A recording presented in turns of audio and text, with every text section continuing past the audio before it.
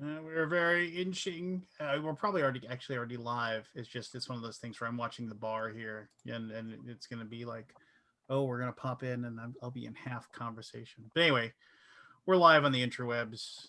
Here we go. We're doing it, Doing it. doing it, and doing it, and doing it. Hey Barry. Hey Barry's cat. This is Beaker. I have a wiener dog named Beaker. Yeah, yeah, Yes. yeah, I like Beaker. I like the Muppets. The Muppets are good. I That's mean, what he was named after. well, yeah, that's what I'd be named Mm-hmm. after. I can remember when we were trying to decide on a name for our wiener dog that we got. I mean, the wiener dog we got, it was actually weird. Well, it wasn't weird. It was just one of those things that was like fate, right?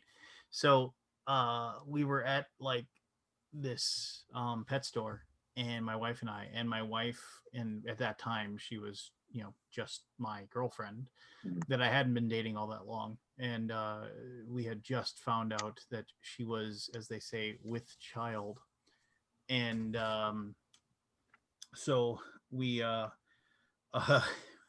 and she was noticeably upset, and whatever, and we went to the mall, and we already owned a dog together, as not mall that as that was, we already owned a dog together, and she saw there was this litter of miniature wiener dogs mixed with French bulldog, and they were the most weird looking wiener dogs of all time.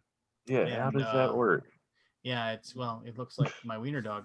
But anyway, so they so she saw this one, and there were like three boys and one girl, and we already had a girl dog. And she was like, "Can we get it? Can we get it?" I was like, "We're not getting the dog. It's not happening." So we left, right?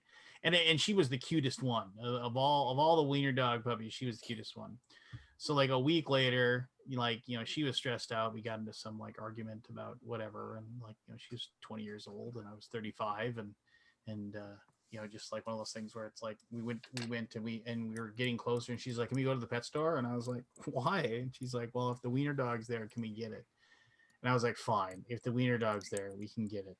And you could have knocked me. All the other wiener dogs are gone from the litter except for that dumb wiener dog who's still sitting there, the one that the cutest one. So I was like, "Well, it's fate." So yeah, here we are all this time later. Get this. Hey Cassandra. Hey, Cassandra. How are you So, All guys? so the Lance, you have two Go ahead. cats, right? I do. And you do too, Lance? Down to one, but yes. But, okay, so originally you had one cat alone, right? And then you got another one eventually, I'm Yeah. assuming. Yes. Was the first one real quiet, and then when the second one came along, it got more vocal? I'm gonna say no. I mean, they were when they were young, they were loud. And so this one, she just turned a year old, and she still, if she's hungry or feeling feisty, she's kind of loud. But the other one was loud when she was young, and then as she got older, she just kind of settled down and stopped being, well, loud. Yeah. But we have the one loud one though. So What about you, Cassandra? I would say she was quiet and then she's still quiet. Um she does tend to get lost, which isn't really possible, but she'll be loud if we move back into the bedroom and we leave her out there. She'll Oh, like out of cry sight. and Okay. cry and cry, and it's like you know how to get there. There's only 3 rooms in my entire apartment, and it's like, and one normally has the door closed because we try not to let them in the spare room, and so it's like you just go down the hallway and you'll find us. But other than that, she's still pretty quiet. My Now, oh, sorry. I was gonna say my young one. My God, he's needy, whiny, loud all the time. Now, is the younger one skitty compared to the older one? Oh yeah. I was curious. Like my sister has cats similar to mine in age difference and all that, and she was saying the same thing. The younger one's skittier because I think the older one fucks with it. But with my two cats, like I never really had cats. I had dogs. You know. But with Nudge, Nudge was deadly silent. Like he cracked a rib on me because he was so quiet I didn't see him. You know, and then when Beaker came, he got a little more vocal, but not as much. But Beaker was always, that's why we named him Beaker, because he's always, you know. And then he grew up into even louder. But yeah, I was just curious if that was like all cats or just my two retards. All right. All right. Meh. Jen, Jen tried to talk me into getting a DNA test because I would like to see what Beaker is. I can't really tell. Nudge, I got an idea. And I figured if it was like 20, 25 bucks maybe. She was like $99. I'm like, you're out of your mind. No way. I'm not that cute. A lot of money. Yeah. And it's like, unless there's like something wrong, or if you're looking to breed, there's like, I don't see much of a point.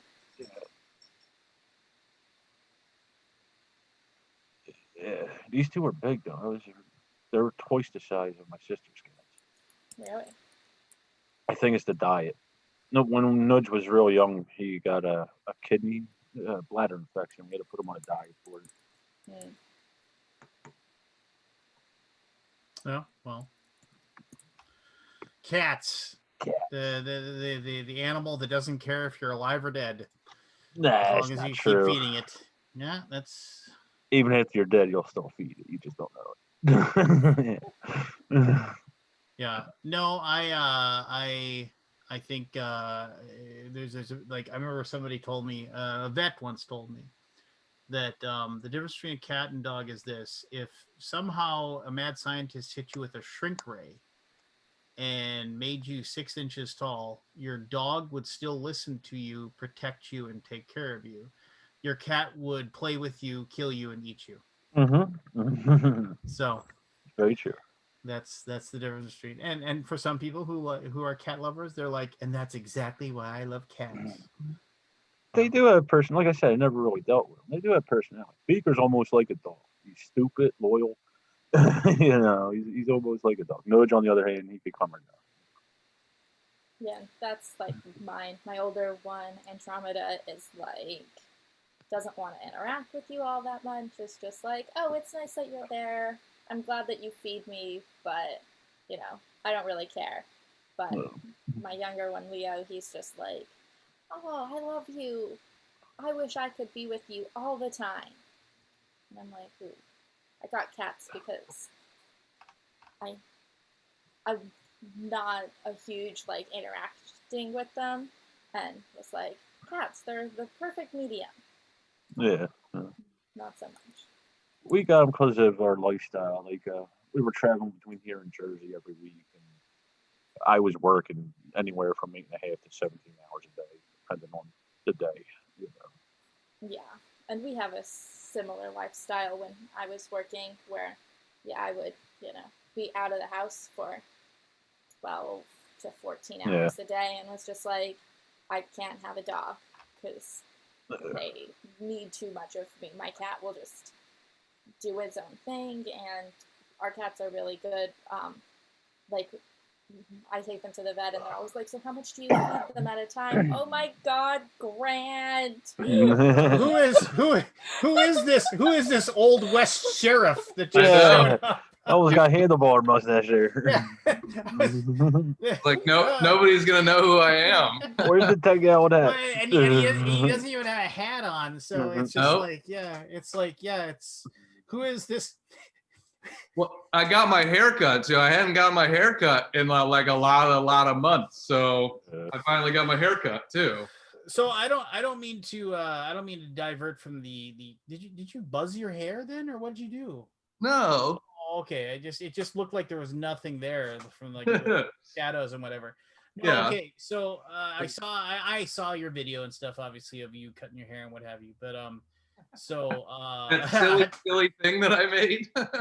yeah, Charlie. Well, no, I saw that you also pumped out like 4 videos. It was crazy. But anyway, yeah, Charlie just said, Grant. But anyway, no, so you mentioned that like you had to cut it for a job. Now I thought you said you had to cut it for the audition, or did you get? No, I'm shooting a pilot next week.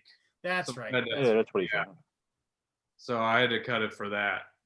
And So I mean, why did the guy not land you in the right airport? what's that? That you're shooting a pilot next week. Oh, yeah. That was so dumb. I couldn't wrap my head around it. You're Yeah, the only one, buddy. Don't try to tell the comedian jokes. Look, I'm not above a dumb pun. How they handling that, Grant? Are they like testing on you and keeping you quarantined, or how's that work? Yeah, you got to get tested a couple days ahead of time. So they're like SAG has a bunch of rules. The Screen Actors Guild, the union, has like a ton of rules. There have to be safety professionals on set. Everybody has their own like individual hand sanitizer. All meals are like individually packaged, all that sort of stuff. So they have a lot of precautions. One of the most interesting things, I was filming a thing last month, and one of the most interesting things that I hadn't thought about is they temperature check everybody at the beginning of the day. And then lunch happens, you can split off, do your own thing for lunch. They provide it, but then you just do your own thing. And then when you come back, they have to temperature check you. And so one of the things that they were saying was, do not sit in the sun during lunch. Like, don't go sit in your hot, go to your car if you want to, but keep the air conditioning on, because it has happened a couple of times where people have just like gone and laid in the sun for half an hour and come back and their temperatures raise and it shuts down all of production. They have to stop everything because somebody's temperature was too high. So pretty interesting. I hadn't even thought that was going to be a thing, They go through that. My wife works at a supermarket. They scan everybody when they go in. It's just, they'll have a spot off to the side in the shade if they're rating high. And they'll rescan them like 10 or 15 minutes later. Yeah. I don't know if so last month I filmed a thing for that show Ted Lasso. And so I was, what's that? I said I've never heard of it. Oh, I hadn't heard of it either before I filmed this thing. The show is so good. I love it Apple. so much. It's on Apple TV. It sounds like the worst superhero of all time. Yeah, it's not a good name. And they haven't done a good job advertising it. And so when I went and filmed this thing, I was like, what is this? What am I doing? I don't even know what this is. And then I was like, oh, I like Jason Sudeikis. He's playing the lead. It's about soccer. I like soccer. And I've watched all the episodes so far. And I am not exaggerating that every episode makes me laugh out loud multiple times and also cry. I have cried on almost every episode. It's just so like heartfelt and stuff. I really like it. It's a shame it's on Apple though. Not many people are going to see it. I don't think. I know, that's the thing. It's like I don't think anybody knows about it at all. That's why I keep like telling people to check it out, because I'm like, dear God, I want another season of this. Please, somebody watch it. So I make more of this. Oh. So you're gonna be on that or what? No, super weird COVID job. This is a weird world that we live in, right? And so in order to have try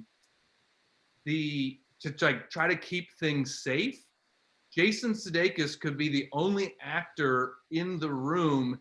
And so this was with him and this famous soccer person. It was a thing between the two of them, but they didn't want to have the famous soccer person there and in the same room because of SAG stuff. So basically they shot all of Jason's stuff, and I was there to like play off and improv with him and do the other guy's lines and stuff, so that he had somebody to play off of, but without that actual guy. So essentially I was like a high paid like stand-in for that thing. I've never done anything like that before, but it was like interesting because I couldn't even be in the room with him because of all of like the COVID related rules. As soon as someone takes off their mask, which obviously you have to do to be on camera, there is a very strict rules about how many people can like be in the room with them. And so I literally was doing the scene with him from a microphone outside of the room. That's craziness. I know, right? It's super weird. Yeah. How did he play off you without any facial interactions? Basically, there's just like they give him a sight line, so like this is where you're looking, right, for them, and so then I mean he's also just like a really big professional, right? So he's like a really talented, experienced person. So he's just like looking over here. It's like this, and then he still has like my voice and like my improv to like kind of like play off of and react to, and he's just reacting to nothing. I mean, now so much of acting right now is green screen acting too, right? Where you're like, I have to like react to somebody holding this pole of this, with an X on it, Yeah, Whereas, but I figured with like two comics improvising, it would be different, with facial, body for sure. I don't think it was probably easy for him. I think he did it very well because he's really talented. But he even at one point was like, can Grant come in here? I want Grant to be in here. And they were like, no, he cannot come in there. And he was like, all right. But also one of the things that I'll say, just, I always, I've worked with a decent amount of celebrities and I always feel like I want to publicly acknowledge when somebody is just really nice and cool because they aren't all. And so like name somebody who wasn't. Oh, like Dustin Diamond, Screech. Boy, that guy's a real dick. Yeah. I mean, you had to know he wasn't gonna be cool. No, like name somebody who wasn't cool that you thought would be cool. I don't know. I mean, you old time sheriff, you. Yeah. Wider. Let me tell you, I thought Sam Elliott was gonna be real into me. No, I mean, most of the famous people that I'm working are going to be comedian related, right? Because that's where the space that I'm working in. And so you can always kind of tell the people that came up in comedy are usually really cool. Like I used to open for Robin Williams and he was always just like so nice and cool. It's the people that are famous and then start doing comedy usually aren't cool because they never had to like pay any dues or do any of the struggle stuff, right? So like Charlie Murphy was a real jerk, Speak ill of the dead, I guess, is your Hey, I also spoke positively of the dead. Robin Williams was great, So but Jason Sudeikis, the reason I brought this up was like we broke for lunch and he was done for the day and they like had a PA come and find me and be like, hey, Jason wants to say goodbye before he leaves. I'm like, that's super nice. Right? And you're like, oh, you didn't need to do that at all. And he was like, no, it was fun doing that. Good job. You're really funny, and then took off. Did he call you by the wrong name then when he said you're really funny, like Ed Simmons? No, thankfully not. That's good. No, yeah. But I don't know. I'm not much of a trash talker too. So like when people aren't cool, I don't know. I like let it go, I guess. The last decent guy. I mean, look, it's a hard enough business. We might as well be good to each other. I will say, honestly, that is one of the things I love so much about the board game industry is it's way more supportive than the entertainment industry. And I really love that about it. And it feels like there's still this attitude in the board game industry that it's like, we're all working together to elevate the hobby, right? Like we're all in it to try to get more people in it. Whereas like in entertainment, there's like an attitude of like, you got something, that means I didn't get it. So we're competing, and I don't know. It feels like in the board game industry, there's not that like competition as much. It's more like a rising tide raises all ships, right? We're all doing it, and I love that about it. It's something that I feel like I lack in the entertainment business. So I really like being part of the board game world for that reason. So thank you. No, I mean, I think it exists. It definitely is out there, but those people kind of get weeded out pretty quickly. Why do you think that is? Well, I mean, I'll crap talk a little bit here. I mean, there have been channels in the past that have, or people that do videos or whatever. I mean, so here's the deal. It's like the biggest thing is that it's such a little tiny nothing. Yeah. Compared, I mean, like making media for tabletop games is like, the biggest channel, like like Dice Tower or even Shut Up and Sit Down or whatever, the biggest channels that exist for it are still just flecks of dust in comparison to like the big channels for like streaming video games and stuff like that. I mean, it's just Yeah. it's absolutely no comparison between the two things, right? So what that means is that like if you get 10 or 20,000 people that are willing to like watch your stuff, I mean, it's like you need to, that is huge. It's like it's the equivalent of like 200,000, I would guess, in video games. I mean, it's just like you're noticed enough that you have that. And so the weird thing is that the few channels out there that like had bad attitudes about stuff or like felt like they either quickly vanished because they were basically shamed out. I mean, like just shamed out of the situation, and they were, or because the system is so insular, like board game publishers just would like not give them review copies, not help their channels grow and things like that. I mean, I said repeatedly over and over again, and nobody has done it yet because I think people are kind of scared of. But if you made like a Mr. Cranky like board game video thing where basically you took a shit on the games, like you just basically were like, yeah,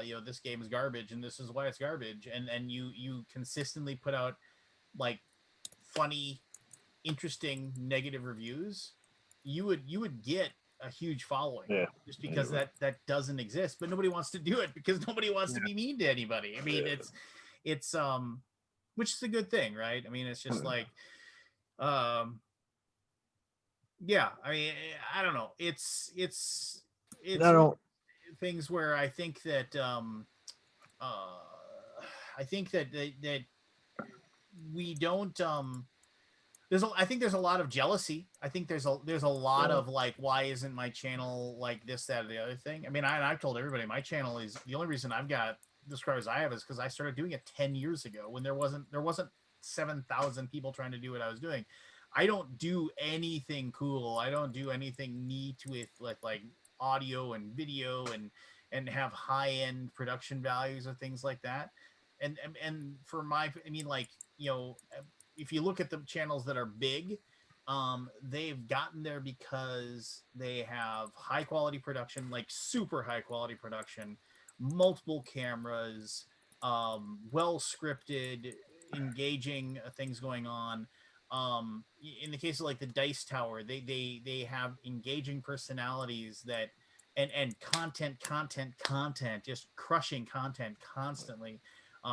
Everybody on this associated with the Dice Tower, they're putting out top 10 lists like all the time, getting people excited about like, hey, these are my top 10 worker placement games. These are my top 10 games that should have had this. Here's my top 10 games, because people love numbers, right? They're like, ooh, a top 5 of something, like they like that, right? And then like you have people like Richard Ham, who is just like, once again, content, but also like a super positive, energetic attitude. And like, it's just certain things like that click and click and click, and these channels have just kind of grown and become big because of those. And then you have people that like are just starting out, like Cassandra, who make good content, but right now it's like the YouTube algorithms are like, like if somebody like trying to find what she does, like she just did a video today I watched. I really liked it. I really enjoyed. She did an unboxing video, and it was like, but it's like, I got that because I'm subscribed and I have the bell icon and the whole thing, and it popped up and I watched it. but it's getting over that hump, right? It's getting over that, and I don't know what it takes. I mean, I honestly don't know what it takes to get over the hump, to get to that level where you eclipse into the first 1,000, then you get to 5 and stuff like that. I mean, I don't know. I don't know what does it. I mean, because I certainly aren't doing it right. I think that's in all sorts of media, though. Where you're like, how do you find an audience, right? I mean, it just we're in this like weird time where we have access to people like we've never had access before with the internet and social media and all that stuff. But how do you actually stand above all like the white noise that's out there? Yeah, and it's all about like algorithms. It's made to make the top 10 do better, and so like when you search for things, you find videos that are popular. Well, if no one knows what you're doing, it's hard to become popular that you then get on those lists. But I think there's got to be like a hump that you hit that then kind of helps you snowball a little bit, or else no one would make it who hasn't been doing it for 20 years. Yeah. I mean, I think ultimately in a lot of cases I mean, who knows like I've seen all these things about how YouTube like pushes people to your channel, or why they push people to your channel, and it has a lot to do with the eyes on it, the length of time they watch it, whether or not they click the like button, whether or not they click the dislike button, whether or not they comment. It's like there's all these things where, I mean, and for the longest time, I never said, hey, if you could, hit the subscribe button, hit the bell icon, and like I never said that stuff. And now I started doing it in my videos, basically because like that all feeds together, right? That like and if you don't ask people to act, they don't. I mean, like it just but if you are always saying, it's like you look at any big channel, it's like they all have a little thing where it's just like, like in their intro it says, click subscribe and hit the bell icon to be notified of all new material, or they have a catchy thing, and it's just like, I haven't done that at all yet on mine. Well, yeah, and the thing is, you got whatever first 30 seconds.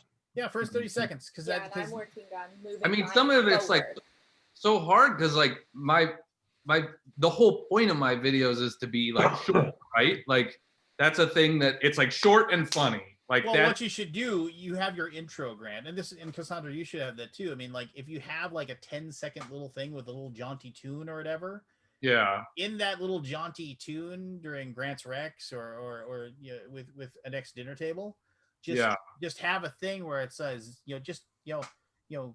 click on, hit the subscribe and the bell and be notified of all my new content. And it's just, and then it's just, you do it once in that intro, and then you never have to do it again, as long as you're just always using that intro every single time. And it's just like, and you'll get more people to subscribe if you have that in there. I mean, it's just, that's a good idea. Yeah. I mean, it's just do it. I mean, it's just, and there was a time when people were like, "Oh, you're begging for attention," like that was the thing. But now it's so commonplace that, like Kabuki Kid just sit there. I hate those fucking begging things. It's like, I mean, but and Kabuki said, "Don't do it, Tom. Never." But I mean, but for every channel out there that didn't ever do it, Kabuki, just whatever. Why don't you go make a channel? You go make a channel, Kabuki. See how well. She should, as much as she's on this damn thing, as much as she watches. I mean, she'd probably be very good at it. Wow, she feels really. Don't be one of those dicks. That's like. You know what? We've invited Kabuki to come on the show probably 100 times, and she's never bothered to show up once. So I don't. She's probably just a bot, honestly. Yeah, she could be. But I don't necessarily agree with her with like, if people like your stuff, they'll follow you. I follow almost no one on YouTube. Almost no one. Yeah, and the thing is that they've shown with if you have a call to action, it like basically increases your your clicks by, a steady 75 to 95% more. And if you want your channel to grow, and if you want your channel to show up on other people's feeds, and you want it to just show up randomly for other people, you have to you I'm an advanced AI. You have to do it. I mean, it's just, and yeah, I mean, and there's gonna be people, yes, there's gonna be people like Kabuki, and that's fine. I mean, she can say, if it's just the people that you're gonna lose over it. I mean, not nothing. No offense to Kabuki. One Kabuki kid following you is worth 100, 100 or more other followers. But for every like person you lose because of it, you're gonna gain many, many more by asking. So if your goal is to make your channel as big and as successful as you possibly can make it, you have to have it. You have to ask. I mean, Jim Felly, who used to come on here, and he hasn't been on there for a while. I mean, he used to say, don't be a whore.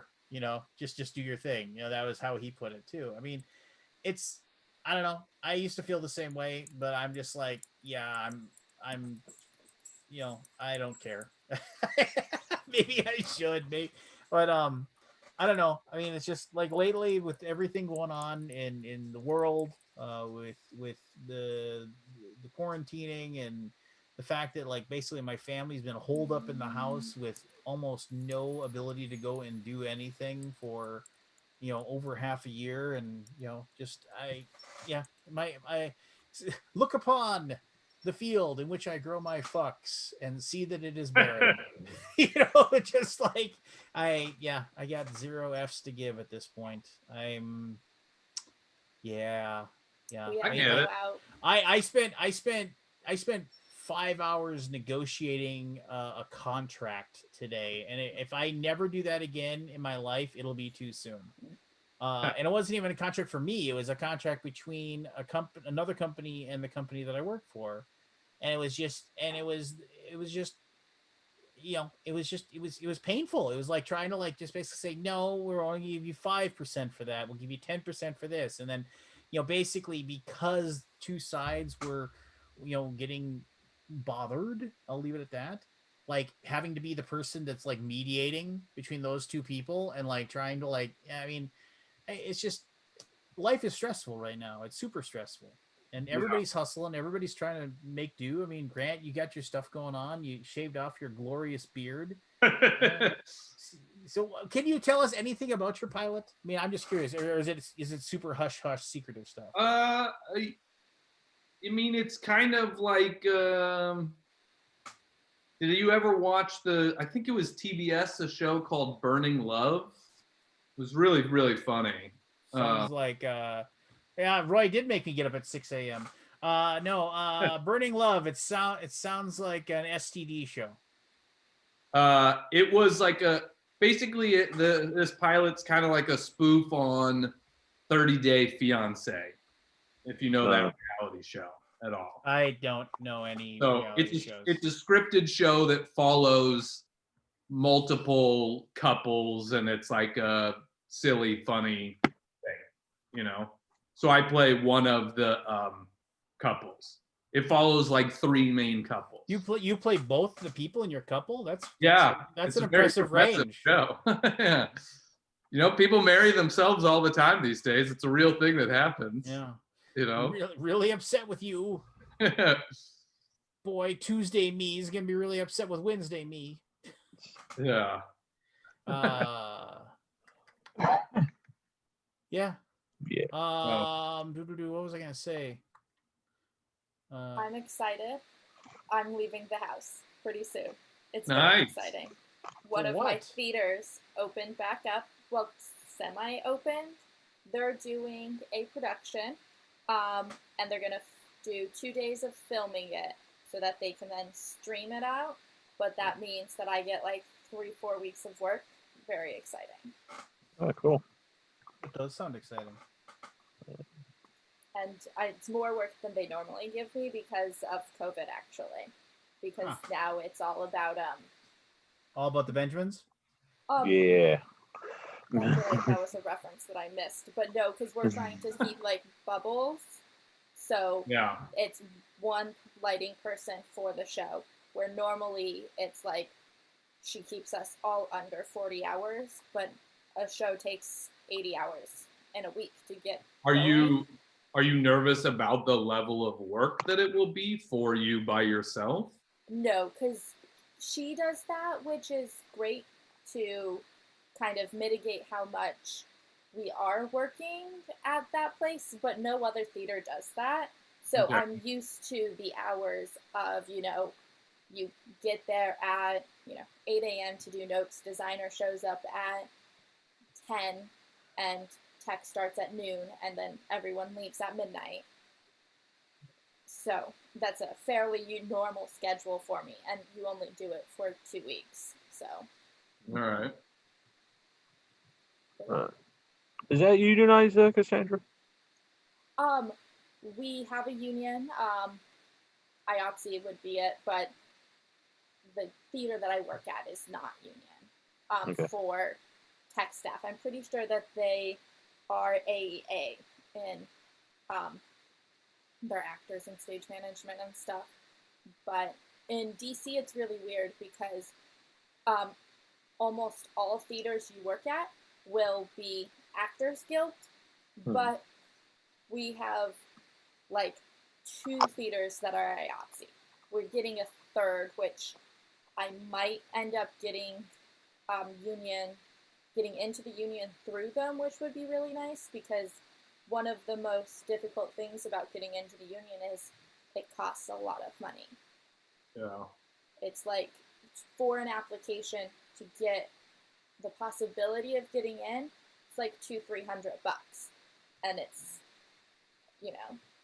and then here, because there's not that many theaters who are IOTC, you're then having to fight with how much can you do outside of the union versus how much work can the union provide you, because there's all types of rules and stuff on that. That's weird. Is that like that out there in California, Grant, where you have union and non-union working together? Yeah, I mean, you can have union actors working on like non-union production people, for sure. You rarely have union actors and non-union actors on the same project, because the productions get penalized a lot for hiring non-union actors. And non-fully union, but where they're like asterisks. Yes.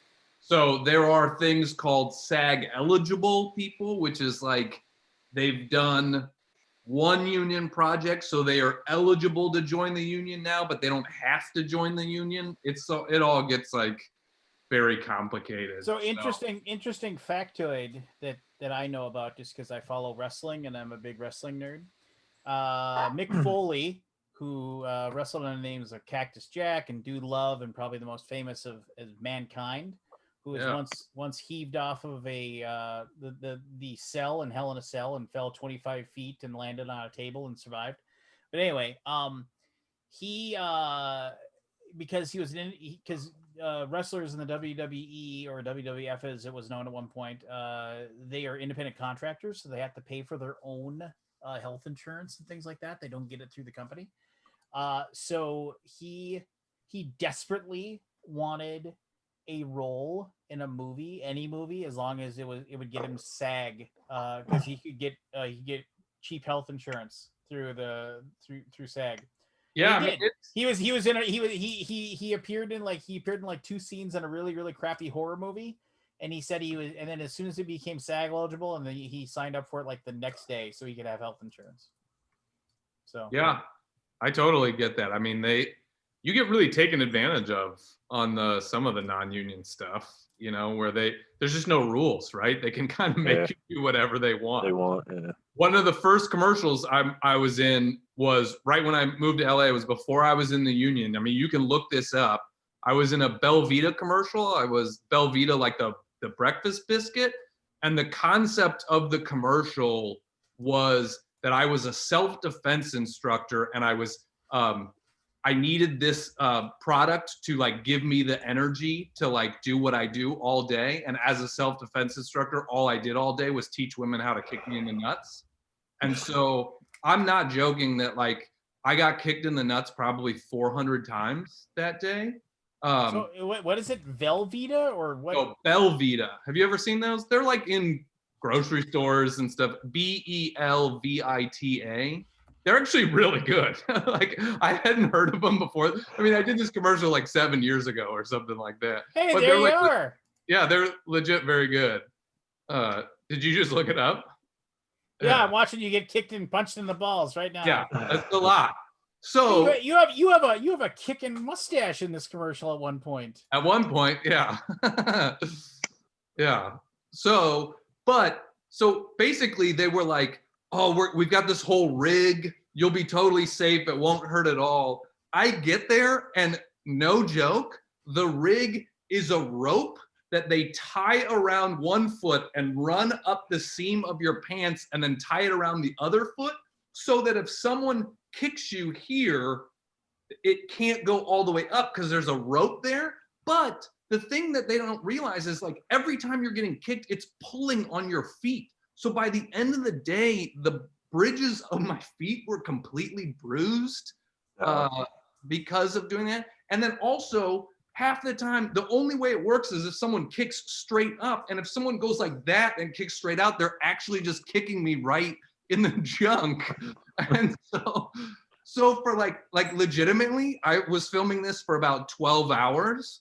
And in the last like 2 hours, I was like, look, I'm a team player. I can't do anymore, man. I can't get kicked in the fucking nuts. Like I'm just, I'm done. Balls have been abused too much. Yes, I'm done, man. I'm done.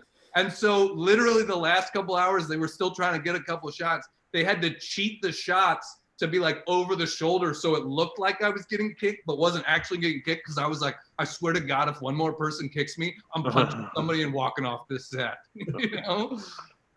So so what they pay you for that? $12. I got paid like $3,000, something like that. Velveeta for life. Yeah. But seriously, like it was just like there's no way they could have done all of that on a union commercial, right?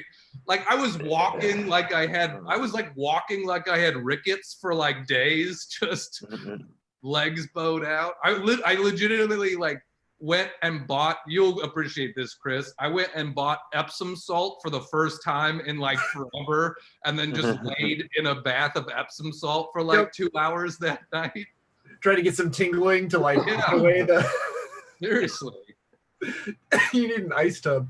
Yeah, I know. Legit, just like, just take the sensation away. God. That sucks. Yeah. But it was like my first commercial, right? So I don't know any better, and I'm not like, I'm just trying to be a team player. Right. And, you know, I feel like it's a little different in theater than for things like that because, like, I don't necessarily feel like I'm getting any other than like the health insurance and those types of things.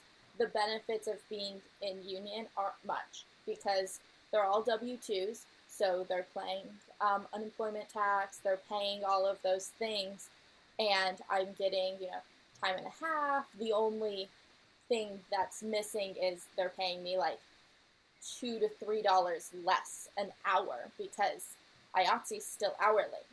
So it's like there's not a whole bunch of things there. It's different a little bit if you move out of IATSE but to USA, which is still technically IATSE. They merged recently, so it's local 280, 229, 829. But it's USA, which is designers, and they, I would say, have a lot more things like that where there's like, you have to have this kind of schedule for them and you have to pay them a minimum amount, which is this, and it's based on, your operating budgets, how many seats your theater has, and all of those things. But as like an electrician, the benefits are negligible. Really? That surprised me. Yeah, it IATSE is interesting too because it's such like a weird conglomeration of different jobs, right? Like Yeah. it's just Because it's anyone who's doing technical work in theater, pretty much. well, my ex-girlfriend is the vice president of IATSE. Oh wow. And she's like an art department coordinator for TV shows and stuff like that. So it's even that type of stuff too. Script supervisors are in IATSE. Like it's yeah. Well, and it's hard because like in theater, a lot of times like you're like surprised that it's not more. Well, like it's weird because if we had the same rules as like AA, we would make no money and we would have to leave the industry. And it's just different because they're so strict with things in AA. You can't work more than 10 hours a day. You have to have 8 hours of recovery time. And I think it's actually 10 hours of recovery time. And between things, and it's just like, oh, if we were on that schedule, theater would almost never happen because people need to work those hours, and it's just one of those like we wouldn't be making enough money. Actors get paid a lot more for their time because they are seen than the person who's backstage, changing them. Yeah, I can see that. I would figure that technical line would be more unionized though, especially like I know different unions have different rules with the time and all that. Like firemen are unionized and they work. I think it's usually 3 on and 4 off or something like that. Medics are the same way.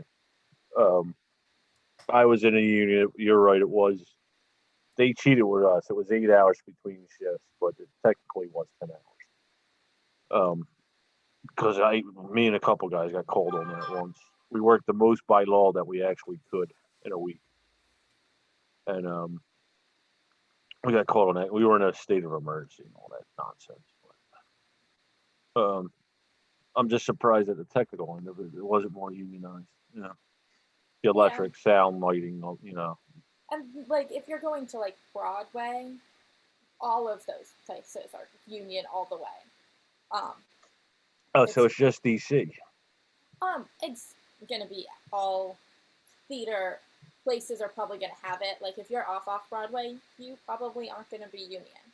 Okay. But in its level, because if you're thinking like Shakespeare Company, Shakespeare's a bad example because they're not union.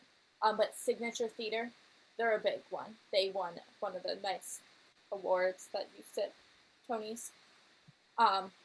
They have a Tony for one of their shows. I don't know which one. But like they're union.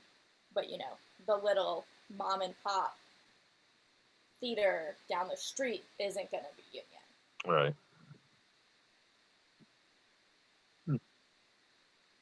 Yeah, it's just odd. Usually union and non-union don't mix well. I know that from experience. Yeah. Well, and it is a little strange because I would say, like, I'm not resentful at all for, like, working with AA actors because they've decided to be union and that's good for them. And I don't have any resentment for that, but I could definitely see there being resentment if, like, I was non-union, but my boss was union. That would be a little strange. Yeah. Well, there's a lot of bullshit in unions. There's a lot of politics. Cabinet being picky. I think that my biggest issue with it is I think it's like only 25% of your work can come from non-union theaters. And it's like, well, when only 3 theaters are union, and it's hard to break into that and get 75% of your work from them. Yeah, I can see that. I will say one of the interesting things about the NFL Players Union is that like they'll fight for you if the NFL, or if the team has done something like to, malign you as a player or whatever, like if they're engaging in ununion activities, but you're not actually a vested member of the union until you have 3 full years and then 4 games into your 4th year of service. And the average lifespan of a player in the NFL is 3 years. Yeah. It's like they legit do their most possible to prevent as many guys as possible from actually being in the union and getting vested. Because like the vested are really nice, but like most guys will never see them. What's in the vested? Yeah, it really sucks. There's pension and a bunch of other stuff. Yeah, like it's ridiculous. Yeah. My union wasn't the greatest. We had, in my opinion, one fucked up law about layoffs where we couldn't lay off slugs after a year. If they made it a year, they were cool. After that, we couldn't get rid of them. It was a really messed up law. But mine was vested after 5 years also. But the lifespan around 20 times. Now it's down to 15. Yeah, I will say in the NFL, you don't generally have a problem with players sticking around with their mistakes. Because it's like, all right, well, your team's just going to cut you. It's most of the unions I dealt with up here. Like, I was going to go into the carpenter union one time, but something happened in between. But then the electrical, the plumbing, I know people in all these. Like if you're is what happened? You saw working. Bigfoot? No, please no. Gators a couple times on the Gerard College, but yeah, they say if you're a slug, you're not working. It's just the TWU, Transit Worker Union, that I work for. Just so happened that they had this one clause. Yeah. Neat. All right. Well, let's have some fun for a brief moment or two. We can do that on this show? That's allowed? Oh. I love initial. So bad at this game. You know what, Lance?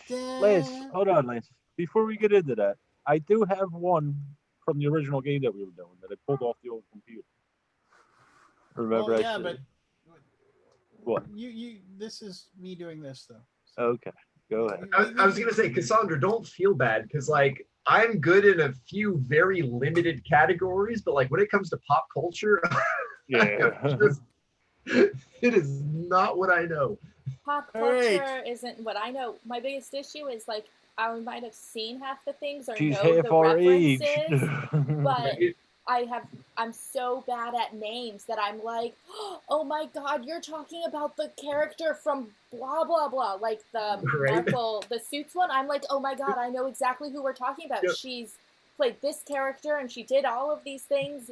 No idea what her name is. You got the face, but not the name. You should be hanging out on Wikipedia constantly in preparation. Why?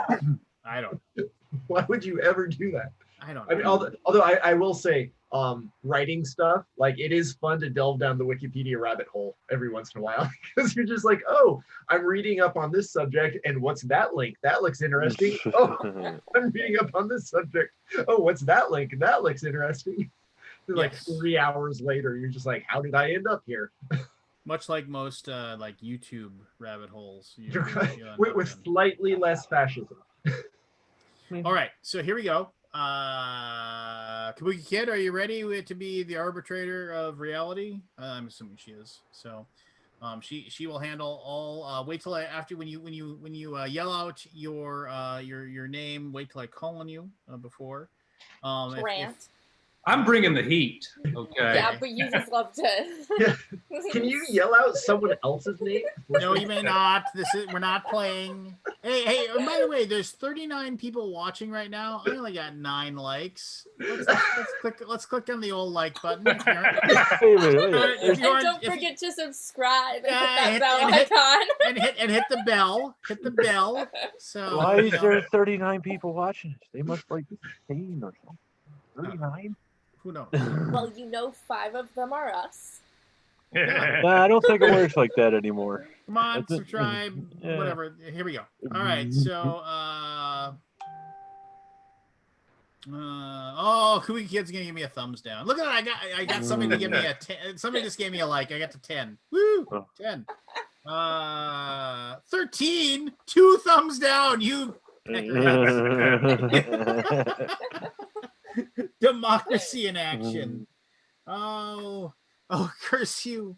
All right. Oh, now I got a lot of getting to do with this. Now somebody wants to say something. I hoard the like, hate me. Ha ha ha ha. What's the flag button? Oh, look at this.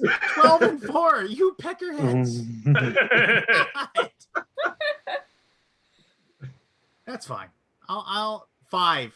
That was you, Barry. I know you logged in to give me a dislike. Thanks so much. No problem. Anyway, here we go. The initials today are going to be JB. The Jonas Brothers. J. Ooh.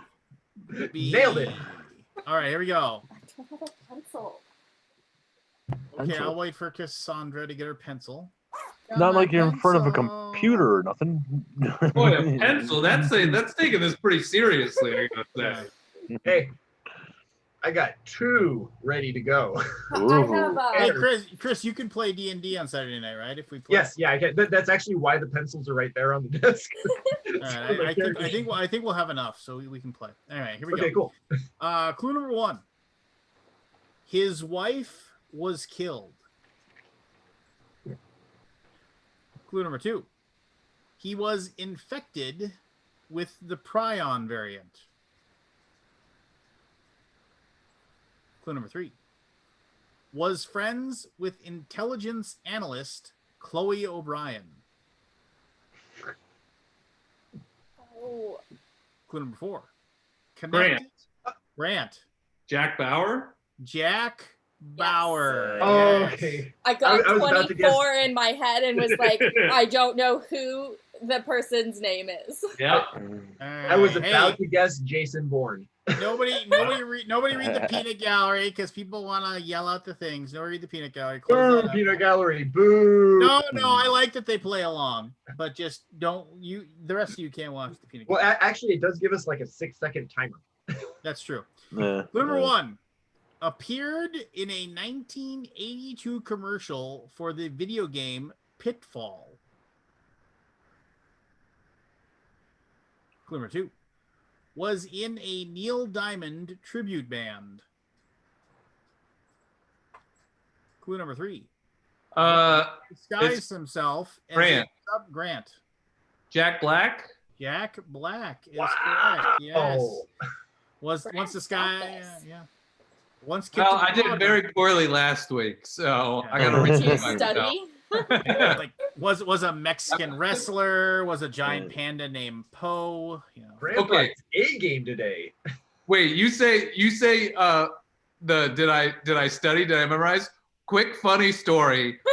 One of my buddies, this was happening when we were like 13. One of my buddies, he was like 3 years younger than his older sister. He was like 12. His older sister's like 15, 16. And they challenged him, his older sister and her friends challenged him to like a game of like Trivial Pursuit, and then just like beat him and then made fun of him. And we're like, oh, you suck. And he was like 12 and he was so mad that he studied the cards every single day for like 6 months, and then challenged his sister to a game and got every single one right, and was just like, I'm the king of Trivial Pursuit. It's like that's how he spent his time when he was 12. Just the greatest like comeback ever. I once defeated my mother in a game of Trivial Pursuit, and she swore I was cheating, and I just wasn't. I was just getting lucky things, and then she chased me out of the house with her favorite beating yardstick. Just saying, "I bet you were cheating." I was like, "I'm not." Wait, you had options in terms of beating yardsticks? Yeah, she would use like a normal one, but if she got really mad, she used the ones that were like the solid square. Those hurt. They even had a handle, so they wouldn't slide off. Anyway, yeah. My mother, I became taller than my mother very quickly, but I was still scared to death of her. and still am in a lot of ways. All right, here we go. Next one. Clue number 1. Appeared in the 2002 Leonardo DiCaprio film Catch Me If You Can. Love that Number movie. 2. Often seen holding a Vesper. Clue number 3. Often seen in casinos. Number 4. Connected to a legendary 1997 video game. Clue number 5. Chloe. Chris. James Bond. Bond. James Bond. Goldeneye. Nailed it. Yes, Yeah. GoldenEye. What was he in Catch Me If You Can? Yeah, I trying don't to- remember that. Yeah, I think one Yeah. of his one of the fake names that he uses on like his on like one of his many identities is James Bond. Like, Oh, he just makes a driver's license or something like that, if I remember correctly. But anyway, here we go. Clue number 1 was an ESPN broadcaster. Clue number 2. Played running back for the Armadillos. Clue number 3. Was a con artist who ran a popsicle scam. Clue number 4. Was an executive at a financial firm who plotted to kill his boss. God damn! It's the wait. Clue number 5. Was a boxing werewolf. Oh, Grant. I finally Grant. got his name. It's Jason Bateman. I was like, it's the goddamn lead in Arrested Development. Why can't I think of his name? And then the final clue was connected to a banana stand. It's Yeah. just a name, Grant. How much could it cost you to think of? I couldn't.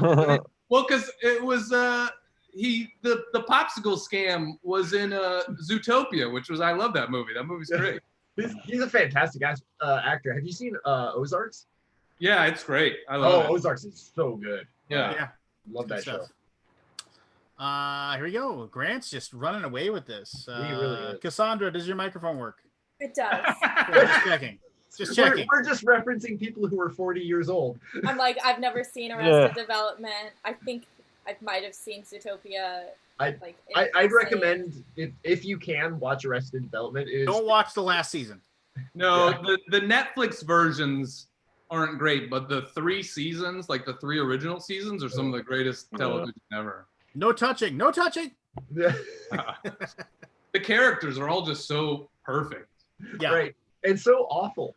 What's Yeah. your I have made a horrible mistake. Yeah. I may have committed some light treason.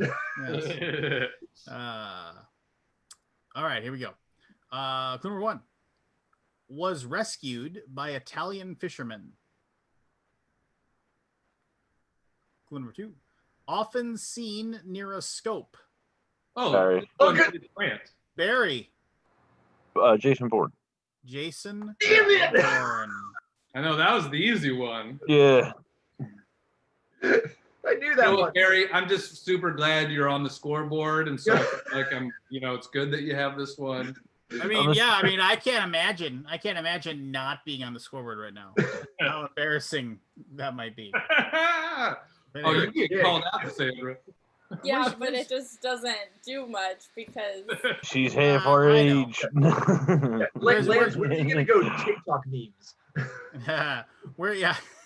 Where's your mug? Where's your mug, Cassandra? What's in your mug tonight? Oh, it's you're such a root dick. beer Root beer. What kind of root beer? mug.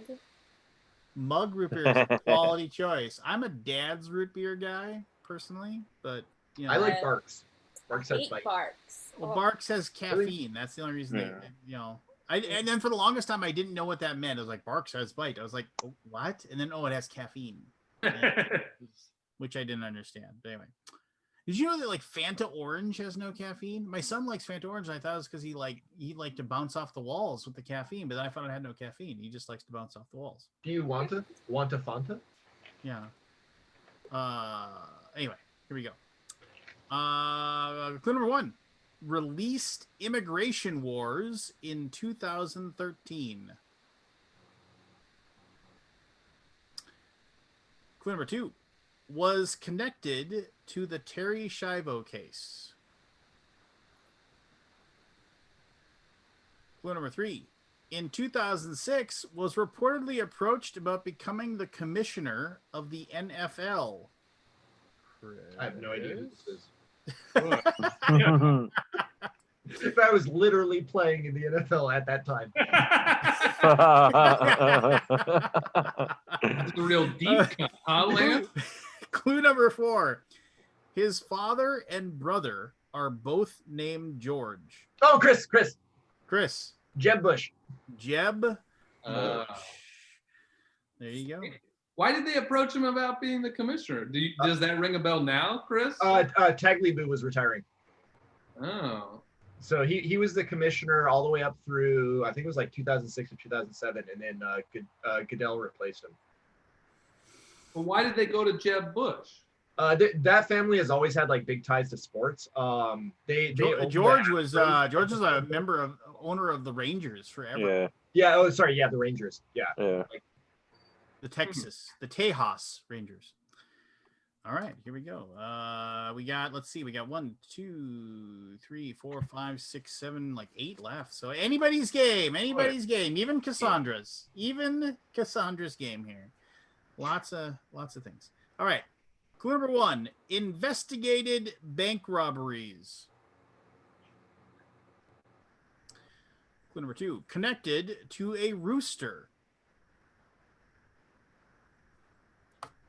Clue number 3, connected to Wild Bill Hickok.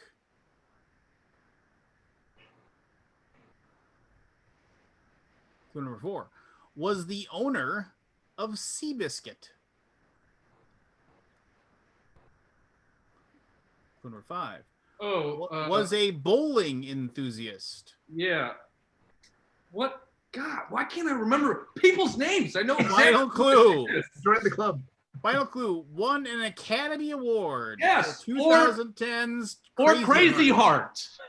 I know who it is. Oh, Grant. 5. Grant. Jeff Bridges. Oh. He played the dude. How is that not one of the clues? Because he is a bowling enthusiast. Yeah, that was a clue. Dude was the bowling enthusiast. I'm the dude, man. I'm the dude. Or El Duderino. That tied the room together. El Duderino, if brevity isn't your thing. All right. Is this a movie? Well, we're talking about a man, but yeah. Oh my god. The Big Lebowski. It might not fell be. asleep in that movie. Yeah, it might not be your. Those are fighting words. It is. Right. That is the last movie that I saw multiple times in the movie theater, like during its first run. I went to it, said this movie's amazing. And a buddy of mine said I'm going to go to it. I went to it again, and then I went to it a third time in the movie theater. I was like, this, because it was just the movie was just. I think I didn't understand what its purpose was. Understand greatness? Yeah, you also don't understand how mugs work. You don't understand how mugs are supposed to be used. So anyway. Well, so the thing is like if you don't get like the Coen brothers sense of humor, in that like essentially their movies are kind of about nothing. It's just like, here's a life, right? And like this life is amazing when you zoom in and look at it. But in the grand scheme of things, like it's a freaking unemployed dude.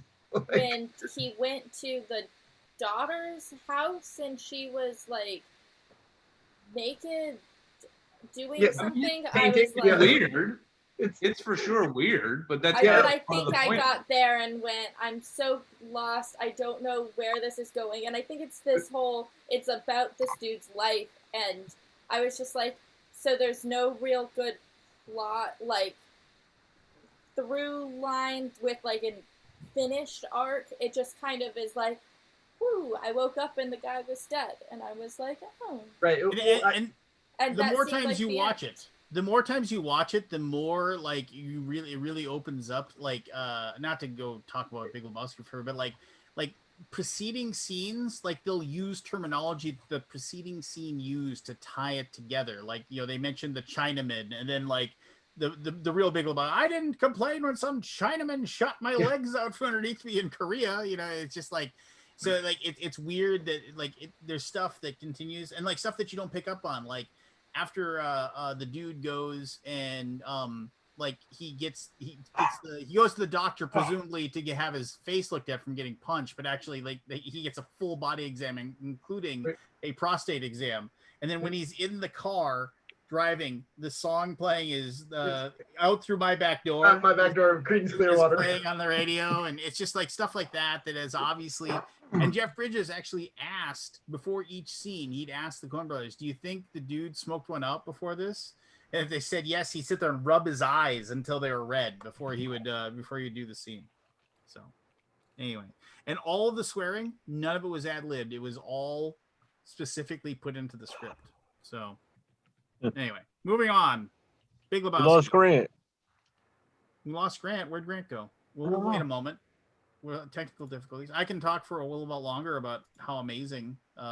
I watched, because I don't like that movie, I watched the other movie that I was told I had to watch, which was Back to the Future. Okay, go on. She didn't like it. Okay. I didn't dislike it. It was just, I didn't find anything special in it. And some of the people who are older in my life have told me that it's because I'm watching it from the wrong generation. Like, It could be, yeah. And what I mean is like, it was so amazing when that happened, and so many things are based off of it. But now I've watched all of those things, so the wow factor is missing a little bit. And so it was like, cool, we have this cause effect, of course that's happening, and of course it's going to get resolved at the end, where none of that was quite as that was all new, the thought, when it was first came out, when you guys watched it.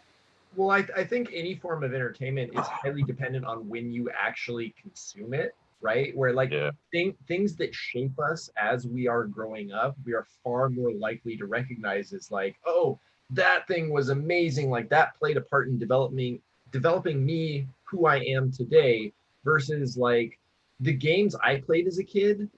You know, I've tried to show them to my own kids, and they're just kind of like, you know, yeah, it's cool, like it's fine. I mean, for example, like I consider Final Fantasy VI, you know, to be one of the best RPGs ever made, and I know my kids are not going to sit through playing Final Fantasy VI. That's not the generation that they are. Like that's not the type of games that they consume. It's not the entertainment that they want, and I think it's okay to recognize that and just be like, okay, like this is something that made me feel a specific way in my childhood.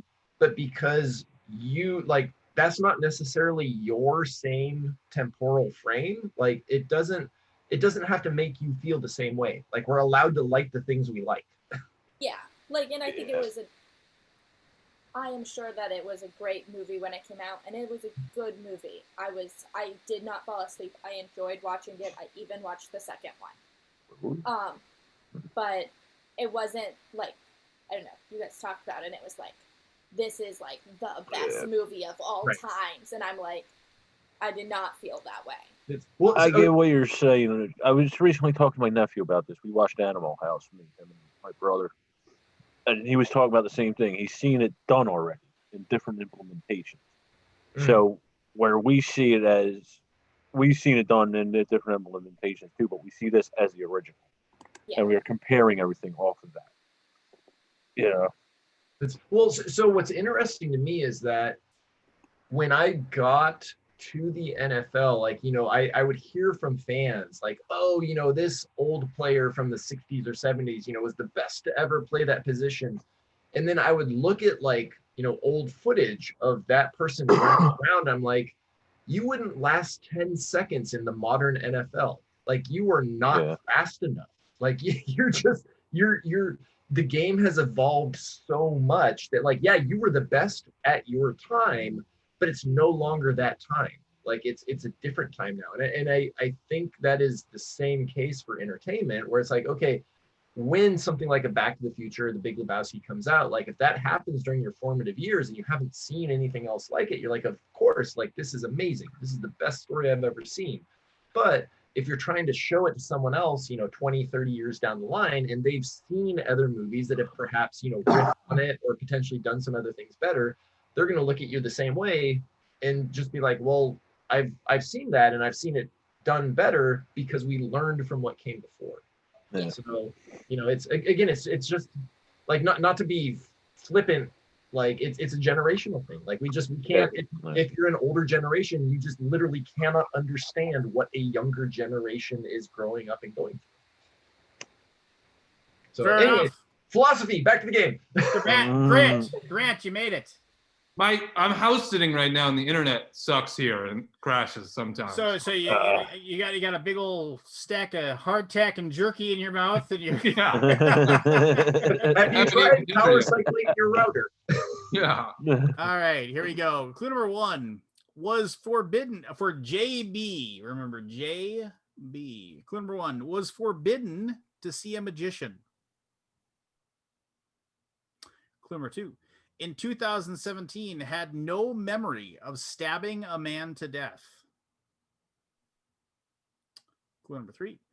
Dealt with an urban legend known as the Tall Man. Clue number 4. Was chased by Leatherface. Clue number 5. Was seen in the music video for Man of the Woods. Don't know any of these references. No, I know Leatherface, but that's Final clue. Final clue. Was Mary Camden on Seventh Heaven. Oh, Jessica Biel. Oh, Grant. Jessica Biel. Jessica Biel. Grant's just running away with this. He's like, Well, I don't watch TV. Literally not one of those clues made sense to me until Seventh Heaven. He So was in Texas. I don't know Chainsaw that I Massacre. really was great on that one.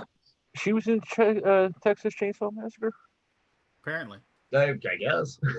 Also, I would like to point out that while I do feel good, all of the people that crushed me last week aren't currently here, so I don't That's really it's not really that much better. It's just that all of the people that got were it really here. She was apparently Aaron in the Texas Chainsaw Massacre. So Grant, Is that old? That was like I- 70s, wasn't I gotta say congratulations on being the Cleveland Browns playing the New York Jets. Well done. Yeah, seriously. She's 38 years old, born in 82. it? What year Texas? Was there a young pup. remake of the Texas Chainsaw Massacre? 2003. There was, yeah. Oh, okay. I didn't know there was a remake. So I think Rob Zombie did it, right?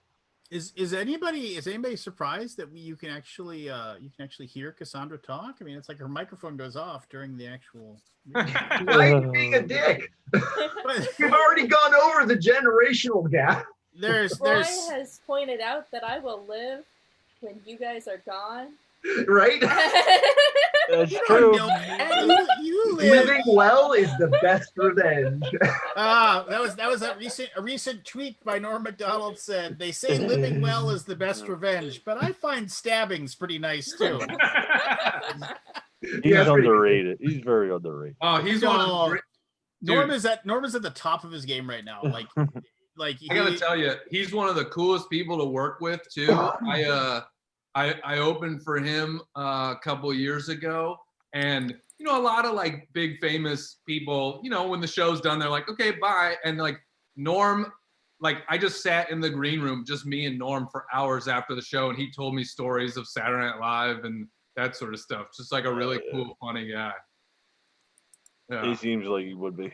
Yeah.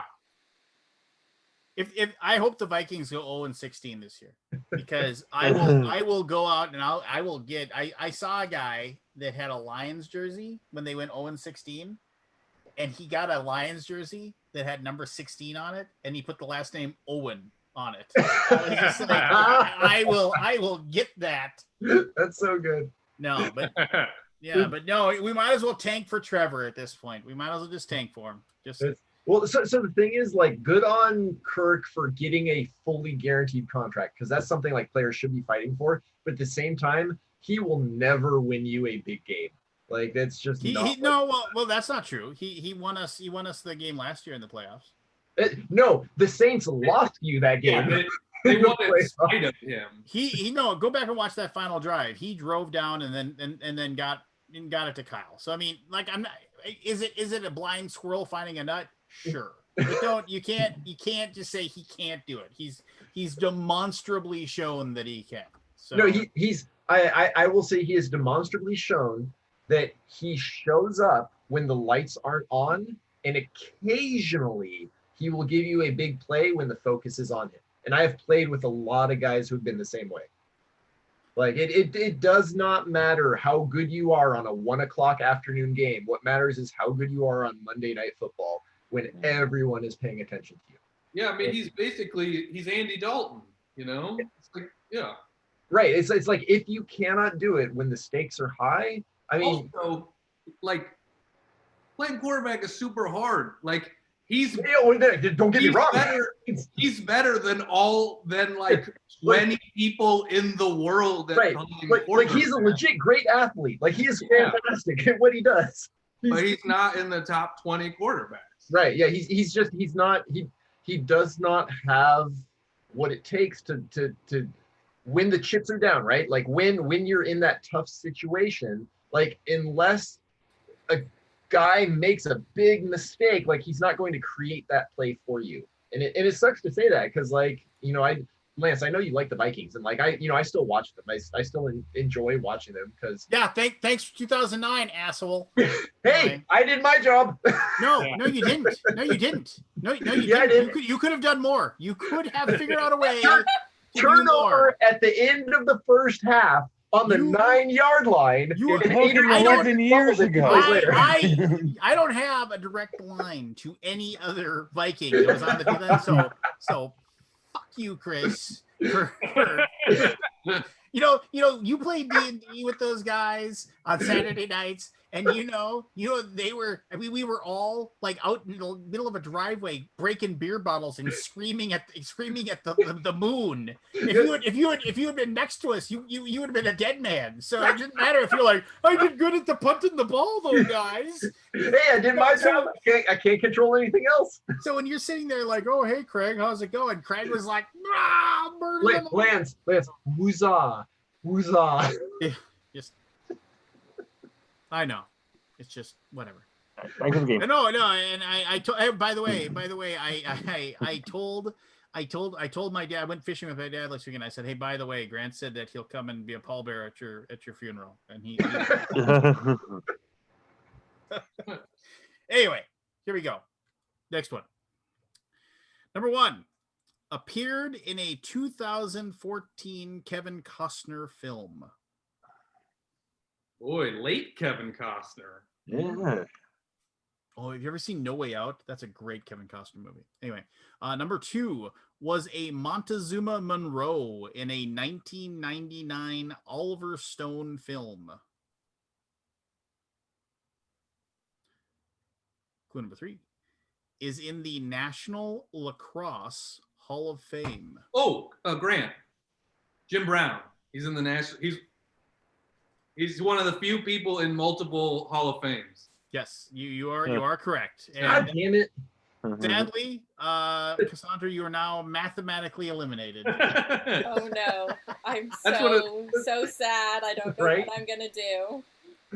But no, if you go and watch No Way Out, Jim Brown, and I don't listen to anybody else. I don't care anybody bringing up Barry Sanders or Walter Payton or anything like that. Go watch Jim Brown. He was the greatest running back that ever played the game. Period. Well, because what did he play? 9 seasons? 9 seasons, and he just said, I'm amazing. I'm done. I'll see you later. And he walked away.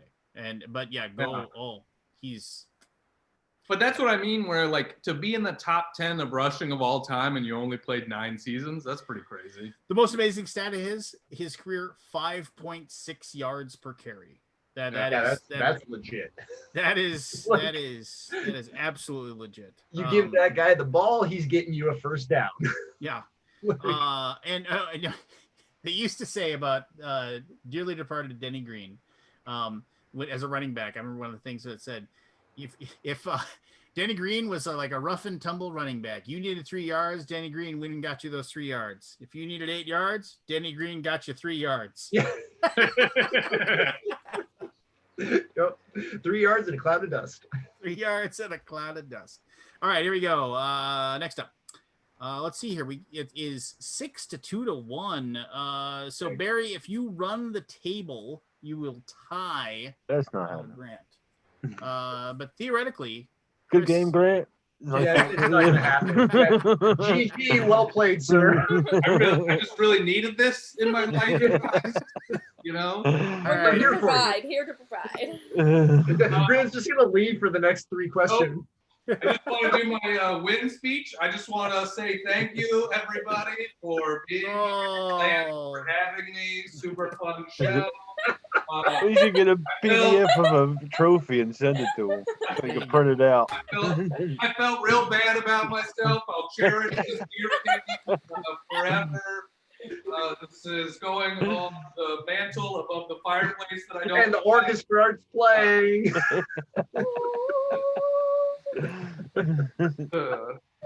Oh man! All right, here we go. You earned it. Number one was broadcast from space on December 16th, 1965. Number 2, first published in 1857. 1857? 1857. But then 1965? Yeah. It was in space in 1950. Number 3, often connected to Batman. Probably not Jason Bourne. No. Number 4, Schroeder played this in a 1965 animated special.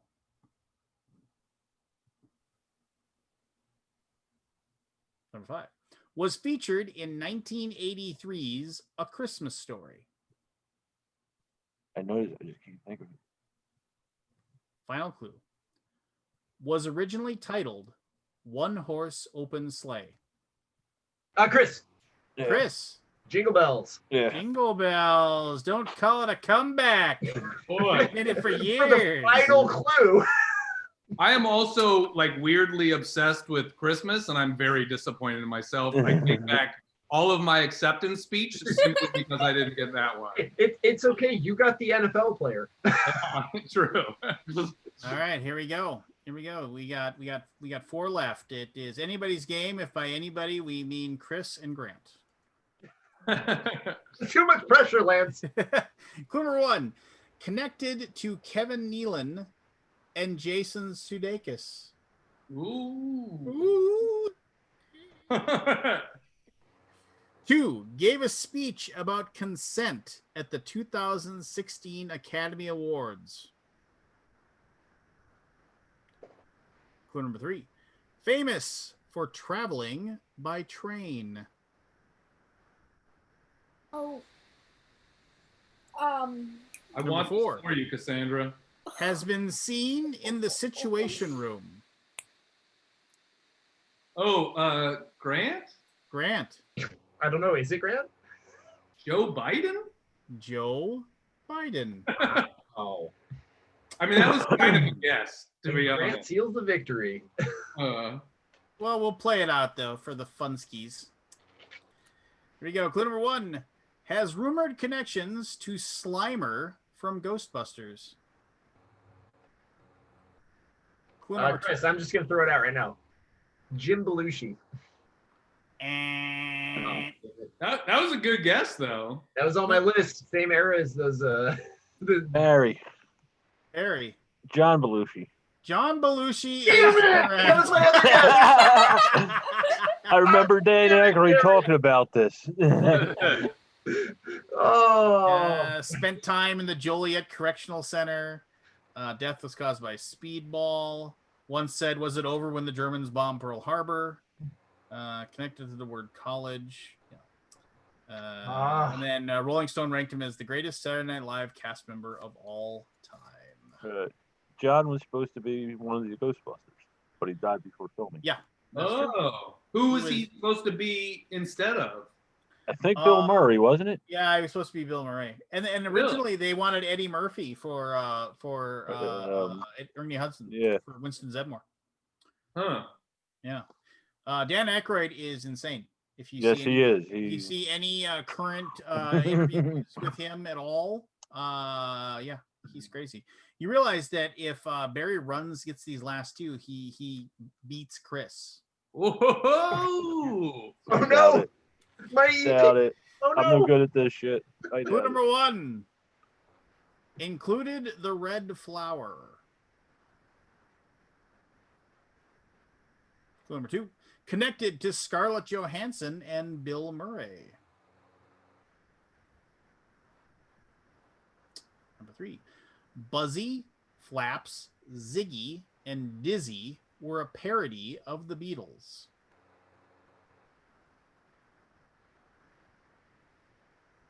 Number 4, included a boy in a basket.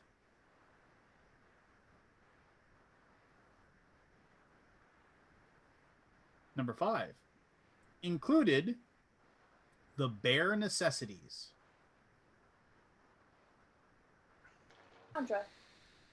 Cassandra. Jungle Book? Jungle Book. Oh, right. She's on the board. She cracked. It's the bare necessities. Yeah. I thought maybe you were trying to say I was thinking Jungle Book, but I thought maybe you were trying to say I was like, does Baloo have a first name? I was trying to think of Baloo's first name. Well, because so Bare many of these necessities. answers are actors. Yeah. All right, here's the one. Here's the final one, just for funskies. Clue number 1 appeared in 2016's Zoolander 2. Will Ferrell. Number 2 connected to Kate McKinnon, Miley Cyrus, and Jimmy Fallon. Number 3 was part of a sensation that translates to slowly.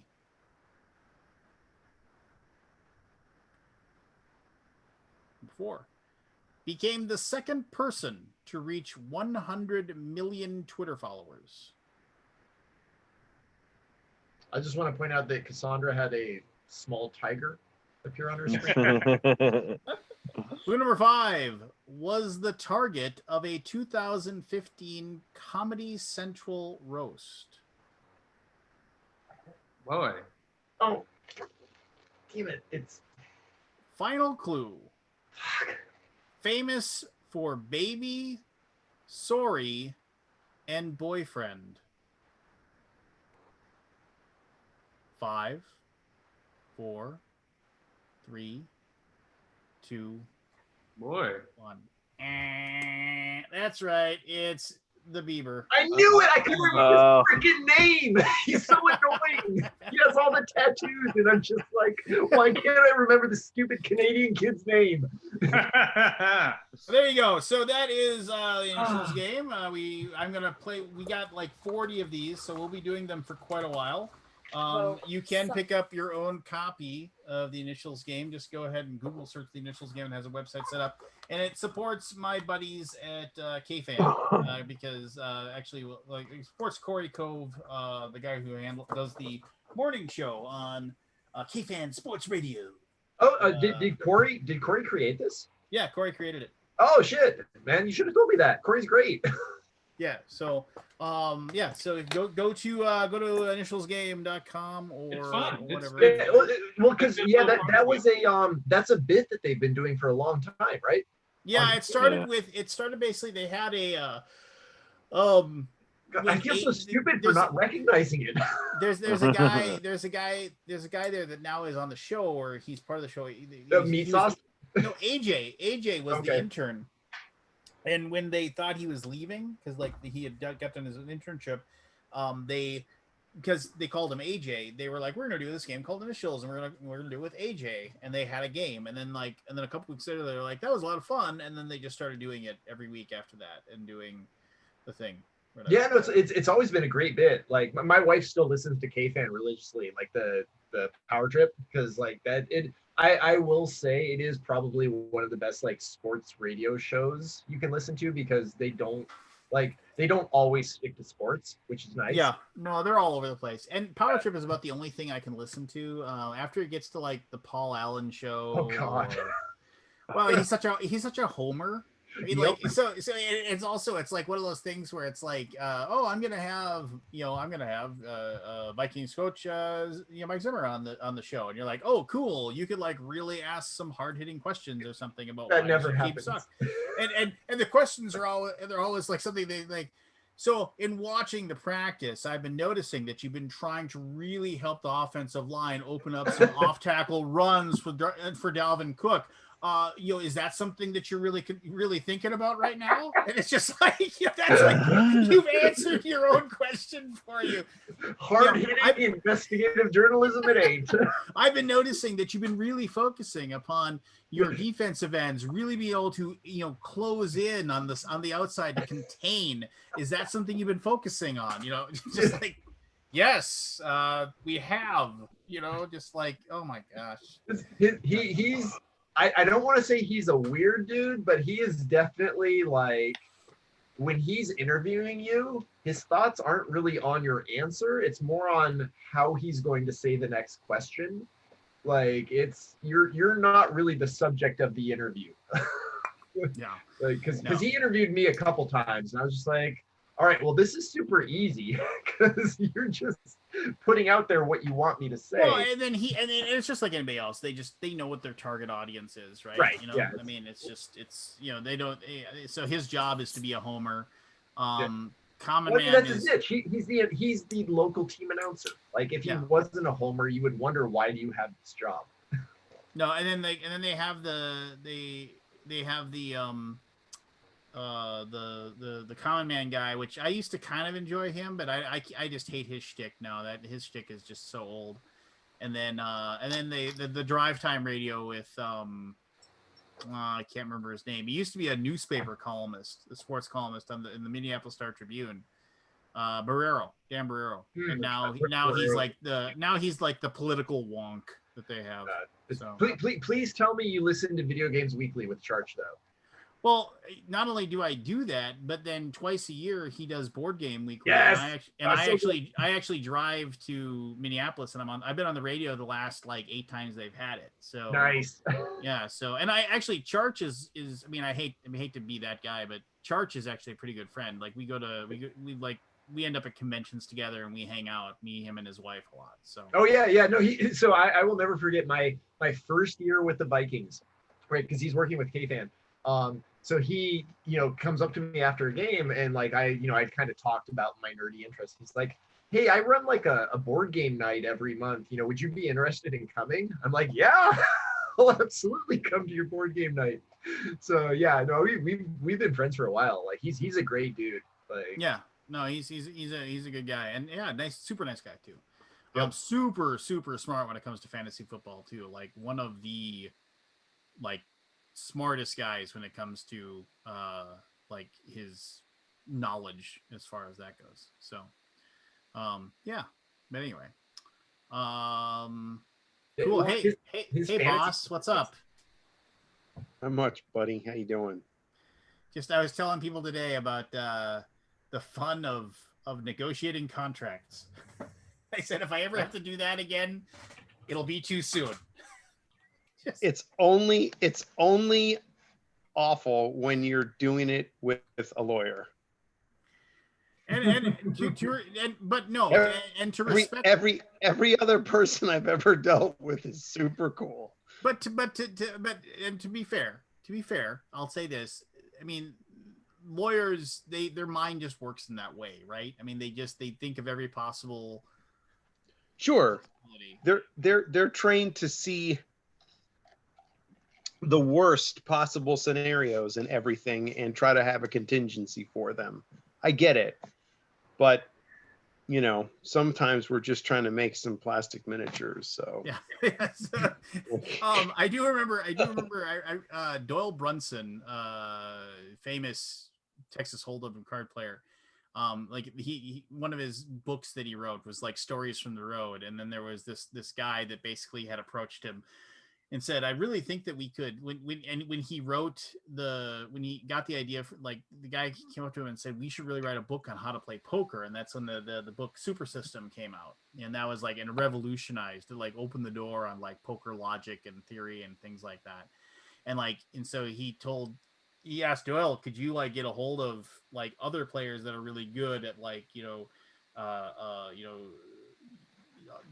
Omaha high low or this that and the other kind of game, and like ask in like, and then each person would write a chapter about a different type of poker, and then like how to play it basically. And Doyle would write, and Doyle would, like, he was like a 2-time champion of the Texas Hold'em championship at that point, and he wrote the Texas Hold'em one. Anyway, the whole point of the story is that this guy came up and he was just like, yeah, I got this idea for a book. You get these people together, and then I'll do all the like things like that, and then I'll pay you X amount of percentage for this, and then I'll take this. And Doyle said, yeah, that sounds good. Let's do it. And he's like, okay, well, I'm going to have to write up a contract, and I'm going to have to do all this. And Doyle said, no. And then he's like, what do you mean no? And he's like, just shake my hand. And I trust that you'll do the right thing, and I'll do the right thing too. And he's like, no, we got to have this contract. He's like, well, then I don't think we're going to do it then. And then like the guy kept on coming back to him and saying, but eventually he just said, just shake my hand. I guarantee you I'm not going to screw you over. And then they didn't, but yeah, that guy was, same thing. He was just like, oh, we got to have this all written out and take care of it. I mean, I don't know. I suppose in the world of contracts, like there's always like that, like that whatever percentage of people that will do something, and there are people in the board game world that we all know of that we won't name names. We won't throw purposeful shade here or anything like that. But we know if you pay attention to the board game hobby, you've heard the stories, and of people doing underhanded crap. But I'm sorry. Yeah. God damn it, Barry. Damn it, Everyone was thinking it. Yeah, that's the thing that sucks, is that like from a developer standpoint, like because a couple of the contracts I negotiated with our previous publishers was like, hey, like I want to make sure I'm doing right by my team, like, and I recognize our game might not ever hit it big, but in case it does, I want to make sure that the guys that are working with me don't feel like they're getting screwed out of what they worked hard towards. And like I would love a world where it's like, okay, you shake someone's hand, they say we're going to do right by each other, like, and my dogs are now contributing to the conversation. Yeah. But you would love to live in a world where it's like, okay, yeah, we both agree we want to make something cool, we want to make sure people are compensated appropriately. But the problem is like the one time where it doesn't happen, you're just like, well, shit, like I should have spelled it out beforehand. And it's not because I don't trust the other person. It's just because I want to make sure that like if things go weird, I have something to fall back on. And for me, I think a big part of that is due to what my dad did for a living. That he was a hitman. No, not a hitman. I mean, based on the current state of the environment, you might call it that, because he was a budget/management guy for like big oil companies where they're doing the $1 billion contracts for like, okay, we're going to build this stuff here, and these are all the clauses and everything. And he was the one to make sure, okay, like dot the I's, cross the T's, like everyone knows here's what's expected, here's what you're going to get. And if we don't do this properly, like down the line, it's really going to come back and bite us in the ass. And so like his whole point was, you write the contract not with the expectation that people are going to fail it, but in case shit happens, like you have something to fall back on. Like that way both parties have agreed that, okay, if shit happens, here is what we have said, laid down in writing, and we can't then go to someone else and say, well, he said this and he said this. It's like you never want to have to use it. Like you never want to have to use your clauses in a contract, but if you need them, you will definitely want to make sure that they were there. And it sucks because like that's just such a shitty way to view the world, right? Like you're expecting people to screw you over, and that's not the way the world should be. At the risk of sounding, but honestly, most of the time it is not the way the world is, right? Exactly. To be clear, I do contracts for everything because I learned my lesson the hard way. Mhm. And it was with somebody who was a friend, and then things got dicey, and then it was like, well, who owns this and who owns that? And so we had to come to an agreement, and we did, and we're still friends to this day, honestly. So it's not like it's, you know, at the time there was some bad blood, but then it was like, you know, I don't know, after 6 months it was like, life's too short, whatever. Is it So worth it? right, exactly. And it was like, it's not like we lost millions or nobody died. I mean, it was, you Right. know, it was over the rights to who owned what game. And it was like, look, just you take it, you give me this much and fine, whatever. And at the time you feel kind of like, I felt betrayed, right? But then looking back, it's like, whatever. Like it really wasn't that big a deal. I mean, the overall scheme of things, it didn't matter. Right. And the funny thing is I ended up getting it back about a year and a half ago anyway, because I did the reboot of it. So after he got out of the industry, he was like, "Hey, do you want any of my games?" I'm like, "Yeah, I'll take Run Fight or Die back." You know, but if we hadn't like cleared the air, I never would have had that opportunity. But just to be clear, like, I think you need to do a contract, especially with people. It doesn't matter with anybody, friends, strangers. And I think it's super important. I think it's just that when you have to look at the overall, you have to kind of look at what you're trying to make a contract about as well, right? Like we're not attempting to solve world hunger here or anything. Like we're attempting to make some plastic miniatures, and I want to be fair and you want to be fair, and let's just like, we don't need to delve into everything about like who owns the 51% of this plastic part?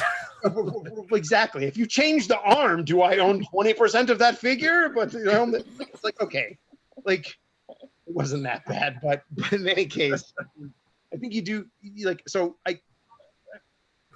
contracts are 100% necessary, and they usually only come into play when it matters, and that is when there's a lot of money on the line. When there's no money, no one cares, right? Exactly. How much did we make? Nothing.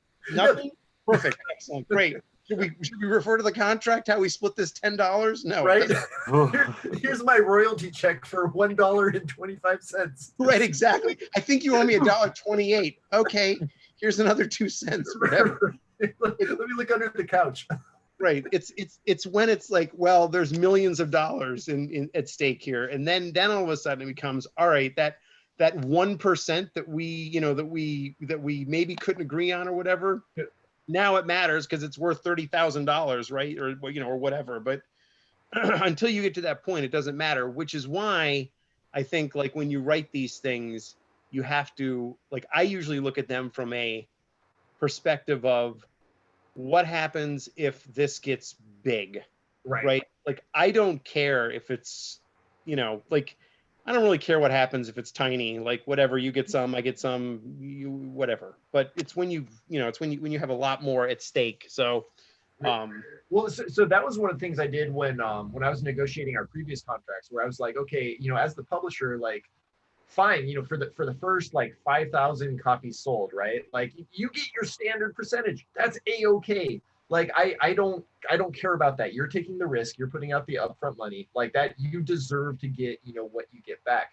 But like if we then sell another 10,000, 15,000 copies, we should bump up like a percentage point or a percentage point and a half. And then I've done that. Like yeah, right? I've done like, that.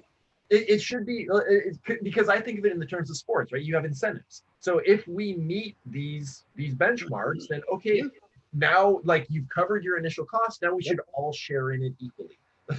Yeah, I mean, that's fair. You sure? Yeah, absolutely. Like I mean, I've done multiple contracts like that where somebody was like, like, well, I really was hoping to get this much percentage or whatever, and I'm like, all right, hold on. Right. I was like, how about this? Like, how about you take what I offer you for like the first X amount of copies. Then if we sell more than that, then we bump it, right? Because at that point, like you said, I've covered my risk and I've made back my expected investment or the investment I would like to make back on that. And at that point, the rest is gravy. So yeah, exactly. Like we're all on the gravy train. Right, exactly. I don't care. Like, oh no, like, we're selling a bunch of copies. I got to give you an extra 30 cents a copy now over what okay, that's fine. Like, I don't care. Yeah. Oh I man. really like this mini that you guys Which one have. is it? The zombie-looking one. Oh, is that our? That's our Instagram. skeleton. Skeleton, yeah. Oh, Yeah, cool. I like that one a lot. Lance must have put that up. Cool. Good job, Lance. Good job. I hope. I hope. Now you know why you Yeah, pay most him. likely I'll fire you in the morning. Mhm. Damn it. By the way, that was a Princess Bride quote. I don't want you to. No, don't want I you to got think, it. I got it. Most likely kill you in the morning, Wesley. I got it. As you wish. As you wish. So. No, Yeah. I mean, so here's the other people. no, I mean, I like banging my head against things and figuring them out, like this next level miniatures thing that Shane and I are working on, like, working with the sculptors in Russia and like coming up and like giving them like, hey, what do you think of this miniature? And it's like, well, like today, like I was like, look, the last 3 minis you've given me, the belt looks exactly the same on everything. It's like, I know you're just like slapping the same belt. I was like, you need to change that up. It needs to look different on these 3 different minis. People are going to see that and they're like, this belt is the exact same belt. I mean, I know people, they're going to notice that, and it's going to look like we're just like we're being sloppy with it, right? Just So give it's us like, Liefeld pouches or something. no, and it's like, just grab the belt. Just throw the same belt on every one of them. It's fine. No, and it's just so like it's stuff like that, and like and You only have one kind of belt in Russia. Yeah, in Mother Russia, we just have a belt. One belt. Belt holds your pants up. Why do you need to be fancy? In Russia, belt holds you. Yes, I beat you. I got your touchdown call right here. No, no. So I mean, like that's the fun stuff. So like so stuff like that's why Shane owns the company. Like that's the. Oh, I thought it was because like I paid for most of it to start. But I thought that was the reason I ran it. Thanks for clarifying. Tomato. No. What I'm saying is that like Shane owns the company, so that's the contract is your domain, right? I mean, that's just. So I mean, I like that stuff, and like and doing this, like setting up a pledge manager has been.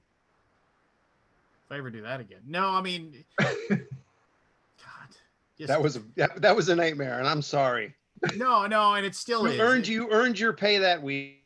Yeah, weeks, whatever it took. Yeah, no. Anyway, so no, it's stuff like that. But that's fun though. I don't know. I will say from a developer perspective, that is why your publisher gets paid. So you do not have to deal with that shit. Because I do not want to deal with the pledge manager. I do not want to deal with all the crap that goes along with it.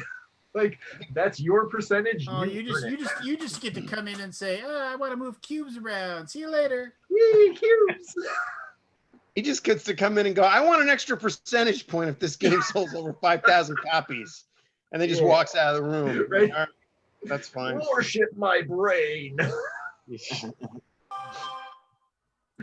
So there's a Sir Alec Guinness, Obi-Wan, obviously, after Star Wars came out, like George Lucas being a young director, I think I might have shared this anecdote before, but he approached him and said, hey, I just want to say you did such an amazing job. It's like we really like to offer you like another half a point, on his contract, because he was working, on like and he was like, oh, that's very nice of you to offer that. Thank you so much. And he's like, no, and like this goes into the contract thing.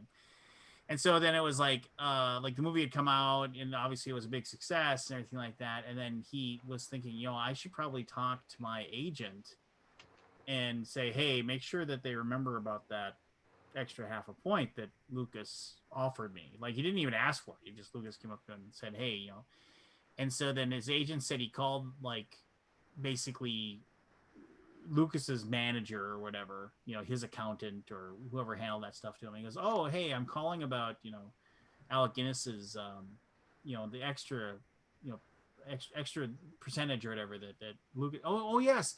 The quarter point he talked about. He said, like after like Star Wars had come out and they realized just how popular it was. It was like it had already like decreased, and he said, and like Alec said, I've often thought if I had waited, would it have gone down to like an eighth of a point or something like that. And that's what's so shitty is that like he put in the work, and it was recognized at the time, like you put in the work, we want to reward you. But then all of a sudden, oh, we're making all this money. Well, we can't give you as much of a chunk of it. Like, you assholes, you've already made more money than like most people are ever going to see in their lifetime. No, and also like Alec Guinness, ever since then, and I think I probably should have seen him, but I mean, he said that whenever he would go to like a restaurant and there'd be like a big table of like 16, 18 people, everybody like enjoying the evening, multiple dishes of food and bottles of wine and whatever, and like festivities, and then when it would come time for the bill, he would say, give me the bill, and everybody would say, oh, no, you can't pay for it, and he would just say Star Wars. Right. He paid for everybody's food. Like it's legit. Once you pass a certain point of wealth, it's just keeping score. Like you can get whatever you want to get. I mean, well, we could all agree that the 1% or whatever, the incredibly rich eat people, them, broil them, saute them. That continue to accumulate wealth to like exceedingly stupid amounts of money. There's something. Like there's something that's in their brain or whatever that is just inherently different than the rest of humanity. I mean, I almost think it's a process for a lot of these people. I think they just like you start on that path and then it's just never enough. You think when I get this, it'll be enough. And then you get there and you're like, yeah, but let me hit the next goal. And it's almost like a game, right? Like they just want to keep going, even though they have more than they could possibly ever spend or need. A lot of people, regardless of how much they make, live on the edge of their means, right? Yeah. You're like, oh, I can buy a $10 million house. Oh, I've got more than that. I can buy three $10 million houses. Yeah. Like just living on the edge of their means. Well, maybe you could answer this question. At what number do you go insane? Like I was talking John Travolta, he makes so many million, he went insane. Tom Cruise. What is the number? It's a Scientology thing. No offense. It's out there. Two Scientologists. I feel like that's a Scientology. No, it's not only that. I mean, they were just the first people I thought of. But what do you think the number is? I mean, insane? I don't know.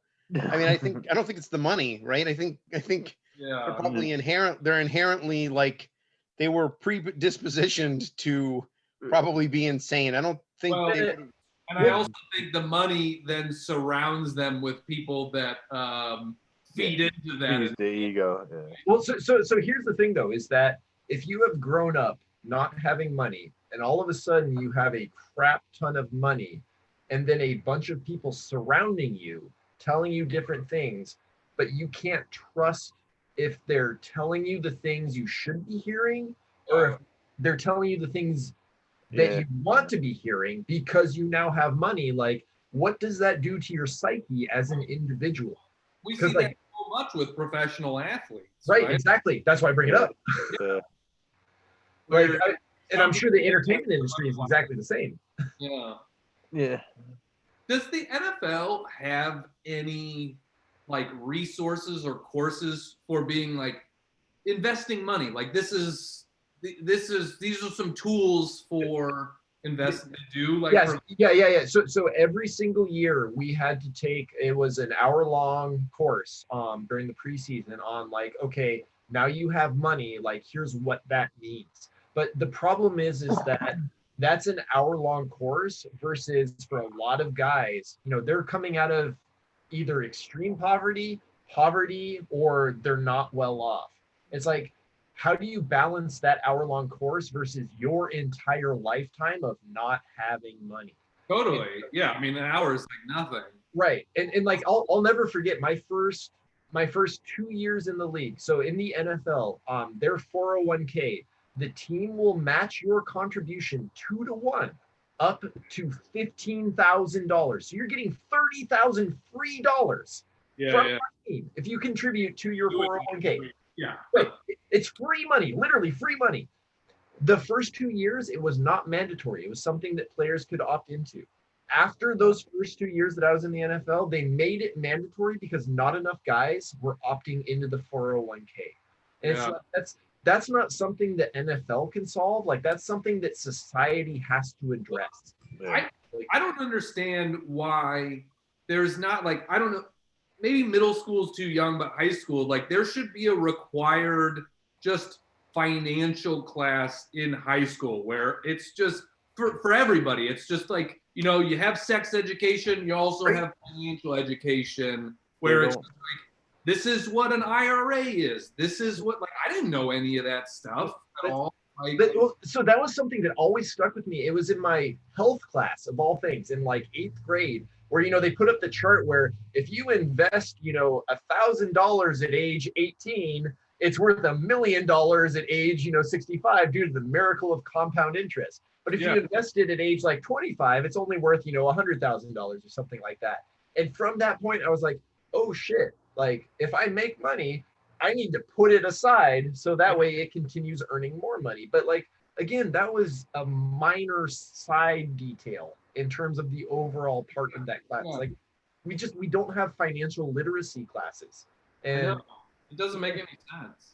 Yeah, well, no, it makes perfect sense if you think about the credit card industries need to get paid. And the real estate mortgage industries need to get paid. But you guys didn't have, I had in high school. Yeah, it was high school. I had something, actually it might have been middle school, where it was like we had home ec and shop, but we also had like how to balance a checkbook and Man, I didn't follow the market and stuff like that. I'm like, I didn't have home ec. That wasn't a thing. Yeah. Or wood Really? shop, you didn't. Those classes went away. Like, yeah, they don't exist anymore. Oh, really? Wood shop. Some places like wood shop does. Actually, that's not true. Home ec and that does, because my kids have it there in their school. I think it depends on what region of the U.S. I think it depends on if you're wealthy enough for those programs. Yeah. To This was a public your school. public school I system went or to- not. Yeah. I went to a public school. This was a public school. Yeah, no, I remember I- making my bank in wood shop. That was a blast. Yeah, it wasn't only wood shop. It was like basically how to use hand tools and Yeah, no, it was basic like mechanics. Like Yeah. you would make like the metal box and you make the, you know, pine wood derby. Yeah. Like, yeah, no, we had that when I was in high school, but I mean, again, my kids aren't in high school yet, but I don't think I've seen them have a class like that in junior high or elementary school, and I would be surprised if they get one, because like, yeah, it's just like I feel like we don't value that as a society anymore. It's like, here are like useful life skills that everyone should know. I don't think we value basic things like reading and grammar. And I mean, honestly, a friend of mine, he's a tenured professor of English at University of Central Florida, and Florida. well, I mean, but you should see like his, like this is a 4-year university, and so the students that are accepted there, you would believe that they could write a coherent sentence. Like, you would believe that they at least had that skill set coming into college. And I can promise you, he has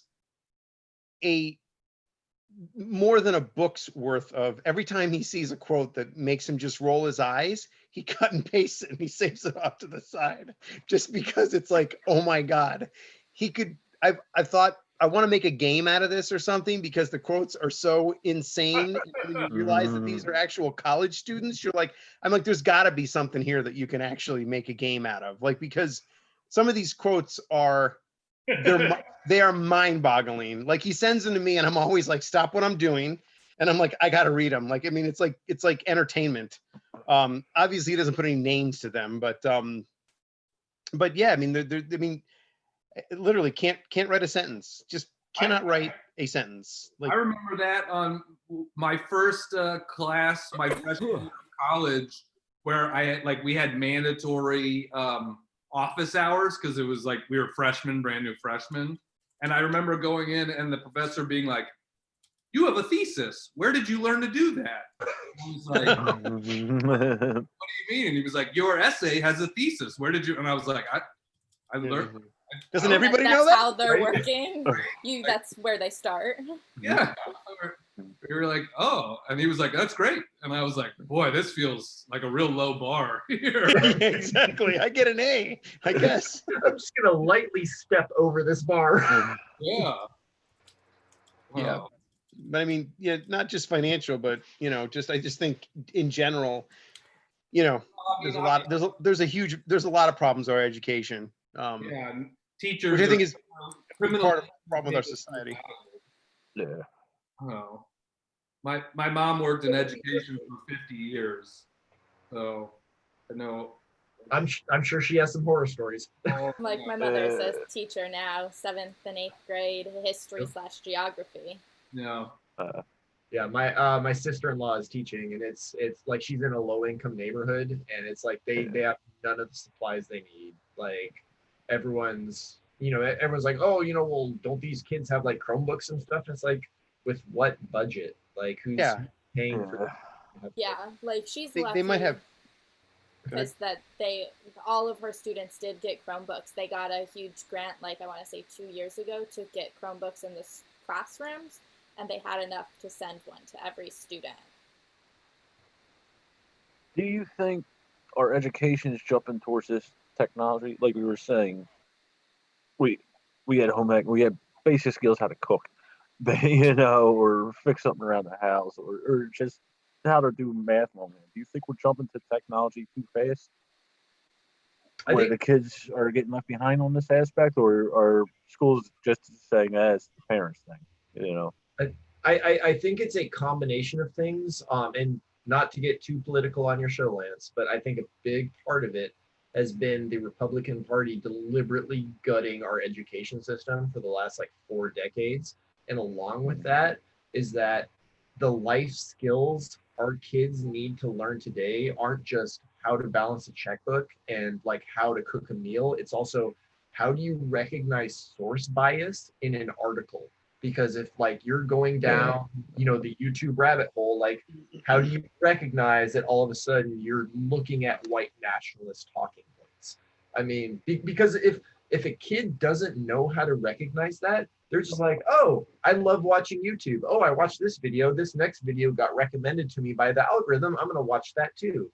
And then eventually you're watching videos where it's like, oh shit, like this is fascism. Like that's what the algorithm recommended to you, but you don't recognize it because no one's ever taught you to recognize that.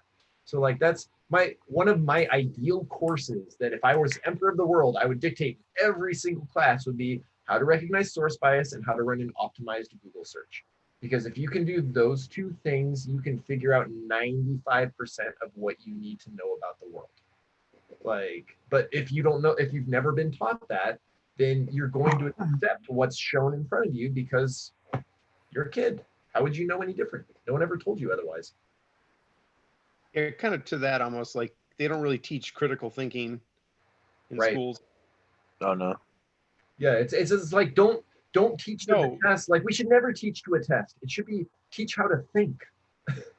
Yeah. The schools get their budgets based on how well the students do on the testing. Oh. So they teach them how to basically take the test, so they know the information. But So anyway, right. I mean, it's like I have 4 kids, and so I see it a lot. Who gives a shit about memorizing facts? You have a phone in your pocket that will give you any fact you ever need to know. All that matters is what you do with those facts, how you think about those facts and put them together. Like that's what's important. Mm-hmm. Yeah, there's also just some, like, I definitely agree that they need to learn how to think, but I feel like you also have to teach them to read. Yeah. And like a lot of low-income schools, like my mother teaches at a super low-income school, and half the class she teaches history. It should be about history, and it's not. It's just another reading class that you read history things. It's how to read too, because they don't know how to read. They don't know how to do basic math. Those types of skills that it's like, if the class is teaching something, it's teaching how to do math or how to read. All of them. They take 7 classes, and that's all they're just being taught all day because they don't know how to read.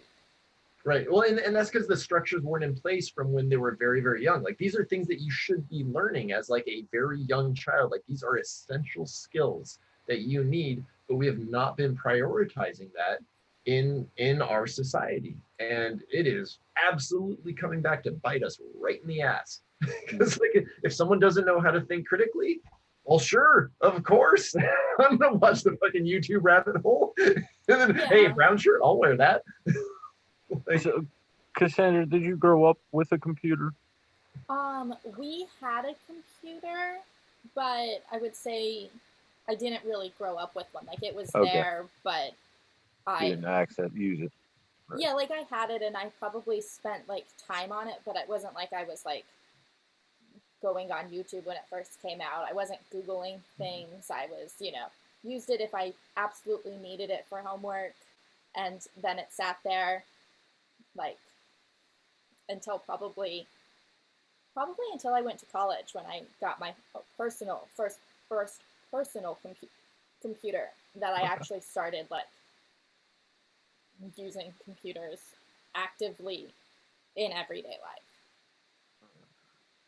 Yeah. Which is weird because we're such an interconnected society now, right? Like, well, and that's again not to harp on our societal imbalances, but like I think every one of us in this chat would think of a normal everyday life as one being you have access to the internet and you have a device to access it. Whereas for like large parts of America, that is not the case. Like you either do not have an internet connection or you do not have a device to actually access the internet. And so like if we want to be a technologically literate society, like that needs to be a basic human right, that you can access information. Like that it's I've been struggling for a while to how to put that idea into words, but like I firmly believe that access to information should be a fundamental human right, like along with life, liberty, and the pursuit of happiness. Because if you do not have access to the same amount of information as everyone else, how can you make an appropriate decision on what to do with your life? Like it'd be like if someone was playing a game and they only had access to half the rule book. Like, how are you gonna win? I get what you're, Chris. I get what you're saying, but this has been a tool that's been used throughout history with religion and monarchy. It's. I don't see this one being solved. Well, I think the seven of us can figure it out. Oh yeah, we're gonna nail it down.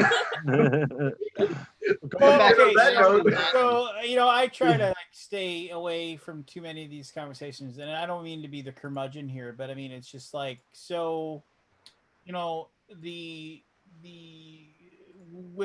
withholding of information, whether it being a active act for somebody with ill intent, the people just not having the wherewithal or the wish to do so, the fact that just economically it is not capable to be made available, or the ease of use or the user interface, or there's a million.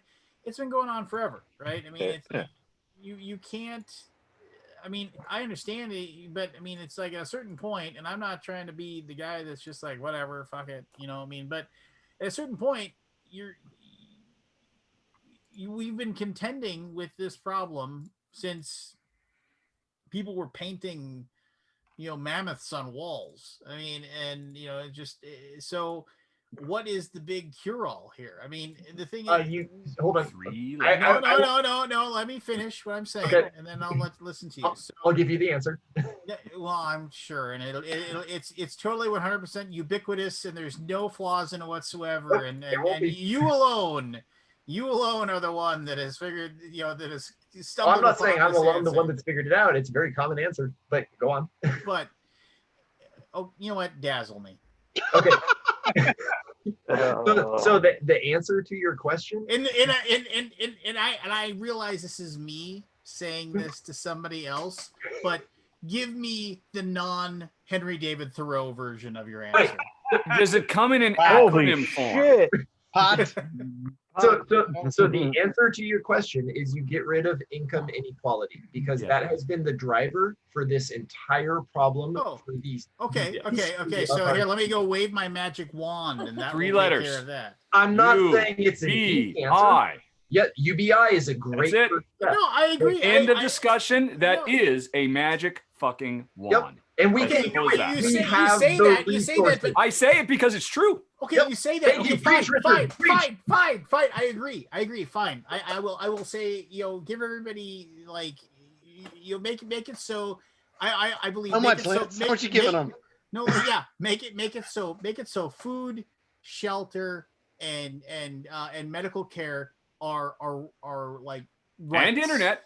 And Yeah, whatever, vacations. just whatever. Just we can argue about, but just make sure that they have a place to live, they have food, and they just basically, and it's given to them. I agree 1,000%. There's no reason why we should have.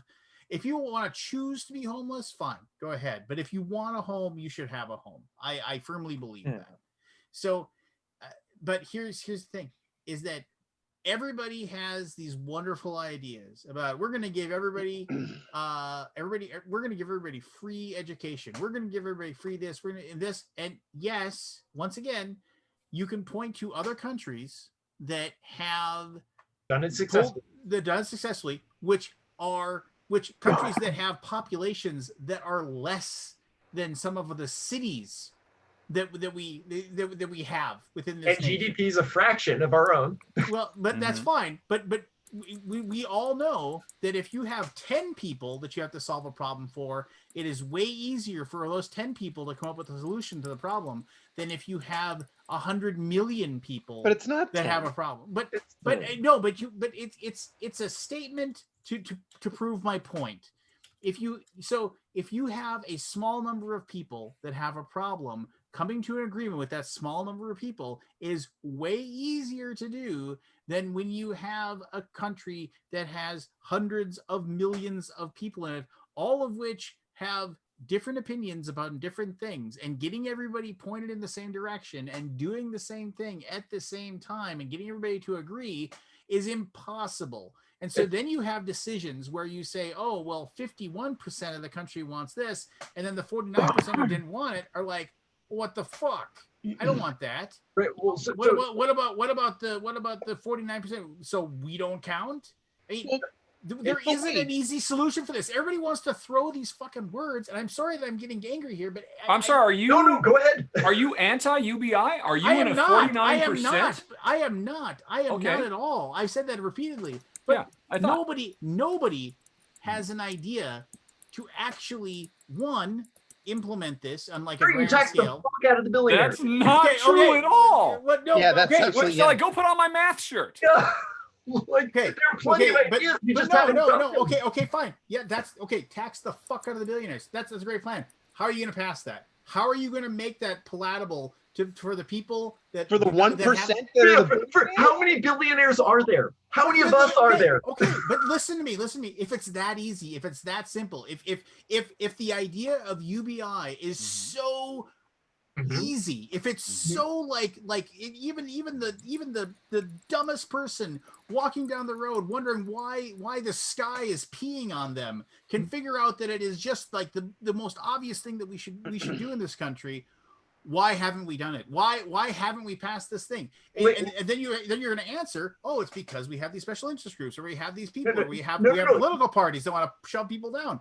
Those roadblocks are still there, no matter how good your idea is, and nobody has any good ideas on how to actually defeat those things. That's not guillotines. It worked for the French. Well, no, I agree. Yes. This country, I can imagine. This country is long overdue for a revolution. Ideas. There are achievable goals. Obviously, we can't go directly to UBI because you're right, that won't pass. There are vested interests that feel it's in their best interest to ensure it doesn't happen, which means you have to fix the mechanisms of our democracy at the moment. And there are a handful of very high impact moves that can be made to ensure, things like ranked choice voting, rolling back all the gerrymandering.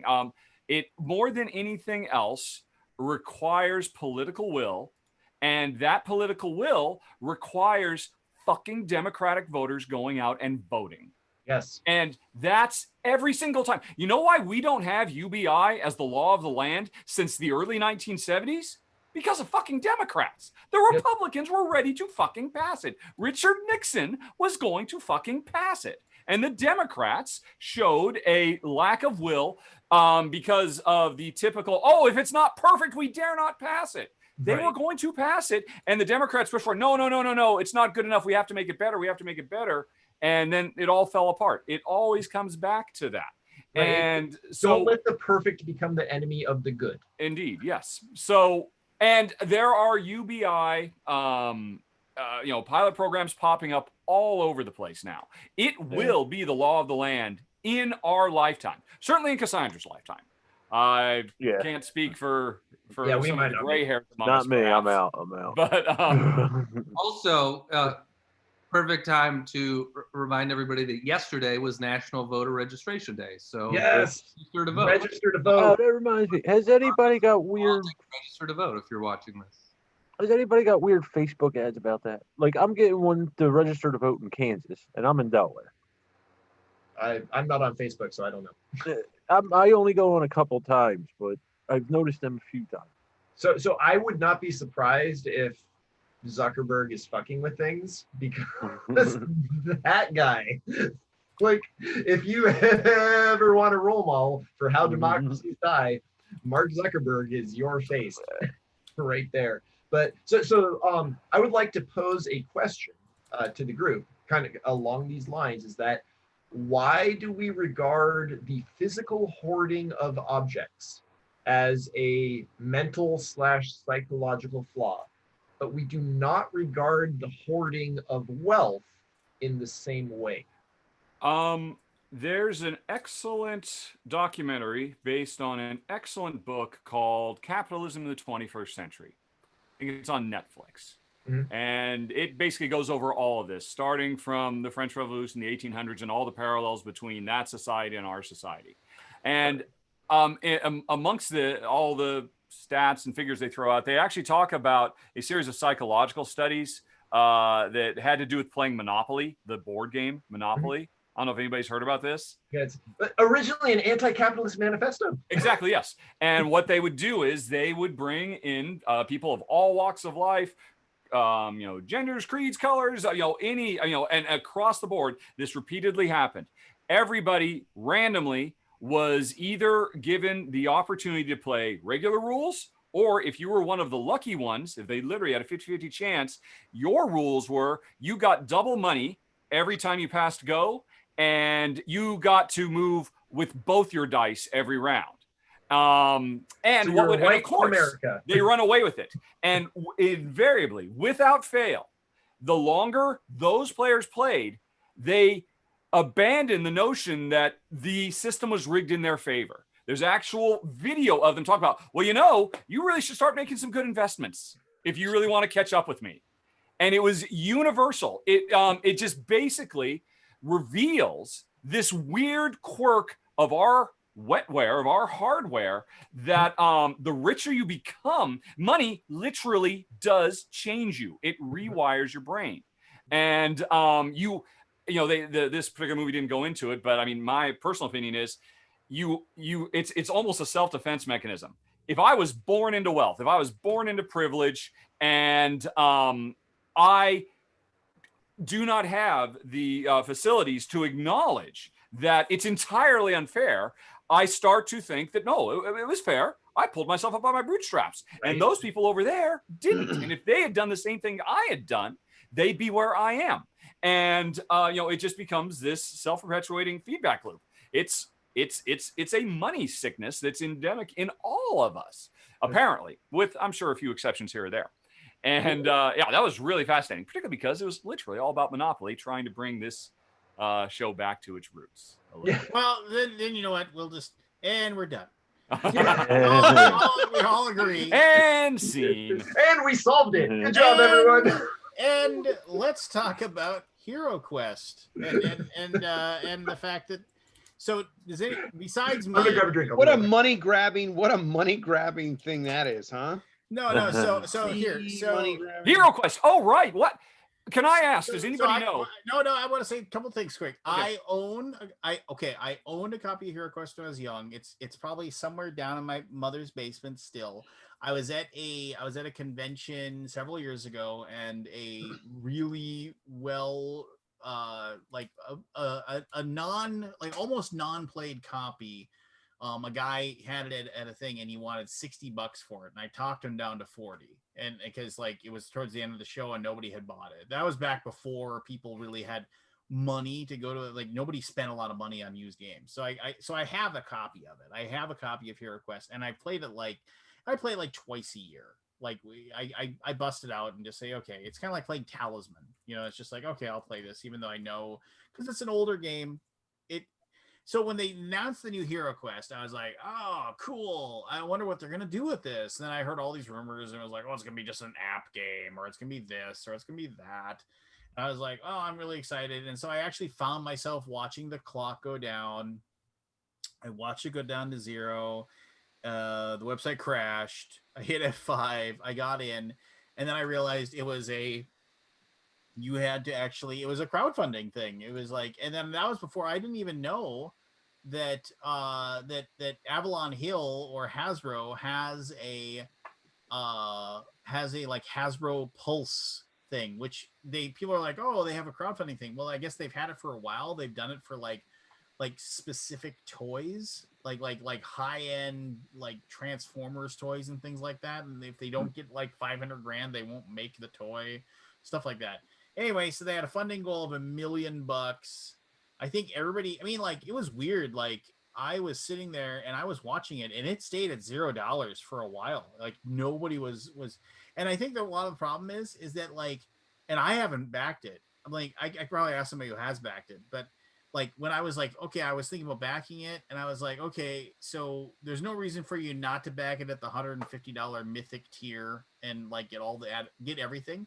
But it's $30 shipping, so you're looking at spending like $200. And if you don't live in the US, the shipping is downright nutballs. Like I heard somebody from like Canada said it was like $90 shipping or something like that. It was like, I don't know if that's true or not, but it is absolutely nutballs. Like, if you don't live in the United States. And so they've hit their million. They're at like 1.2 now, but it looks to me like it is the exact same game that I have over there on my shelf, except for the fact that I don't have plastic doors and plastic scenery, and basically new models, new sculpts. But other than that, they haven't released the rules that I've seen, so I don't know if they've updated the rules at all. And there's a great deal of backlash about it, where people are like, well, it's like, I thought it'd be something new, something cool. I with new in 19 whatever, it was $30, and now they want $100 for it. Did you like the original game? When I was a kid, yeah, I loved it. I thought it was fantastic. Somewhere, like I said, somewhere in my mom's basement, that game sits. And I painted horribly, if I remember correctly. I painted all the minis. And I was yeah, I mean, like, but if they haven't changed the game, it won't have aged well, right? And it's kind of like people are really taking a shit on it, for one, where they're like, it's like, oh, you didn't do anything different with this. I'm not excited about this game at all. And then I mean, the price point on it is just is obscene in my humble opinion for the game. Like, it doesn't look like they've really done anything with it. It's just like the same game for $100. I don't know. I think they're looking for people who are new to the hobby, who are following this, who never played the original. Yeah, because it happens, and I think they're pulling on nostalgia for people who threw theirs away. Well, and then the other thing about it that bugs me is that, like, when I was like, okay, fine, whatever, I'll buy it. I was like, and I got to the end, and it isn't like Kickstarter where it says, oh, we'll charge you once the campaign ends if it funds. mean, there's nothing there saying that they were going to wait and charge you later or anything like that. I was trying to like grok if I gave you, are you taking like, are you charging my card right away? And I always have a problem with like, them charging the card right away, because I'm always worried like that somebody's going to change what the game is between now and then. I like to keep track of my Kickstarters and make sure that like, and there's like a certain level of like, do I want to cancel or anything like that? And I always have a problem, and like, take my money once it's all said and done. That's fine, but you don't take my money. That's why I never use like Indiegogo. Like Indiegogo like takes your money like right away. Yeah. That's like one of the things that I've never liked about that system. Well, But I don't know. what you were saying, this Pulse, is that what it was called? Hasbro Pulse. Yeah, Hasbro Pulse. It sounds more like a pre-order than like a crowdfunding. So most pre-orders charge you up front anyway, right? I mean, other than like the P500. Like, I think Amazon is like the only thing that doesn't charge you for a pre-order. Now, if I remember correctly, like Amazon, when you pre-order something, like they'll charge you once like the book ships or something like that. But yeah, I don't know. I mean, I think people just don't realize the system they're dealing with. They think, I think it's a miscampaign, ad campaign or something. It's a miscommunication between the customer and what the service actually is. Yeah, I mean, I think a lot of people are going to be very surprised if they've never played Hero Quest before. When they get that game and they'll be playing it, and they're going to be like, this game is, because I mean, I would enjoy it just because I'm from that era, right? And then like I would be like, oh, I remember playing this with my buddies after school. But like people now, I think they're going to be expecting a different play experience, and they're going to like be saying, where's my streamlined rules? Where's my, where's my non-fiddliness? Where's, I don't know. But they got their money, so what does it matter? I'm curious about it because I only discovered it recently, and I guess this Hasbro crowdfunding page has been around for a while, right? It seemed like there was a shit ton of stuff on there. Yeah, like you can like get certain, like there's all kinds of like specific like exclusive toys. Like if you don't back it on there, you'll never get it. That kind of so if I'm just wondering, is its success a reflection of Board Game Geek ravenous, drooling, must-have FOMO, or is it that they have cultivated a crazy cult of must get all the Hasbro stuff off of this? I mean, would this be doing better or worse if it were launched on Kickstarter instead of Hasbro's Blaster.com or whatever it is? It would be doing better on Kickstarter, I think. Yeah. It would do better, but they wouldn't. But they'd have to give the 10%, right? Yeah. Well, it's funny because they put this game out to like, if this game wasn't exclusive on theirs, I mean, they're basically, I think you're going to see more and more companies do this because we live in a day and age where you can, and that is skipping as many of the parts of the distribution process as possible and just trying to get to the end user, because then you capture all the profit, right? You get rid of distributors, you get rid of the sales, the retail stores or whatever, and you can sell it directly to the end user. Hasbro gets to probably make this game for $20, and they get to pocket $130 of that. Holy crap! I just found something else interesting, because I was like, okay, and I saw, Hasbro Pulse, they have like Star Wars figures. I was like, well, I'm a sucker for Star Wars. I might as well go here and look. And I was like, ooh, that's a really cool, like Star Wars, the Black Series are like these high-end like collectibles for Star Wars collectibles. And I was like, that looks cool. The Wampa, the snow creature, right? And I clicked on it and it said, this pre-order is for premium members only. And I was like, click here for more info. I was like, all right, I'll bite. I'll click here. Then here it says Pulse Premium Access. This is only available as early access to Pulse Premium members. There will be limited quantities made available to non-premium members at a later date, but there is no guarantee as to how many there will be. If you're interested in becoming a Pulse Premium member, click here. I click here. You pay them $50 just for the right to give them more money. Yes, to be a Pulse Premium member, you pay them $50 a year. Does that get you anything besides the right to buy these figures? You pay them $50 to get the right to buy more stuff. Wow. Unless you're and these are exclusive. This is the only way you can get these particular things. Yes. Well, possibly. Well, clearly it's a viable business strategy. Otherwise, they wouldn't be doing it. Yeah. Sure, they're making good money. Yeah, I mean, I assume it's $50 a year. You do, yeah, $50 a year, but you also get free standard continental U.S. shipping as well. Free But it shipping. is. Do you get anything for that $50 a year in physical form other than just the promise of getting behind the door? Promise of early access and free continental U.S. Shit. All right, so no, hey, every month we're gonna send you some crappy Lego knockoffs. No, Or I mean, truth be told, I haven't dug deeply. As Right. soon as I saw that I had to pay $50 to get my Wampa, I was out. So it's just like, because they almost had me, I was like, that Wampa looks really cool, and then I was like, nope, I'm out. See you later. Well, Star Wars: The Black Series Emperor Palpatine Force FX Elite lightsaber for $250. Oh, it's sold out. Never mind. well, if it wasn't, Here's the thing: you can now go on eBay and probably get double that for it.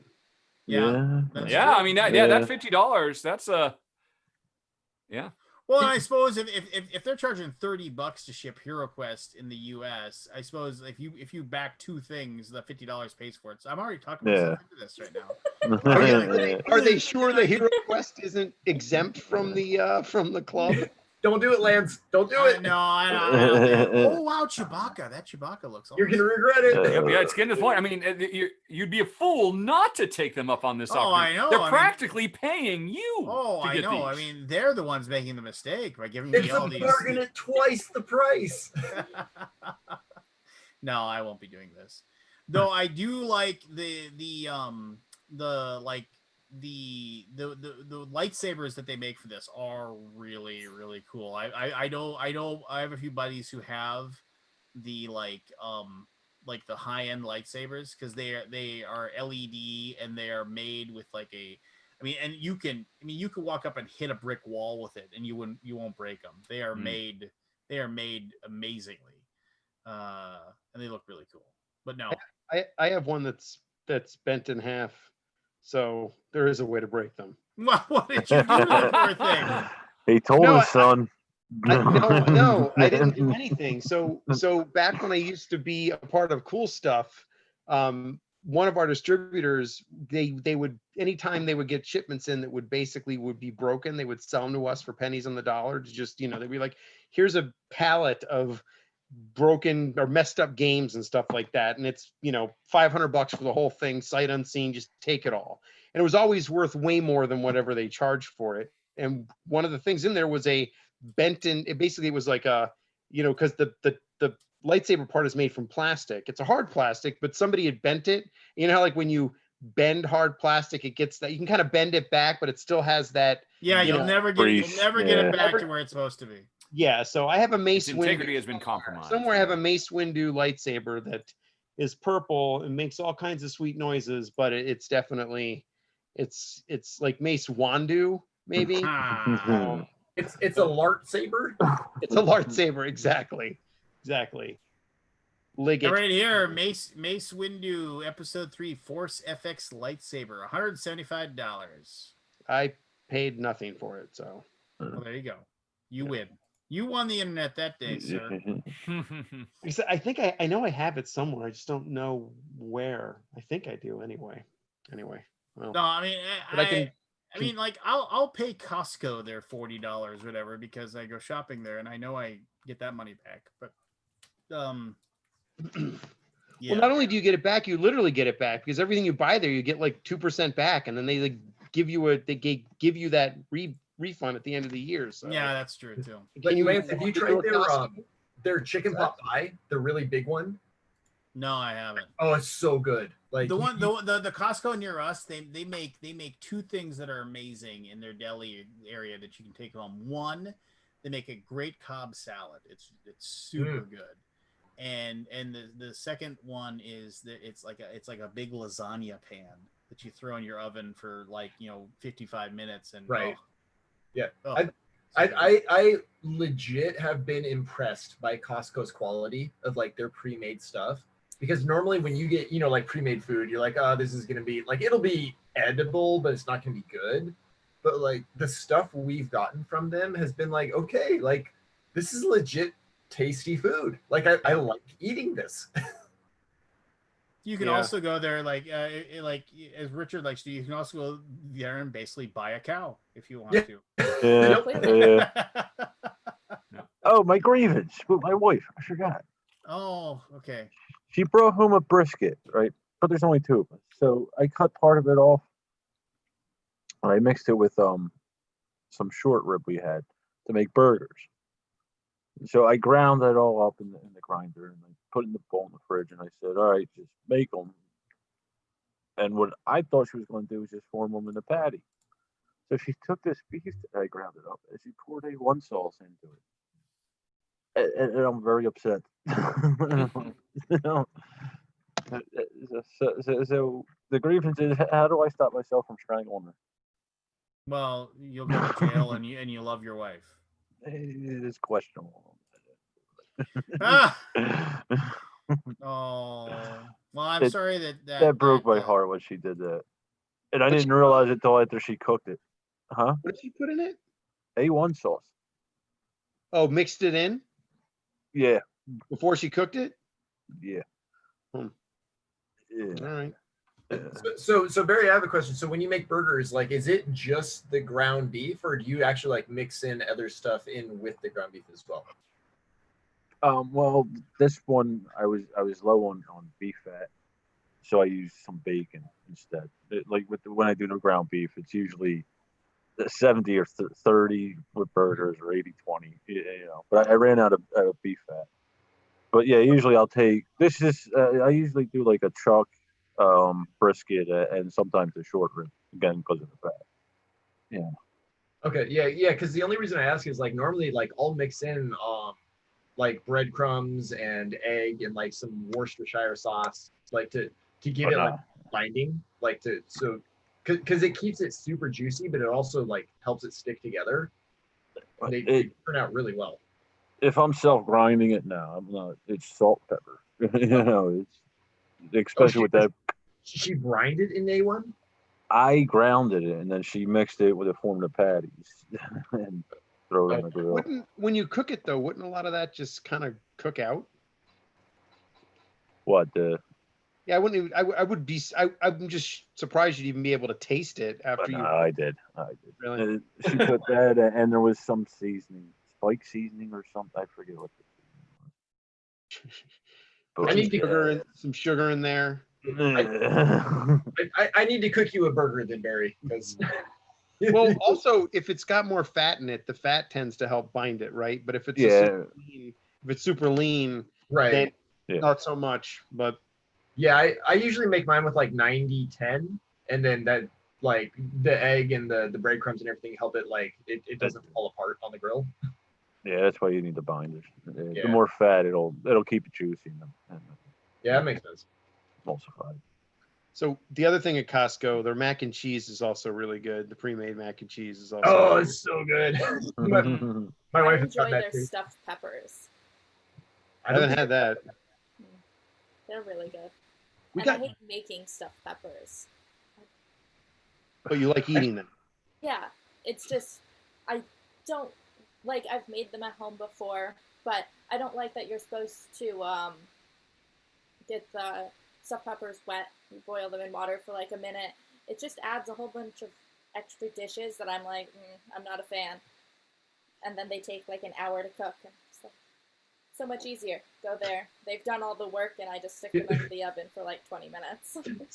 So I am absolutely with you on that. Where if I look at a recipe, I'm looking at, okay, how many dishes do I have to clean up after I prepare all this crap? Because if it's more than like 3 or 4, probably not gonna make it. Like 4 dishes, I'm out. I'm not cleaning all that. Well, it's someone who has to do the dishes. Well, wait a minute, if you're making it, shouldn't you get somebody else to do the dishes? I mean, that's usually what we do, but I end up like while it's cooking, I'll clean off the dishes that I've used. Yeah, no, yeah. Because I'm just like, I've got nothing else to do, and I'm right by the sink. But You know what I got from Costco the last week, and it was really, really good. Surprisingly, was they had like they do them in those big aluminum things like they do with the mac and cheese. Was bulgogi. Really? Oh, really? Really good bulgogi, which was, Huh. I was like, it's Costco, so I'm gonna try it. And like we got it, and my wife put it like in a bowl, and she made rice, and then she added like, you know, kimchi, and basically like layered it all up, and it was amazing. Really, really good. Yeah, no, like I said, I have been legit impressed by the quality of the food that they make. Like it is at the price point that they sell it at, like it is really good.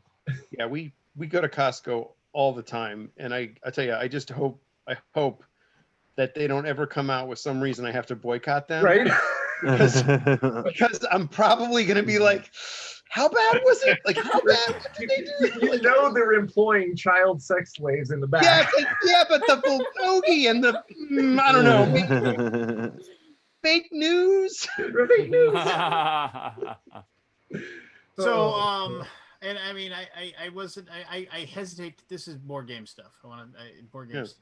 So, like I've stopped backing big giant Kickstarters. I just don't want to do it anymore. For multiple reasons. I mean, just because they're headaches and I just don't need any more games. But one of the last games, big ones that I backed was a thing from Cool Mini or Not, their Trudvang Chronicles game. And they recently sent out, I mean, like as in today, sent out an update because people, it's already late, and people are like, and like the updates have been like, oh hey, check out this model, and like this is where we're at, and these things, and then like and people are like, okay, that's cool, whatever. But like people have been like, when are we gonna have our game, and this, that, and the other thing, and they just released an update that basically said, the game basically, if you read it, it's like, it sounds like the game isn't any good, we need to fix it. It isn't the fact that like the game, like the components and everything are fine. It's just the game itself is, we need to go in and really dive back in and figure out what's wrong with this and fix it.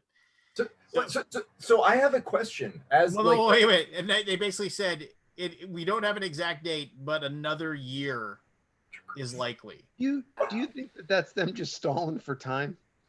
Well, I mean, Pete's part of the show, so I don't want to. And no, technically, it wasn't late. It is due December 2020. So I apologize. I misrepresented that. No. So, but I mean, I don't know. I mean, and once again, Pete is part of the Alaboom, and he's part of Cool Mini or Not. And I know if we asked him, he would give us the straight answer. And I'm sure, and part of me is on one side, I mean, is like, good for you for recognizing the fact that that you just didn't just plow forward, right, and just publish the game and just come here's your minis, and just quit your crying, we're moving on. Good for you for recognizing that they needed to go back to the drawing board. But you also, it's just like, it's one of those things too where it's like, I mean, and kudos to them for being transparent about it, right? Just saying, it's going to be a year late. I mean, them just saying, so there you go. So here's my question. The last thing I want to say, the one thing I didn't like about that update that they sent out was, nowhere in that update did they say, if you want a refund, just ask for one. Nowhere did they say that. 11,808 backers pledged $1.492 million. Jesus. And it's just like, and like I said, I mean, and like there's a ton of stuff in that like I think is good, right? That they were honest, they were straightforward, they're like, this is what it is. But I'm also like, and of course they're getting roasted alive, in the comment section, which by the very vocal minority.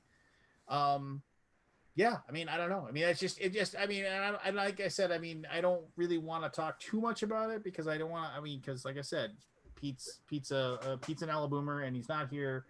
And, no, like I don't want to shit on Pete because like I love his signing off while you're talking. Like that is one of my great. favorite things that he does. But like from and this isn't from Pete's perspective because obviously he's not developing the game, but from a developer perspective, Like, based on what Kickstarter is now, how do you present something to the public without it already being at a minimum 95% done with just fine tuning Yeah, polishing to go? that's my question too. Is like, is this just a lack of play testing? Like you just are like, oh, we just need to get it out there, and then you're like, oh shit, it's no good. Yeah, Like, I mean they Have they definitely did the deep dive, right? They did a deep dive as to what, like, because they're trying to do a storybook narrative kind of choose your own adventure thing, and they were talking like basically like the writing needed to be totally redone,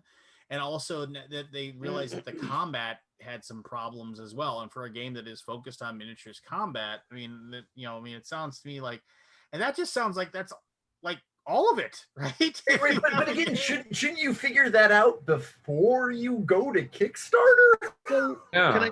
Yeah. Here's the thing. As a publisher, here is what I'll say. So you need Kickstarter to keep the lights on. That's just the reality of it. Like you have a slot, you need to run it. And so when it's time for that to run, you got to run it because it's not like I got another one just sitting on the shelf I can just throw on there, right? So when it's time for that to go, like when it's up, it's got to run.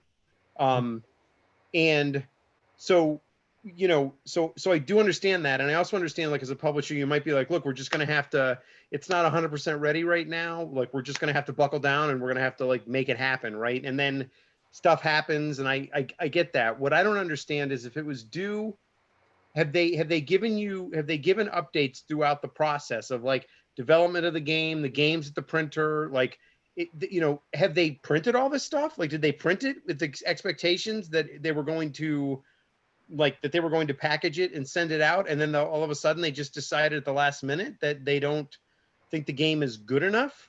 Or is it that they've been developing it and working on it to this point, and they're like, look, this just isn't good enough yet, and it's gonna take probably another 6 months to 9 months to to work out the kinks at this. We thought we could do it in 6, after the Kickstarter. We were wrong. So do you know, did they say, like, have they been showing production photos? Well, I mean, they've showed pictures of the what's the word for here? They definitely showed pictures of I can't even talk.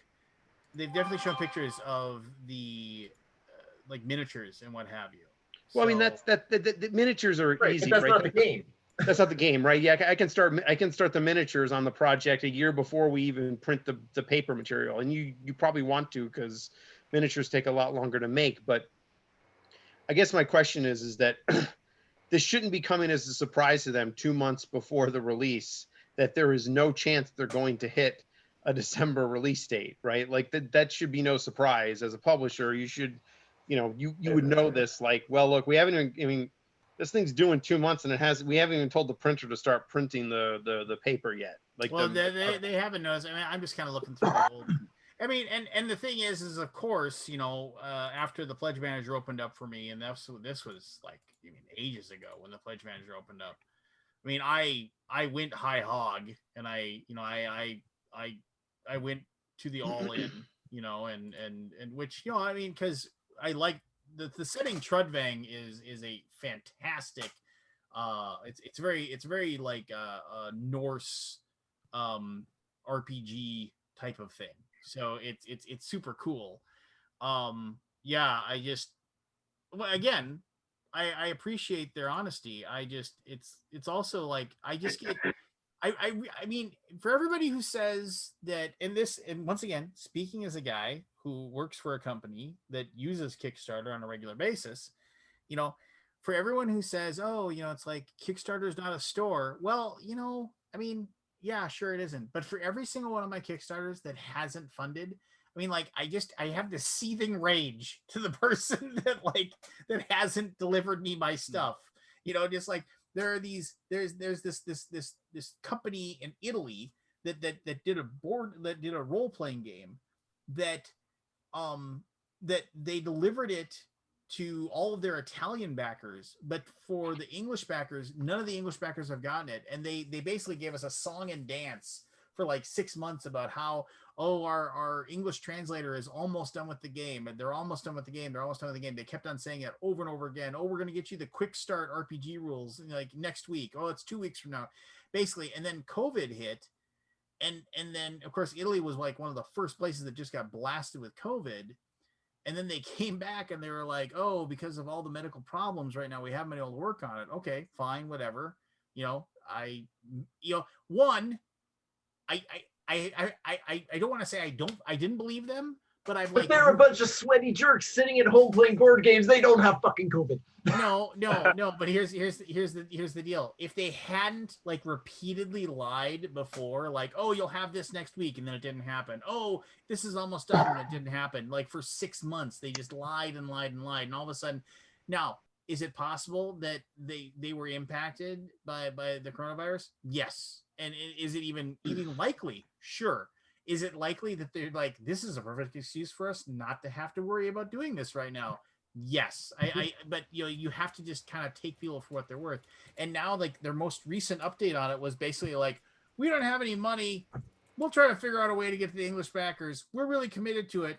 See you later. And it was just like, and every time I see that on my backer list, I'm like, it was $30. It was $30 I gave to somebody over a year ago.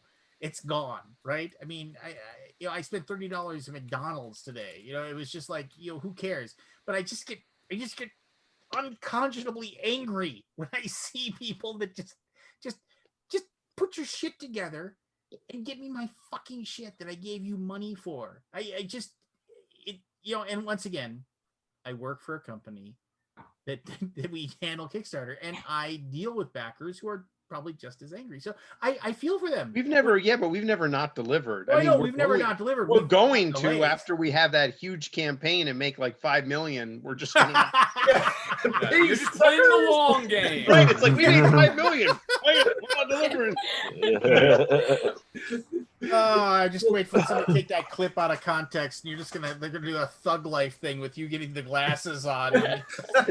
It's always like if you ever had a job where it's you're like you were responsible for money, and people are like you could just steal that. I'm like, it's not worth my job for $2,000, but but if 2 million. Thinking,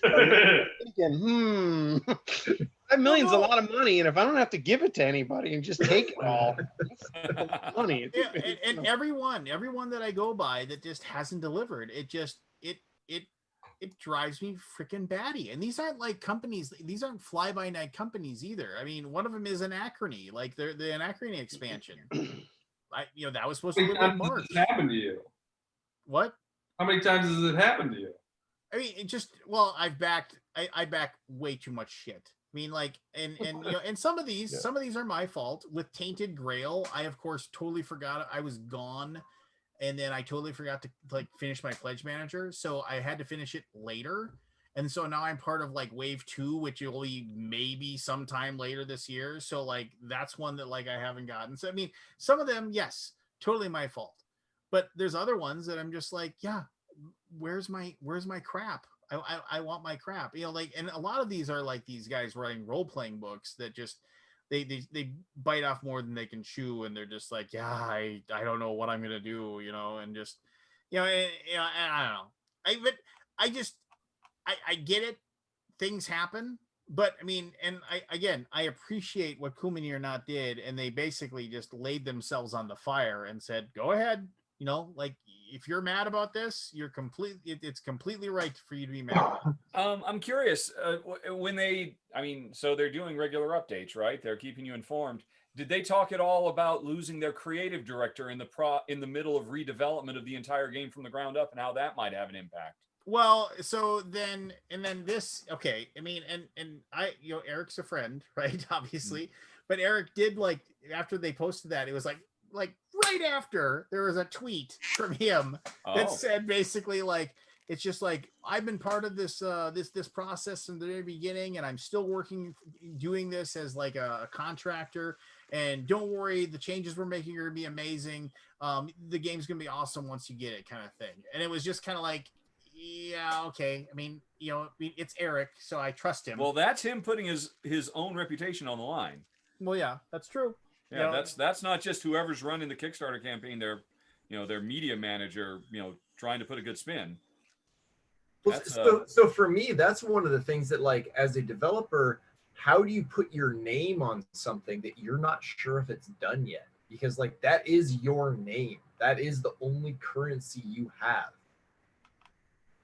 Like, if you don't deliver on something, if you're telling people that, like, oh yeah, I'm gonna make this game and it's gonna be amazing, and then 5 months later, like, there's nothing there, like, that is legit. Like, that's you. You talking about the developer or the publisher? No, not the publisher, the developer. Like, and again, I might be in the minority here, but I feel like, as you know, as someone who has created games and is in the process of creating more games, like, I would never allow anything to go to Kickstarter unless I was 100% confident that, like, this is the best that we can make it.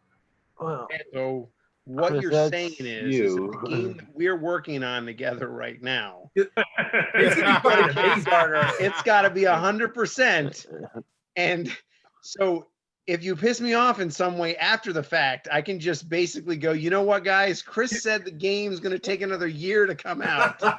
Maybe Yep, fair enough. Cool. Well, we've seen this before. That'll be in the contract, by the way. That will be in the contract.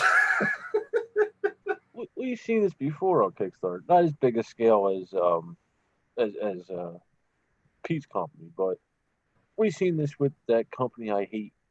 They wanted the Ghostbusters and a bunch of others. IDW. They did a bunch of them in a row. The same thing. They were half developed or undeveloped, So, I don't know if it's still this. This is 4 or 5 years ago. I haven't looked at Kickstarter. I mean, other than they hear Lance's great.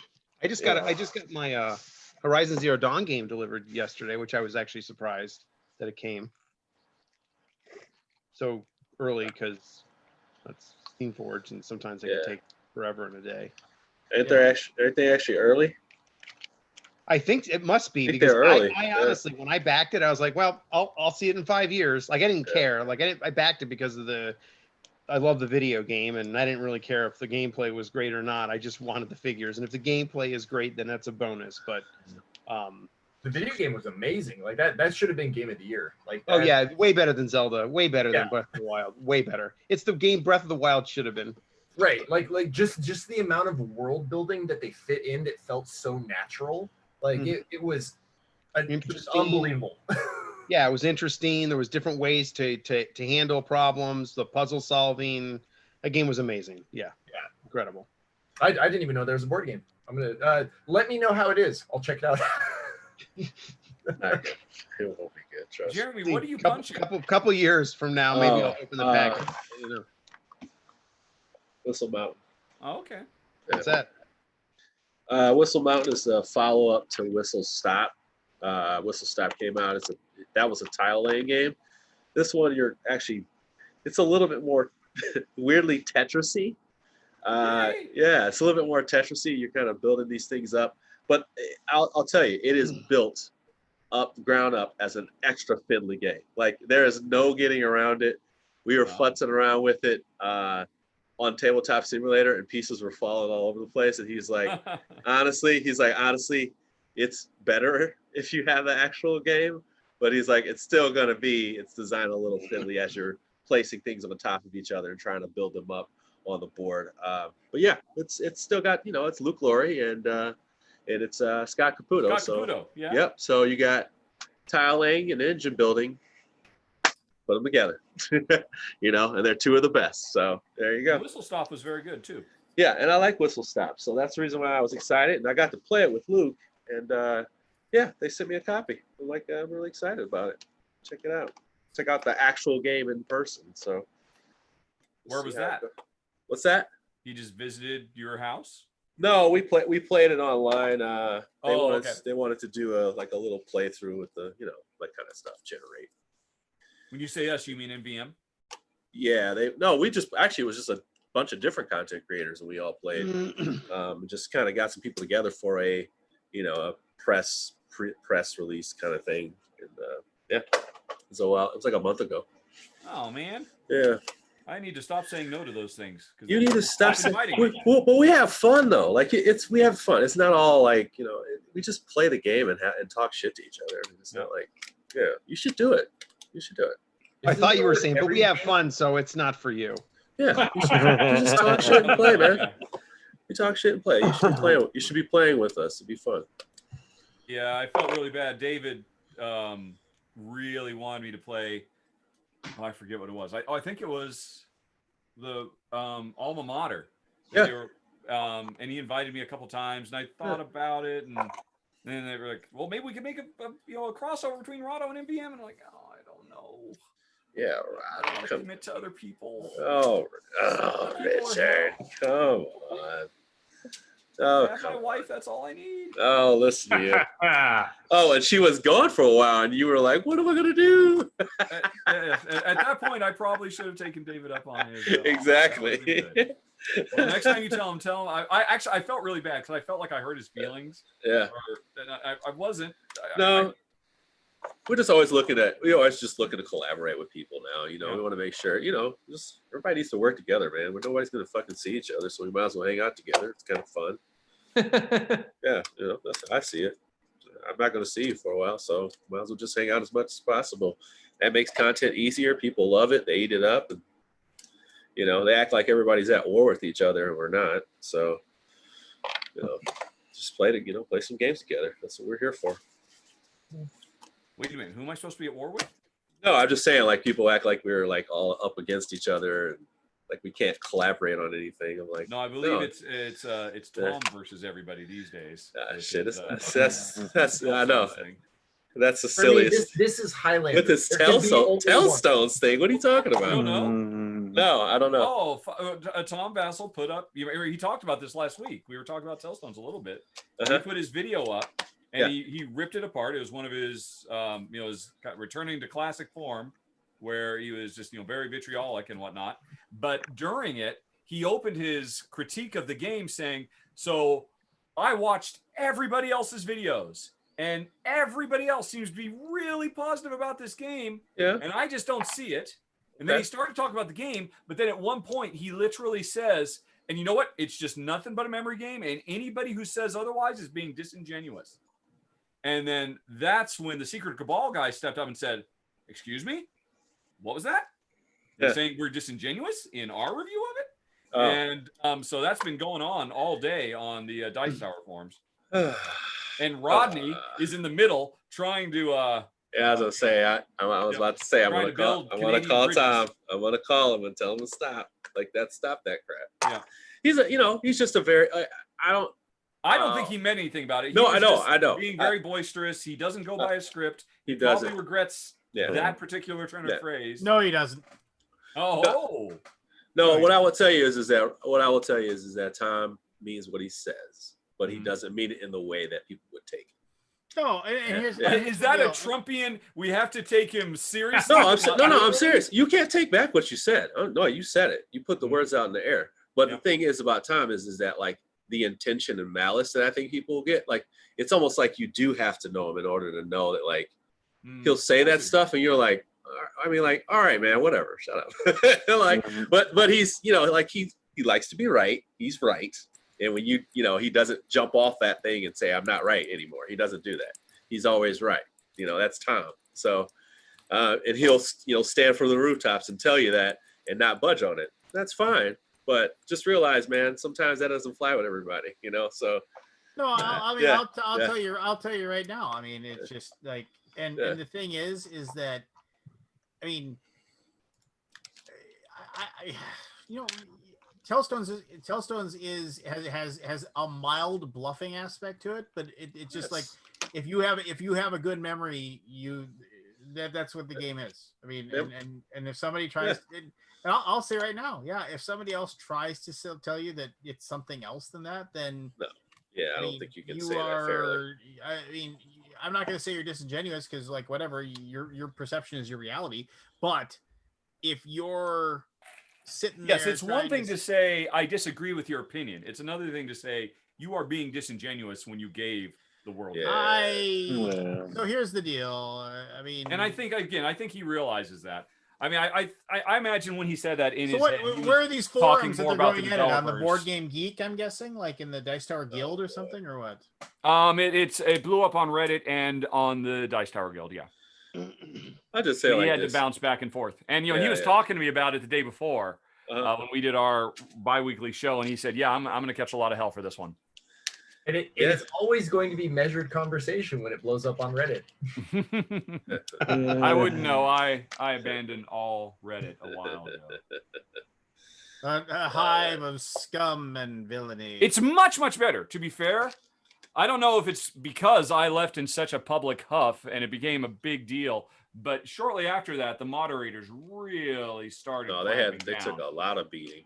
Trust me, they took a lot of beating. And I think one of the guys like got into he got called out for something and he left. Like one of the moderators left.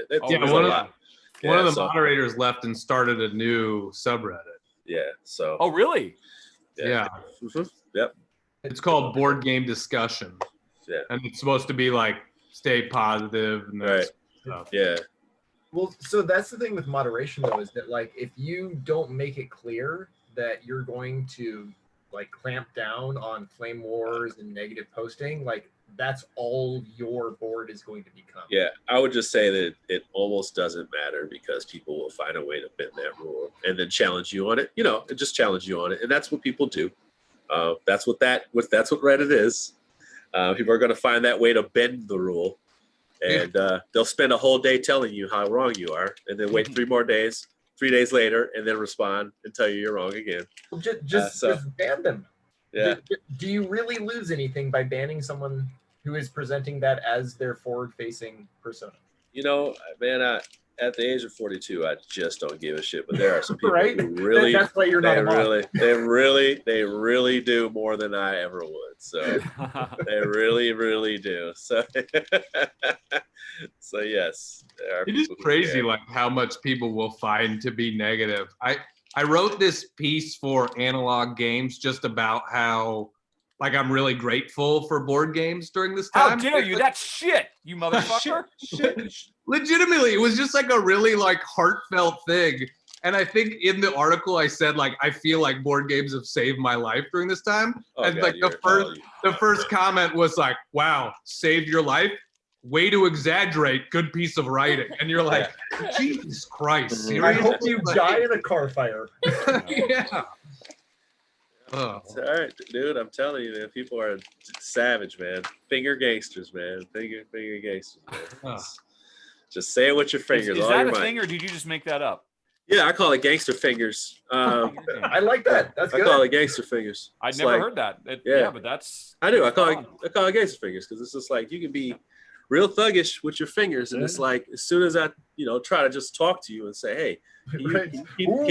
can you keep all that energy that you had with your fingers like to my face? But I'm actually I'm going to ask you exactly what I did before, and the answer is usually not. But then I could go back to I could go back to their account, and then they have like all the energy again. He was confrontational, and I have problems with anxiety, and then I'm like, man, there's no winning. There's no winning, man. There's no winning. I mean, people want to be heard. They want to yell. They want to yell, and that's okay. You got to get it out of you. You got to get it out of you, one way or another. But it does take a toll on the people that yelled at. It does. But it's just that back in the day, I didn't hear when they were shouting at me down at the local pub. Right. Because there was no record of that freely available for everyone. Right. Hey, Lance, did I hear you yelling when we lost the 2009 NFC Championship game? Well, What's the worst thing? What's the worst thing you guys have had said to you? Like in a comment form or anything like that? The worst thing I ever got was somebody who said something absolutely awful about my 9-year-old daughter who was in a video with me, that if the person had been next to me, they would have been dead. Wow. Yeah, I mean, I don't have fun ones like that. I've got rape threats against my wife and stuff like that. Gee, yeah. It's crazy, man. Good How Lord, people. My God. Yeah, I would have. And hoping that I watch, of course. If that guy had had the It's balls inclusive. to say that to my The whole face, family's involved. I would have curb stomped him into oblivion. Yeah. Yeah, it seems crazy to bring other people into it, right? Like I can handle it. You can say whatever you want to me, but don't talk about my family. Yeah, And, honestly, and I mean, what those makes kinds people of get things. so violent? I mean, why would you go to like rape and I'm They're sure not- whatever? That's what I'm saying. They're violent people, and They're that not. has No, to They're it's- not I even don't think violent they're people. violent. They're They're- not. they- You know what? Here's a Have you great seen example. the average board gamer? There they was get fed. there was a guy. There was a No, no, guy that I was on. Oh, sorry. Go ahead, Lance. Go ahead. No, I mean they feed off of the response they get. I mean, Yeah. I can it's see the that. same Okay. thing as, I mean, okay, so like when I was a kid, I got bullied because like for real, like kids, and like it was because you like they would feed off of the response they got from either like the negative response they got from the person they were bullying, or the people around them thinking that it was funny or hilarious. And the thing was, it was like we've all done and said shitty things about other people to other people that we know, and you're like the one guy who didn't make it out of the bar that night, and it's like, oh, where's that guy? And like, that guy's shitty because of this, and everybody laughs, right? And you're being, nobody is above that. We've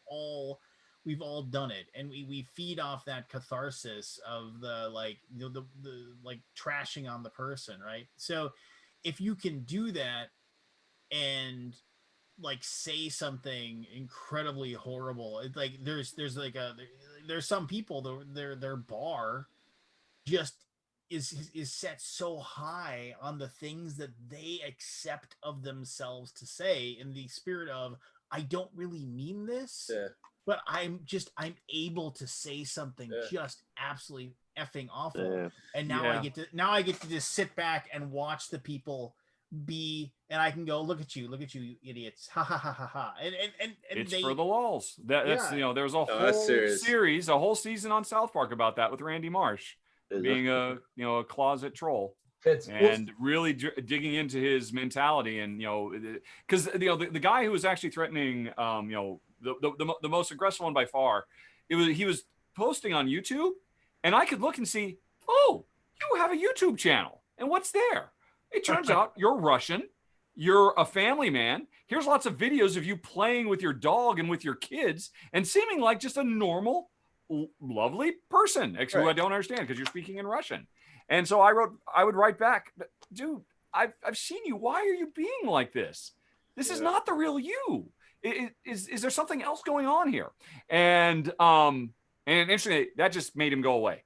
You're a better man than me, Richard, because I was just he's dead to me. Well, it's all but it's all words. It's all words. It's all this energy going somewhere. And like so I had this guy who ran a group. I'm not going to say the name of the group, but Gray Fox Games. But he had it's a group, and he's a very aggressive guy. And we argue, like he would find I don't know if he was finding my post purposely. It always just seemed like we disagree. And he would always go like to like 11, like right away. Like it was like, if you disagree with him, he would say something like just real cut-offish, or like, like, dude, F you, or like whatever, like just crazy mad energy. Right. So I see him the next year at Origins. I actually like didn't even remember who he was. Like I just didn't remember who he was, because of course you're not looking at these faces and checking their profiles, because I don't have time to do that. So he actually says hi to me first, and he introduces himself to me. Yeah. And I said, hey, I have no problems with you. What is wrong with you? And he said, I've been watching you around the floor, and everybody seems to be nice and they like you. I was like, no, hold on, man. Hold on. What were you doing online with me? Like, what is going on with you, with me online? And it all broke down. Like everything broke down. Not the same energy in person. Not at all. And then we, like a couple of days later, I actually sat down and we had like like we were within a circle of people, or whatever. And he was like, I just come off like that online. And I was like, wait, what do you mean? He's like, well, I just come off like that online. Sometimes I can be a little brash, and he was like being bullheaded about certain things, and that's how he is. But he's generally not that person. And everybody I talk to is like, he's not like that in person. He's terrible online. He's terrible. And it's been a consistent pattern online for years, and it still is to this day. You know, like he's just no different. He's always right, and sometimes he goes to 11 like real quick, and then he ends up apologizing. So it's like I just always use him I think of him as an example just because I know that's how most people are. They don't have that same energy that they use online. So it sucks that, like, thankfully I haven't gotten to a level where, you know, people are like sniping my videos and saying all kinds of slick stuff, because I just don't do it. Like I always say things that make sure people get shut down with that, because I'm like, you know, you still are a good person, right? Like that's why I try to make sure. Sometimes I say that, like, are you still, you realize you know, good people don't say things like that, right? You know, like I just try to make sure we stay out of it, because I always remain positive. There's nothing you can really do to shake me with your fingers, you know. Give it time. Give it time. Yeah, no, you don't know where I live, and if you do, you can come see me. I got some things for you. I got them things for you. Come on over. Come see me. Yeah. Well, that's what's interesting is that I actually was... Can't miss me at a con either. I'm 6'4" black man. Can't miss me. Come see me. Come say hi. Oh, come on. What are you talking about? Come say hi. A dozen. Come say hi. You know, hey, can't miss me. Come say hi. You either recognize this or the smile. One of the two. Come say hi. And keep that same energy. What up? So that's the thing. Like I was actually just interviewed for a guys doing a book on trash talk, right? Yeah. Like the history of trash talk. I'm the biggest trash talker there is too. Right. Biggest trash talker there is. Exactly. So like it goes all the way back to like ancient Greece and even further beyond. Like humans have been trash talking each other for millennia. Yeah. But the thing is that we have this disconnect now because people feel online, and this is like this is what I told the guy, because I'm familiar with both trash talk in person as well as being online, you know, playing games, is that like online you don't have that immediate physicality of being like of being potentially threatened by the person you're talking shit. Right. That's why I don't do it online, because it's like there's no exchange of energy, really. You know, it's like it's you striking keys. It's not you brushing up against somebody and saying something, exactly. or like they have to come face to face. like basketball. They have to come towards you, or I have to go towards them, so I can say something, and I'm projecting my energy before we even get there. So it's just like, you know, it's that kind of conversation. But everybody who knows me knows, like, I don't kill flies. Like I get on my son about killing ants. Okay, I am the nicest guy you ever. Like I'm not that person, but I just don't allow people to do that. Like I want them to know. And that's the other thing though, is that like when you talk shit on someone in the actual like physical world, right? If you cross that line, like, the other person can do something about that. Yeah, and that's the thing. I'm pretty free flowing, but I just have these prime directives. Like, I have these rules, man. You can't just be saying any old thing. You got to watch your mouth, man. Like, right? My mom taught me to watch my mouth. She did some things after she told me to watch my mouth. So they're like, hey, watch your mouth. Like, watch your mouth. Like, but that's the thing, is like we're navigating that world where, like, I'm pretty sure, like, no offense, Cassandra, but I'm pretty sure the rest of us in the chat like have grown up in a world where the internet wasn't a thing, right? Yeah. That wasn't a part of our lives. I mean, I'm a millennial. Don't put me in this old age group. I'm a millennial too. I'm just on the older side. And definitely not. I remember when that one was at like the beginning of like internet times. I didn't even know what the hell was going on. I was in the military at the time, and I had no idea what. Like, they were trying to explain the concept of what an email was, and I was just like, I have no idea. I looked like Katie Couric and what was that? And Matt, and that like, what is this internet thing? What is the like? That's exactly what I looked like. I had no idea what the hell was going on. And that's the thing though, is that like our society, like we're still trying to grapple with that, right? We have people that have grown up not knowing the internet and then have been thrust into the internet. And now we have kids growing up like that only know the internet. And it's like, how do we solve that problem? Like, how do we make people aware of the fact that what you do online is just as indicative of who you are as a person Well, Chris, Like- this is all Or simulation it's anyway, a fundamental man. This is all sea sim. change. This is all It's a sim, fun- man. All we have to do is plug back in, baby. Just plug back in. That's all we gotta do. It's all sim. Let's go. I don't know, Chris. It's all It a could- dream, baby. It could very well be a fundamental sea right. change Hope so. in society that not Cassandra's generation, but the one coming after her, grown up in this. That 100 years from now, humanity it's just the way it is. We talk shit online, and we know it doesn't mean anything. Because if you call any troll on their shit and say, "What? It's just for the laws. It doesn't mean anything. Nothing happening online is real."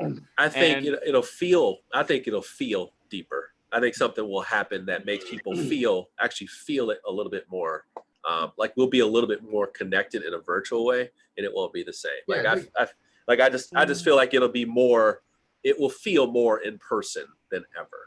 Yeah, it's because that's the thing. Yeah. Being online, it isn't Yeah. just this make-believe world. Like you are there. You can be hurt by words that are said there. Like, Right. you But, feel the things that people say Right. and tell you. And it's like we need to understand that like this isn't some separate thing. Like this is part of the public social sphere, just like everything else. And we need to treat it that way. Like it's not okay to be racist or misogynist online. Like that's not okay. You Oh, wouldn't do wait a it. minute. Here, hold on. Do that shit. Oh, in by the person. way, and that could be police too. That could be I need police to write as these well. things down. Could you repeat that, Chris? Is this a checklist? Yeah, these are going to be good for your Check kids. out my book, Otaku. It is not okay. Oh my god. Racist I don't know, Chris. I mean, online. you're probably right, but it could be that you're just being a grandpa saying, "Get off my lawn, you kids." Number And- two, it is not okay Yeah, to well, be listen, misogynist. That's the thing. I don't think it's nothing. And honestly, man, I don't think it's wrong with anybody like ribbing and jabbing at each other, man. I can take that shit for days. Like that's fun. Like I like jamming people up. I like punching my friends and shit like that. Like I like pushing my friends around and we hold like I don't mind any of that. It's just that when strangers do that stuff, and like I know what their intention is. It's not even sarcasm. You see what I'm saying? Yeah. That's when I start to say to myself, like, oh, they're just doing this like punk shit because there's nobody there. And it's like their win for the day, And they don't even think about it as like trying to actually hurt you. I don't think they actually are. I just think they like it's just for them to get this thing out. It's almost like this is my ego. A game. It's a form of expression. You have a generation growing up. Right. I mean, no, our I don't- society and our norms are radically different than the humans of 200 years ago. Yeah. The humans of 200 years ago would be appalled to see the way we comport ourselves.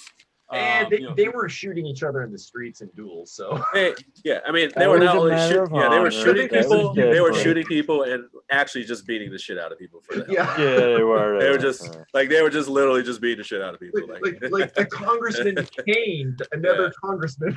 Right, like they were just things just got dealt with. And let's just be fair. 200 years ago, we were owning other humans. Yeah, So all kinds. there's a lot. These are all examples of things that are how much we have changed. Well, okay, but here's the deal. Should we go back to 200 years ago and be nicer, but no. What I'm saying is, 200 years from now, the behavior of humanity will seem as crazy and alien to us if we could see. No, seriously. Like one of my examples is high heels. Like if people look at photos of us like 200-300 years from now, they'll be like, women walk with those things? Like we almost will look like different animals. It's just weird, trends, just weird things like that. When I was in Japan, 200 years ago, there was such an insane amount of prudishness about the human body, and obviously, the idea of how much skin we show in society would be unthinkable, even amongst the rowdy people who shot and killed each other in the middle of the street as a matter of honor. But still, somebody walking around in a bikini at a beach, that's unthinkable. So it's almost impossible for us to anticipate what life is going to be like for 3 generations from now. We're growing up with a completely different paradigm for interaction. So the reason why I disagree with that is that the fundamental interaction between human beings in all of those centuries has been one person viewing another person as a thing instead of as a human being. And that's something that has not changed. And it hasn't changed in current times on the internet, in that the vast majority of what people experience in terms of trolling is that the person on the other side of the monitor does not view who they're interacting with as a human being. They are a thing to be manipulated to get your own sense of self-satisfaction or pleasure. And that, I don't see that changing without a committed effort to consciously change it. That's my point. My point is, it's. I mean, to your, well, we got to teach him better. I don't know. I think it just might fundamentally change the nature of what human interaction is. As I do believe that we will have some kind of catastrophic event that will make us policed even harder than ever. And one of them will be the national, like it'll be the worldwide kind of restricting of something like. Oh, you mean when China takes over everybody? Well, I'm just saying, like it'll be even more different than what they have, but like extreme for the world. Like, hey, like only certain information can be given out because we have access to too much information. Whether it be us deeming it that upon ourselves, or civil war, where some people take some things away from other people, or world war, like it will change. That will be the one thing I know that changes. Information will be giving to us, and we can't go get all of it.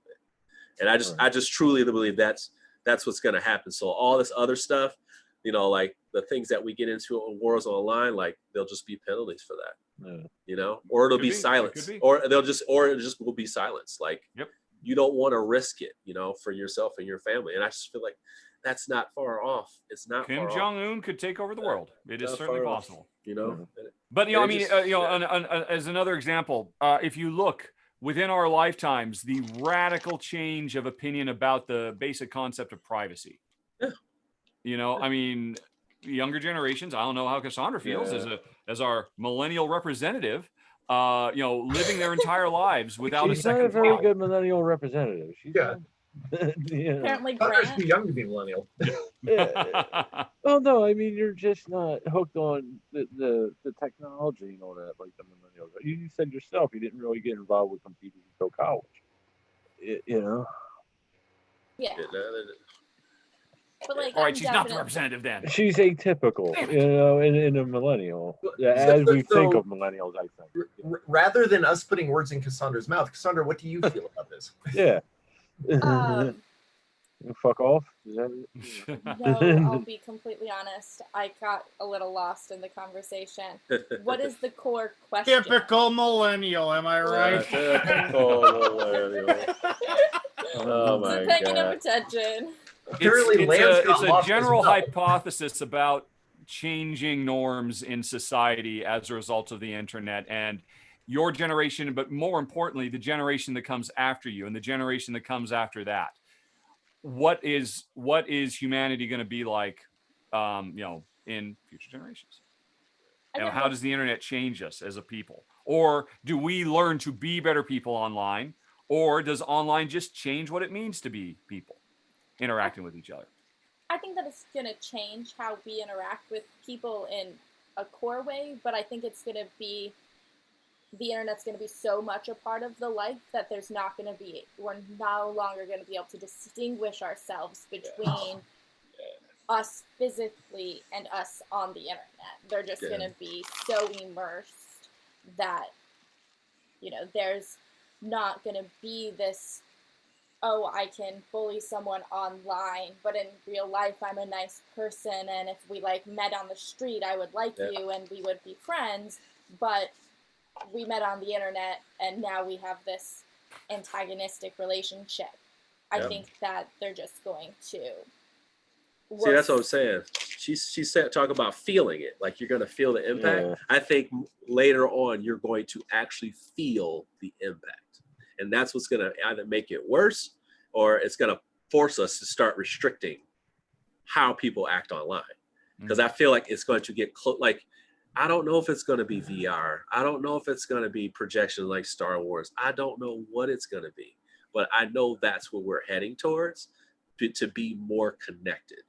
And, you know, like even the virus is teaching us to be more connected in different ways through online stuff, right? And people become, once we have these kind of events happen, sentinel events happen, they force us to like, you know, to relearn how we conduct ourselves. Like having the stock market drop off changes how people move their money around for a long time. Like it changes everything. And we have to learn things post that. 9/11, we learned things post that. It changes how our country reacts. 20 years later, have we reverted back to some of the same stuff? Whatever, right? But I feel like this internet thing is just because it moves so fast, we are going to experience things where we're just almost so connected that it has to be controlled. That's the thing. I agree with you in yeah. one sense. I'm sorry. I agree with you in one sense, but we're looking at this through a Western civilization. We're not going to be as free. I'm just going to. There are I think people ultimately we're not going to be as radically free different. anymore. Yeah. We're There are not going to be people- free anymore. That stuff is gone. It's not going to be there. In my lifetime, before we die, we are not going to be free. We are not going to be free. It's not going to be for free or free at all. It's going to be told how you are free. Yeah. It's not going to be that way. So whatever people are on, I just don't believe that. We're not going to get away with that dream anymore. I thought I wrote. We're not going to get away with that dream anymore. Yeah. There's still slavery going on to this day in other countries in various forms. I mean, we're looking at this through a Western civilization. Like, I don't know 100%. These are if we'll so, ever be. Yeah. so third world Hashtag first world problems. Right shit happens. People be down for it again. It just depends on what happens, man. I'm serious. It just really depends on what happens. But I don't think it's gonna be this way, and we're not gonna have that freedom. That's it. I'm not sure if it's gonna be controlling. I think that eventually our digital presence will be so heightened that it will be almost like we're living in a VR world. We'll go do things, but everything will be done via screens, will be digital. And I'm not sure if they're going to try to take control over that and be like, you're no longer free and you no longer have the ability to be free. I think it's going to be, you can still say whatever, but it's more you. If you bully online, you're a bully, and you get reacted in that way.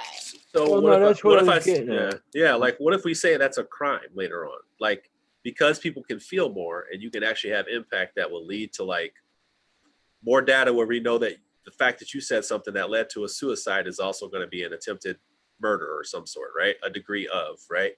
Well, where is that that's in reality? Like, I'm saying future now. I'm feeling like future. But like, I'm talking future. Yeah. Reality, current, like physical. I'm getting bullied, and that doesn't. My bully doesn't have consequences in real life, really. Not in that way, at least. Right. So, Jeremy, how is that any different than hate crime laws that are already on the books? Oh, I'm just saying it'll be way more enforced because, like I said, people will be way more connected to these things. Like we'll start seeing people have more impact because they'd be physically feeling a lot more. Just like, okay, think of it like this. Think about the first time you had a DualShock controller. And that was that feeling, that feeling, or the Rumble Pack, the first time you felt that. Now you're having this, response, even though it's just a controller shaking, man. Or when you go to a 4D movie, if you've ever been to a 4D movie or like Disney where they actually put the stuff on you and feel it, I'm saying like whatever we're plugged into will feel like that.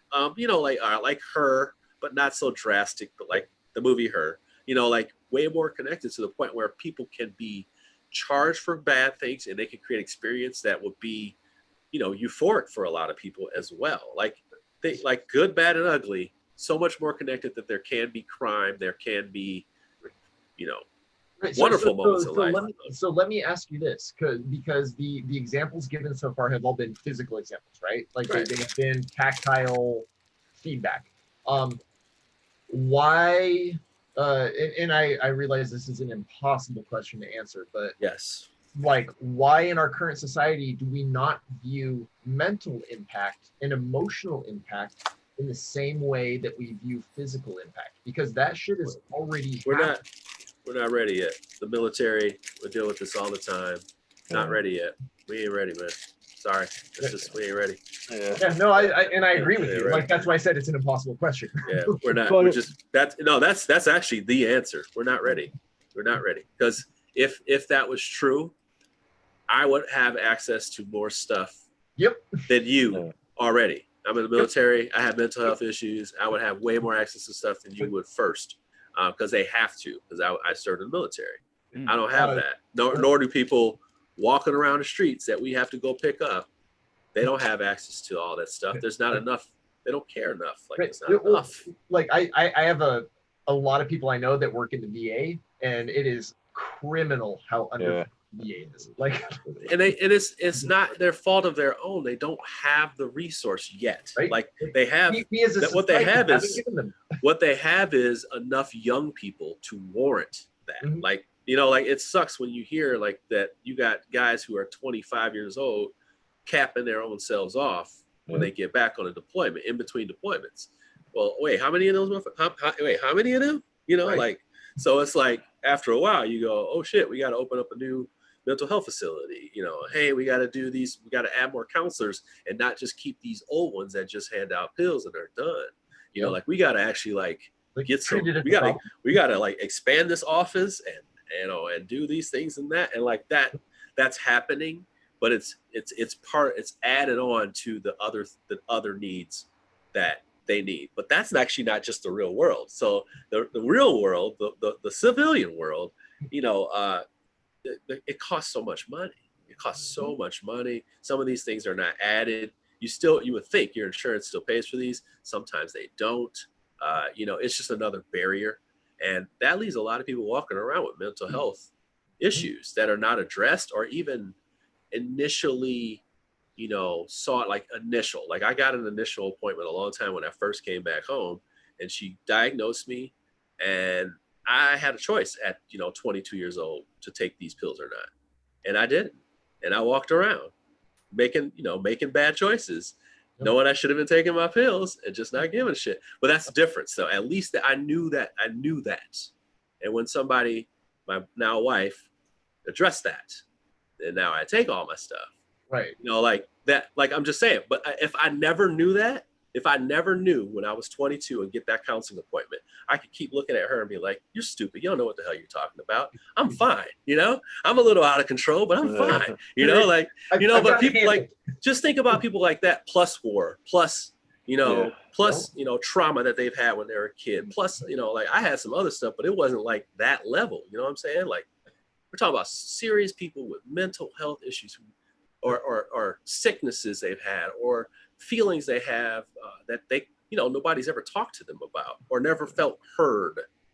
And then now they're walking around, man, and, they don't get no help. They don't get the meds they need. Shit happens, bro. Shit happens. And that's what drives me fucking nuts is that, like, in the NFL, right? Like, if you tear your ACL, it's immediately, okay, we're going to get you this treatment and this treatment, and we're going to have you back on the field. If you have a mental breakdown, it's like, no. Well, okay, but they got sports psychologists now. They do now, but I will say the NFL has better.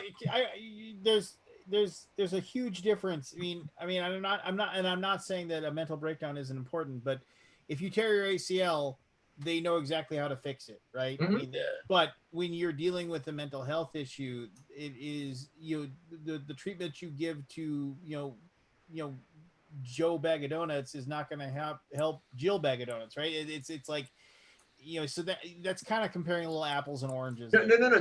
So I will not say it's comparing apples and oranges because your brain is part of your body just the same as your knee. But the fact that we have emphasized treating all the parts of your body except for your brain is a societal choice that we have made because we could have put money into doing that.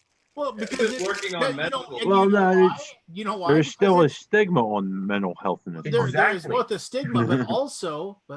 And why is there a stigma? Is there a stigma when I tore my ACL? Was there a stigma on me for tearing my ACL? Yeah, throw some dirt on it and get back out there.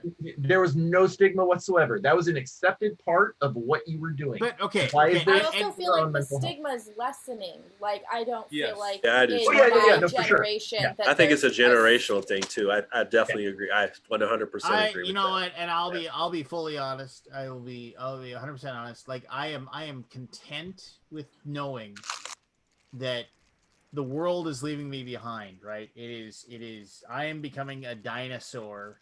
I hope it gets better. I hope it's better than what I had. No. It's like, and the world is moving on without me because I still have all of that societal stuff in the background where somebody is like, oh, I go and talk to my therapist every couple of days, even if I don't need it. And then in the back of my head, I'm like, oh, geez, because I grew up in stoic Norwegian family where it was like, it's just like, hey, Dad, happy birthday, I love you. Lance, it's just like that was, and that's just what I grew up on. He said, "Dad, I love you." What the fuck? Dads don't have feelings. No, and so and that's just it, right? So, and I know that like my kids are going to grow up in a world that is going to be a lot easier for them to discuss. My son will have friends that if he told one of them, told one of his friends that, hey, you're like a really good friend, man, I love you. His friend won't turn and go, okay, fag. He won't do it. Yeah. Right. Yeah. He won't deal with that. Whereas like that would be with my friends. It was like, if you ever like said anything actually emotional, it was just kind of like one of those things where it's like they might not say it to your face, but as soon as they're done, it was like, geez, he must have put panties on last night before he came out. Yeah. That would, and that's, and it's one of those things. When my grandmother died, when my dad's mother died, he gave a eulogy, and he referenced her as being an anachronism, and basically like she lived. She no longer had a place in the world. She was like 96 years old. She never drove a car in her life, never had a checking account. There were all these things that my grandmother never did in her entire life. She was completely and totally alien to the world that she lived in. And he said, but that's what happens. And that's what he said in the eulogy. It's like, we will all, the world that we'll leave will be an alien world to us, and it's just like, and you can't keep up. You just can't, because you have all of the formative years that got you to that point are these giant lodestones and backpacks full of rocks that just don't let you catch up. And so I have taken the point where it's like, I recognize that when like the little voice in my head will say things out loud, but I suppress it and say, okay, just shut up. Just don't say anything, and just let the world move on. Just let the world, I can stay here. I can stay where I am, and I can say, awesome. My kids are going to grow up in a way better world. Right. Just like I grew up in a way better world than my parents did. Yeah. It should be. That's always the goal as a parent is the world your kids are growing up in a better world than the one you grew up in. Right. And you want to make the world a better place for your children. That's what you want. Apart from climate change, I feel like we're doing okay on that front. But that one exception's a pretty big one. Get back to me on November 3rd. That's all. Yeah. Fair enough. To be fair, I think I was raised basically by my grandma. They've had a 8th grade education, max. And she would ask me, I was way beyond her by the time I got to like 4th grade or 5th grade in education. But she was always trying to constantly understand this. And I feel the people who make laws are in that situation now. Where the technology and the education of the world has just moved so far beyond their understanding that they're trying to understand, they're trying to keep up, and a lot of them are bullshitting to do it. But we're surpassing each generation so dramatic. Well, it's almost like Moore's law, right? Where the speed of a computer processing chip doubles, every 1 year or 2 years or whatever it is. It's like we live in a world where 150 years ago, the germ theory of disease was still being debated. Yeah. And now we're talking about quantum mechanics. That is. Well, and this goes to my theory when you were talking about 200 years from now, it's gonna be like this. I honestly don't. I think there's a kind of a coin flip as to whether or not humans will even exist in 200 years. Right. No, I mean seriously. I mean, No, I'm with you. Yeah. with That's what I'm saying. Like I feel like it's going to be event upon event, and it will be till we're gone. We are gone. with the at the rate we're moving along and the routes that we travel, and I'm not just talking about the political climate we're growing up in or anything like that. I'm just talking about just like, you know, I mean, I'm not a conspiracy theorist with like, Bigfoot. COVID and coronavirus or anything like that. I'm not a big believer in that, but I mean, but you know Bigfoot. that there's No, let's check some boxes for you because you go on. You got some good ones. You got some good ones. No, No. Let's do it. Let's do it. Conspiracy theory. Bigfoot Is California spread the virus. going to be part of the United States in 50 years? No. Well, no. I'm will there thinking be 20 an years earthquake max. and will it fall? No. Let's No, go it's- through all of them, man. 5 months. No, it's not. It's not falling into the ocean. But I mean, no. I mean, Succession. I mean, there's so many things that we mess around with, like that we don't truly understand. I mean, including infectious diseases and different alternate methods of power, and like, we seem to be so excited about this super collider stuff that like, it's like, does anybody really know what happens when we start smashing this stuff up against?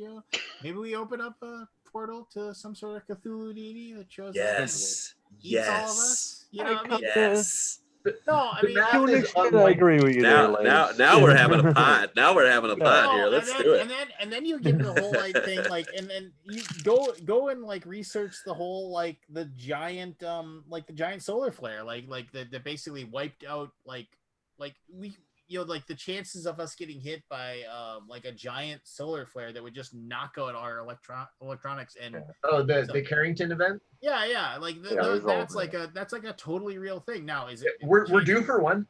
Well, that's like saying if you roll a 6-sided die and you don't roll a 1 6 times in a row, you're not due for a 1.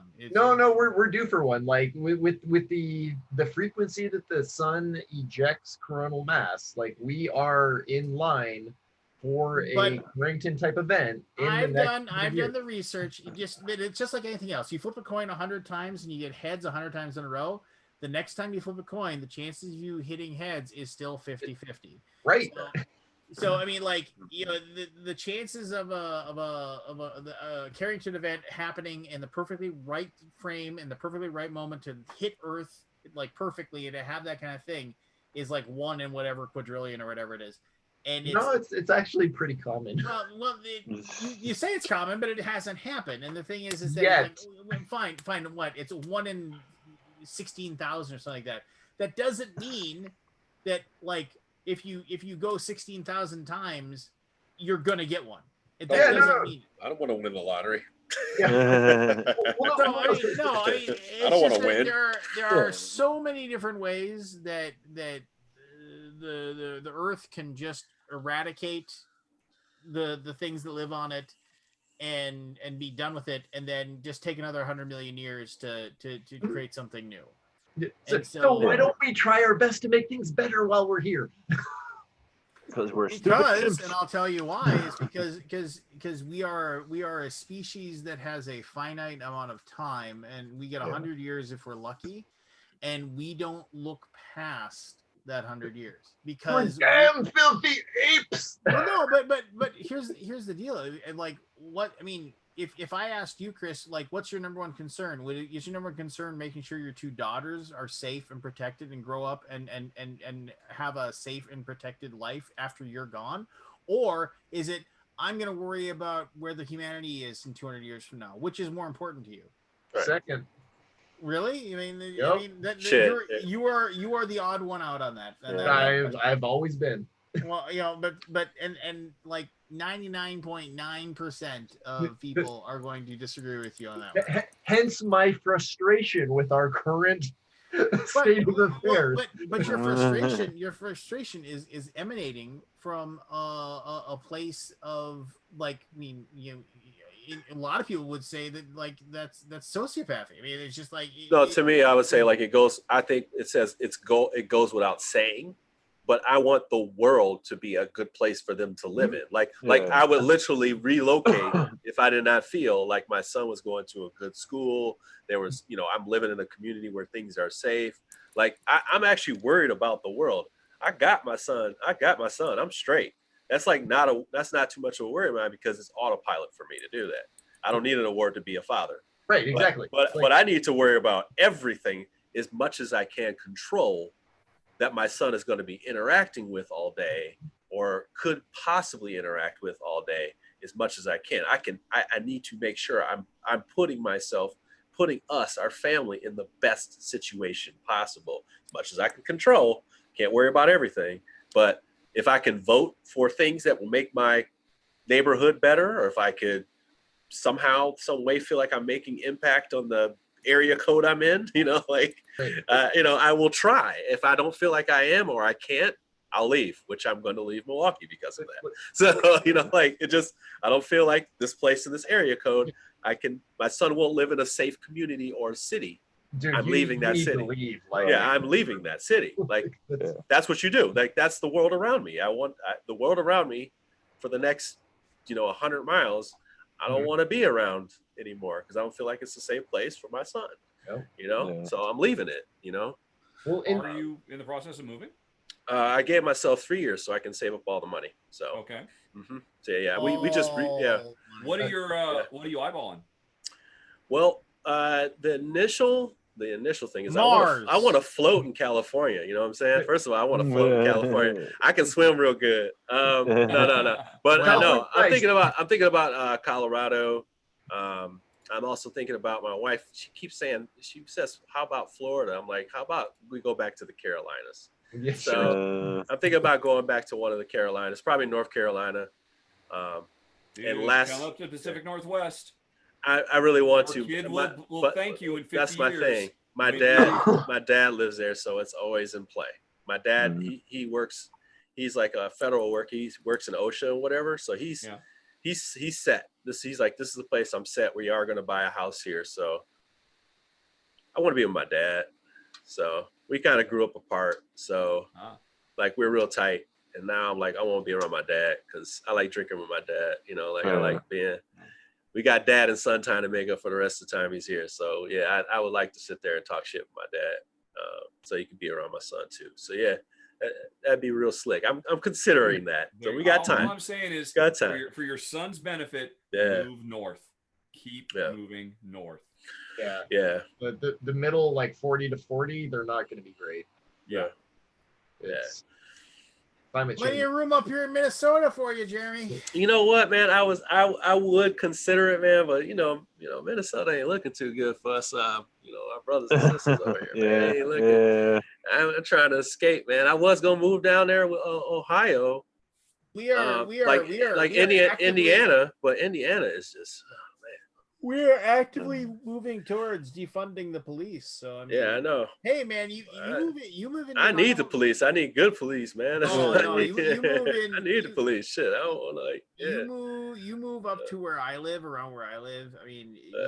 I mean, the door to my house is unlocked 90% of the time. That's great for you, man. That's great for you. There ain't nothing. Yeah. How many people look like you, Lance, where you live? Yeah, man. Most.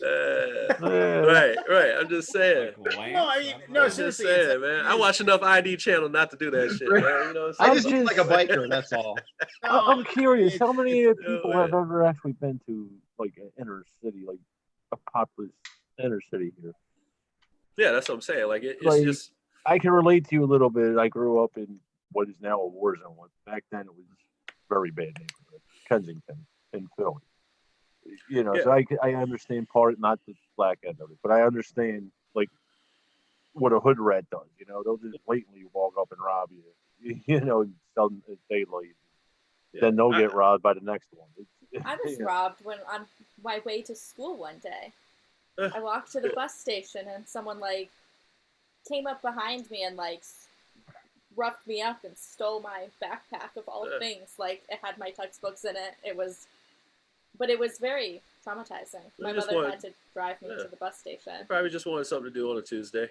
This is an everyday occurrence. It's bored as fuck. Bored as fuck. They rob one another, and then whoever. Somebody knocked me off my bike with a baseball bat on my 12th birthday, man. Oh, Jesus. Happy birthday. Beat the Got shit hit out of by me a with that car. bat too, man. Knocked me off there. I was like, man, get the fuck out of here. Did they I had to give wait for that bike all year, man. afterwards? What? Did they give you the bat as a birthday gift afterward? Nah, man, nah. You don't want and, a you know, bat like, and that's the thing, like afterwards. that's the thing, like in the hood, it's a whole Yeah, mind state. So yeah. like you could get your ass kicked for your bike, and then somebody be riding that bike next day, like they'll be chilling with your bike, and then you'll be like, hey man, that's my bike. And you put your name on it and your initials. They're like, Yeah. no, this is my bike, dog. Yeah. This my cousin gave me this bike. I'm like, dude, that's my handwriting. So what you gonna do? Like, it just doesn't even matter. Like it doesn't I need matter. to find somebody bigger than you to come. Right, it doesn't matter. It's like, all right, Maurice, I know you can fight, so I ain't fucking with it. I just Well, I mean, isn't that the question confronting our country right now? Is what you gonna do? right. It's like, what you gonna do? Like we've literally been knocked off our bike, and what you gonna do? Yeah, it's yeah, man. But no, like in the hood, you don't want to call the cops. I mean, as much as you're saying you phone the police, in the hood, it's different. Dude, the police are right down the street from my house. All kinds of shootings, all kinds of fights. There's no such thing, man. It just no. I actually would. Okay, so I have had like 100% positive experience with the police, and then like another part of my life where I had all bad. Like, so I've had both. Like I used to, police would come up with the bubble gum. They'd roll up. We'd have the block parties. They would come through, block our streets off, and then we could go play and stuff like that. They would come to our schools and give these great talks and stuff. We'd have community meetings. Now, this is right up in the hood, gang territory and everything. There was good times where the cops were there, and then there was times where they just weren't there. So it was like they were conveniently not there, but then they were there to like deal with like these big events. And they were always there for the positive stuff. So I was used to seeing positive cops. Yeah. I went to school at like damn near an all white school. They bust us in from the city. So they took all these inner city kids, bust us in there. And like, I saw all these nice cops doing all these great things and stuff. It was great. Like it was great, great, great. Then I got to high school and I saw a whole nother side of cops, like a whole nother side of cops, and just doing real slick shit. Because I always tell people, like, why they have crime reports? That's the stuff that get reported. That's the paperwork they have to report. It's the other stuff. I'm like, if a cop do some slick shit to you, it's not like they're gonna write it down. Like, you know what? I kind of pushed these kids around. It was fun. You should see my report, dude. Like, that's what I try to tell people. People be like, oh well, there's no facts or evidence that's. I'm like, because it ain't happened to you, dog. Like, it ain't happened to you. You didn't have to sit there and watch it happen to you. Like, and it happens to white people too. It's not just us. Happening to white people right in front of me. And me. So it's like, it's not immune. It's just we want the good cops. That's all. We want the good cops. That's all I tell people. My brother's a cop. He's probably an asshole too. He's an asshole. But he's a stubborn asshole. He used to carry a 50 cal. He's a pretty strong dude. He probably throws his weight around a little bit. I know he does, but I try to tell him, man, make sure you're a good cop, because that shit come back around to you, man. Like, make sure you're a good cop, because I know how you are. And that's what I want. I want good relationships with cops for my son and also all people, because we need you. We need them. We need them. We do. We want justice. Right. To me, when you say justice, that's a whole court system of things. Yeah. That's a whole nother level, dude. Like, that is a whole nother level that is not being dealt with. Yeah, no, absolutely. It's not just cops. But who determines? No, don't cut off the conversation, Lance. We're having a good one here. No, I'm not cutting it off, so don't tell me. It's my show anyway. But it's not your show anymore. It's my show anyway. You want justice. Okay. Who determines what justice is? Justice is very simple. It's the idea that what I do is treated exactly the same as what someone else does. It is fairness in terms of consequences and repercussions for going outside the social contract, no matter who you are, what you look like, what you believe in, how much money you have. Okay, time out. I'm going to just stop. That is I'll let you go. Okay. Who decides what the social contract is? Is this written down somewhere? It's not. No. I'm asking you. It's not. It's Hammurabi in the Code of Laws. Right. Where is this social contract written down? There is it is, you cannot break apart a molecule of the universe and find the social contract. It is not a universal law. It is what we as human beings decide gives us the best chance to survive. Okay, in the time. No. Let me finish my sentence. In the face of an uncaring universe that is doing its level best to kill us at every single second. And that means we need I'm just saying. I'm just saying. All right, Overall, justice is not going to work. Like the word justice is not. Yeah, it just. Yeah. What we makes, the people is what makes justice. your definition of what the social contract better than somebody or more correct than another person's definition of what the social contract is? What makes it more correct is that I am not okay with someone else starting out with less of a chance in their life based on anything out of their control, such as, again, what they look like, what they believe in, what their sexuality is. I want us all to start. So why, since you figured out you can kick a football a long way. Let me finish the sentence, please, because this is important. I want to know that we are all starting on the same starting line, because that way when I beat your ass, it was fair. Okay. And it wasn't because you had a fucking 100-pound weight strapped to your leg and you were crippled from the get-go. Okay. That's not justice. Okay, but you had the physical ability to kick a football better than I've been no. I had to sit here and listen to you talk. So you sit here and listen to me talk. Go ahead. Hey. So you had the physical ability to kick a soccer or a football good enough to be one of 16 people in the world 32. To have your job 32. Or 32, sorry, one of 32 people out of the billions of people. You were good enough to be one of 32 people to hold that job. So you were given some sort of like concoction of placement, geography, physical ability, the like wherewithal to have the extra time to practice, all the things, the mental acuity to like apply yourself, the like whatever, the right sort of support, like the weird whatever chemical plus socioeconomic combination blender that shook it up and they poured it out. And then Chris Cluey became a professional NFL player and a punter. And you were one of very, very few people in existence that had that. So why didn't you say, I can't do this? Because it isn't fair to the rest of the billions of the world that they don't have the same thing I do. I just can't do this. I'm going to go deliver newspapers. Because he was no quarterback. No. So Lance, the barely a cheerleader. Waiting for shade. The cheerleaders probably got paid more than I did. There you go.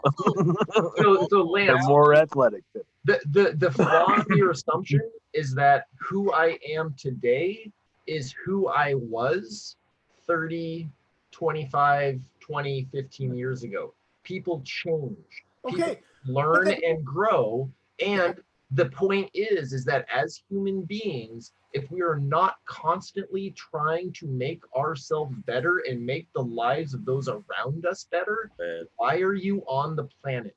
You're not about just to protect anything. You know, I'll say right now, to protect myself, protect the people I love, and to make sure that I put my offspring in the best possible position that I can directly influence into that. And the easiest way to do that is to provide for them, give them an education, help them to explore the things they want to be, and like be good and kind to my wife, so they grow up in a good home, and just do the best. And the thing is that, because you know what, nobody else is going to come in and do that for my kids. Nobody else is going to do that for them. But why not? Why are we not doing that as a society? That's my whole point. That's what justice is. It's recognizing that like this. People, a significant portion of our population, because they are white, because they are heterosexual, because they are male, they are afforded advantages that not everyone else is afforded. That is not justice. If we want to rectify that, we need to examine it, we need to change it, and we need to make sure everyone is starting in the same place. So that way, who you become is based on your own abilities, whatever those abilities might be. But But you like this, not I know I'm realistic when I say it'll never be fair. Yeah. You know, people play favorites, and it's always going to be just us, not justice. Like it's just that it's going to be just us, not justice. But and what I I have a very can do, idealistic view. but what I'm saying is like I'm trying to cut the just us shit out as much as possible. And then I want people to be, you know, given a fair trial. I want people to. Right. I don't always don't want the baby daddies to take the L. They should be able to get full custody too. But it doesn't work out that way. The numbers prove it. You know, I want cops to basically be charged for crimes because they selectively forgot their uniform, and their uniform is actually a body cam. Your uniform is a body cam, and they're not wearing a body cam. You know, like that's actually something you should be charged for because you're not wearing a proper uniform. Right. And on top of that, the event that happened, you don't have the evidence, the proper evidence to prove your innocence. So that's a thing. You know, like no.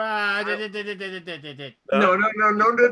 an element. It's an element. It's an element. It's an element. It's just an element. It's just an element. One of the tenets of our justice system is you are innocent until proven guilty.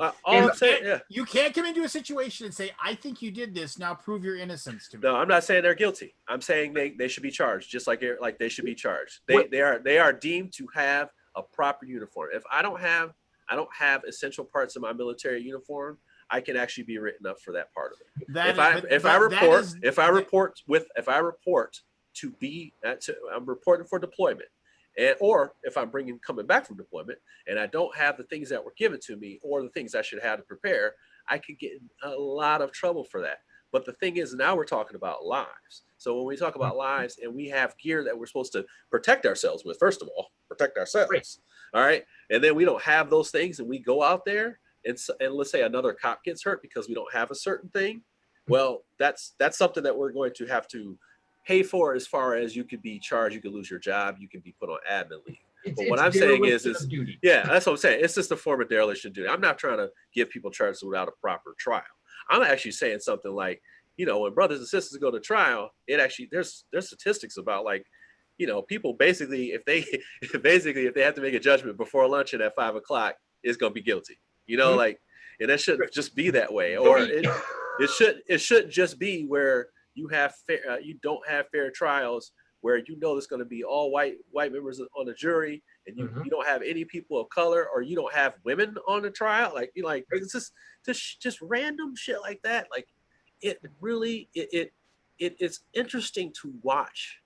Like, you'll read an article about some of the shit, and you'll be like, is this happening? Like, this is happening. Like, nobody in that courtroom, nobody like was like, this shit is wrong, or like, why is this like this? Or, you know, no whispers. It's like, you know, it's just weird to me that our justice system will allow some of these things to occur. And, you know, I understand that things are not always going to work out fairly. I don't believe everything is fair. When somebody gives me a gift, it doesn't mean I give them one back.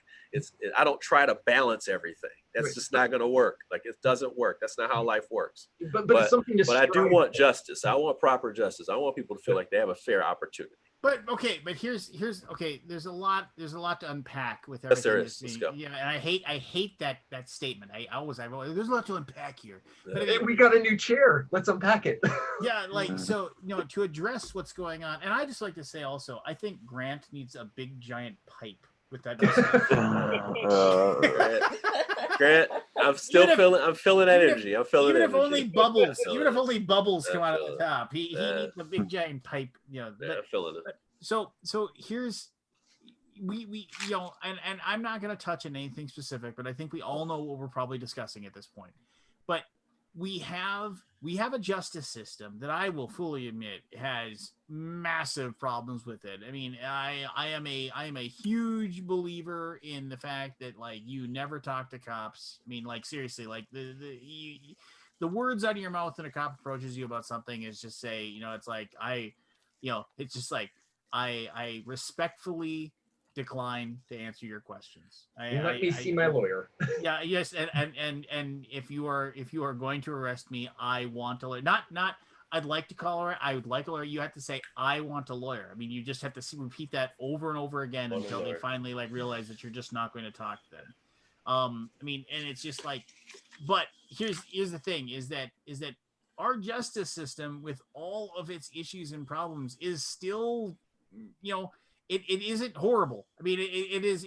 But no. Here, you compare it to some of the other backward shit that's going on in other modernized countries. But criminals get put away. Criminals do get put away. In most cases, they do get put away. I do agree with that. But what I'm saying is that there is still a lot of unfair shit that's going on. That's similar to the countries you're speaking about and saying, oh, it's not like that. Oh, there's some shit in these little small counties that they get away with. I mean, I've gotten tickets in small counties and it was like, oh, you don't have the right to speak. You don't have the right to speak. Like, I didn't choose to not have the right to speak. They chose for me.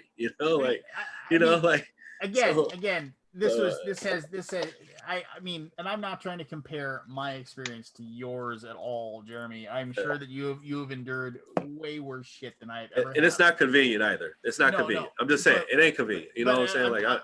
When I was growing up in my 20s, I was the dirtbag with the stringy goatee and the dreads and the guy who delivered pizzas all day long. I got pulled over by cops. You were that guy. Well, no, I got pulled over by cops all the time because I was driving around in weird places and they just pulled me over and say, you know why I pulled you over? I was like, I have no fucking clue why you pulled me over. And they'd be like, well, I want to know what you're doing in this neighborhood. And of course I was young enough and it's like, what's none of your goddamn business? Oh, well, back in the cop car I go. Yeah, back in the cop car. Yeah, just because they come up with a reason why they had to switch my car. So doesn't that prove the point though? Yes, it totally does. But here's the deal. If I should have at some point I should have realized I'm growing up in a very conservative, like moral, religious majority thing, and if I don't want to have cops mess with me, I probably shouldn't have long, stringy, hair and a big giant dirtbag goatee. And isn't that weird that you have to think that like that though? Oh, like no, I shouldn't have to. I shouldn't have to be me. I shouldn't have to be who I am. Once again, and this is I'm an old guy, and the world's leaving me behind. But I mean, my grandfather, who was a sheriff, who was a very fair sheriff, he used to say, like, when people would say, I can't believe this happened to me, and he would say to them, well, if I danced on the railroad tracks every night and I got hit by a train, would you have a lot of sympathy for me? And you'd say, "What the fuck were you doing dancing on the railroad tracks?" And that was what he always. So that's the whole point, though, is that people are getting hit by trains that aren't on the railroad tracks. But there are people that definitely do shit. That definitely, if they get hit by a train, you're like, well. If I walked into a high crime neighborhood and flashed hundreds of dollars of bills in my wallet and jangled my massive amounts of money, and then you found me clubbed over the head, and taken it, you're like, what the fuck was that asshole doing? No. Let's examine that though, because what you're taking for granted is that high crime neighborhoods are supposed to exist. Why have we not addressed that as a society? Why have we not given those neighborhoods the resources they need to where crime is not the only option that they have available? But but I like how you totally avoided what I said and you just propped up another thing to argue about. Yes, my whole point is that if you do stupid shit and you get in trouble or something happens to you because you were doing stupid shit, at some point there's some accountability for doing stupid shit. Well, I'm not denying that. I'm just saying is that a lot of people like to use that reasoning to excuse horrible things that are happening to other people, even when they weren't doing stupid shit. As I say, like, just because you're a horrible person doesn't mean you don't get a chance for a fair trial. Even if you are a fucking idiot, you still have a right to be. You have a right to be arrested, get a lawyer, go to a trial. And we determine your innocence. But you don't even get a chance to do that. Then something is wrong with said system. Like that's the difference. And you know what we do? We argue about what's wrong with that person versus the actual event that happened, the event, and the event that is like good, bad, or ugly. And that's the problem. It's like I don't care how bad of a person you are. That's why we got a fucking courtroom. You know, like that's all I can tell you. Like that's why we have a courtroom. Well, and get people into the courtroom, get them arrested, get them in a courtroom, and we'll determine that. Like, that's the hardest thing for me people to understand. You know, like you're not judge, jury, and executioner. You are there to detain and contain, and that's it. That is your job. Good night, Richard. Right. See you, Grant. Bye, Grant. Good night. Good night, you unbearded gentlemen. No, I just you know, so Lord Jobby said, so Lance, if I wear a hoodie for a long period of time, I will be shot by a king shit security officer. I mean, here's the deal. If I knew that if I wore a hoodie and if you said every time you go outside wearing that hoodie and I pulled it up over my head and I walked and whatever, and I knew that like I increased my chances of being shot, no, that should never fucking happen. It should never fucking ever be an option. But here's the deal. I'm not going to wear that hoodie. I'm going to make the choice of not doing something that's going to put me in greater danger. Okay. So here's a good example. All right. So I grew up in an area where there was vice lords and GDs, right? God's disciples and vice lords. You wear your hat a certain way. It's used to call like have your hat broke off. So you have your hat broke off to the left, have your hat broke off to the right. Or if you live in like a rolling 60 area or like a blood and crypt area, red, blue, whatever it was, right? Now you can claim ignorance, but any black folk will tell you before you go this way or that way, you can't have your, you know, whatever, right? You can't do that. Like, don't do it. Don't be the fool. You know, like my brother, I think he was wearing something like St. Louis, and he was like, no, this is a blood neighborhood. Don't you dare walk outside with that shit on. Like, I don't want to deal with that. You'll get shot before you walk in the movie theater because there's people checking you to make sure that you don't have it on. Like that, and they don't work at the movie theater, you know? So I understand what you're saying, that like that there's that, but like if you're just walking around with your clothes on, there should, like, events should not happen to you, but I understand that you need to be mindful of it. You know, like you need to be mindful of the things that you're wearing when you go in specific places. I just don't think a fucking hoodie should be one of those issues. You know what I'm saying? Like a hoodie should not be one of the issues. It should not be the reason you die. Just like a reason a woman wears, you know, provocative clothes and doesn't make her liable to get a crime. It just doesn't. It shouldn't be that way, man. Like it shouldn't be that way, and that does not mean it doesn't happen because of, you know, I've watched many killer shows that'll say, hey, this person, you know, was doing this and that, and therefore I tracked them down, or therefore I took that person away. I know that does happen. But I just feel like if some a-hole assaulted somebody and said, well, look at the way she was dressed, I would say, right. You know what, just shoot him and let's be done. You know, just let's move on with our lives. I'm actually down for that too. So again, though, I'm down for that too. I'm down for that. I hate to be the bleeding heart liberal because I am angry. No, you don't. No, you don't. I don't believe for a moment that you hate being the bleeding heart liberal, Chris. Not even for a half a second do you ever say, "Oh, I just wish I wasn't like this." I'm an apologetic liberal. But here's the thing, though, is that's that Minnesota nice. You can't get rid of it. Yeah, right. It just infects you like COVID. But that person has been influenced by their environment, and that's what like. Let's invite them to Thanksgiving. Have them sit next to Grandma. Hold on. Just hope she doesn't wear anything provocative.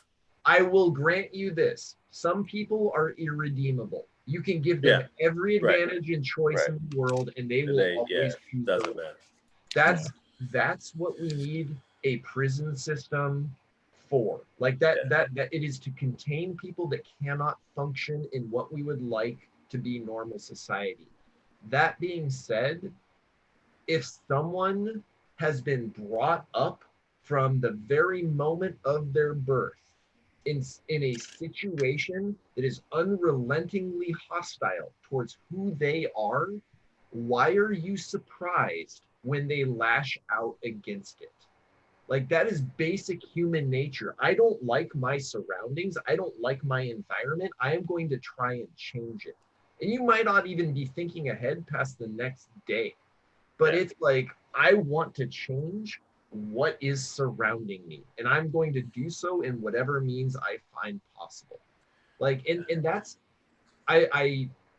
I hesitate to say it's not their fault because there is an element of human choice involved. But again, if all of the information presented to you growing up as a child in your formative years has been, this is the way the world is, and it is not a world that you can live in, what other fucking choice do they have?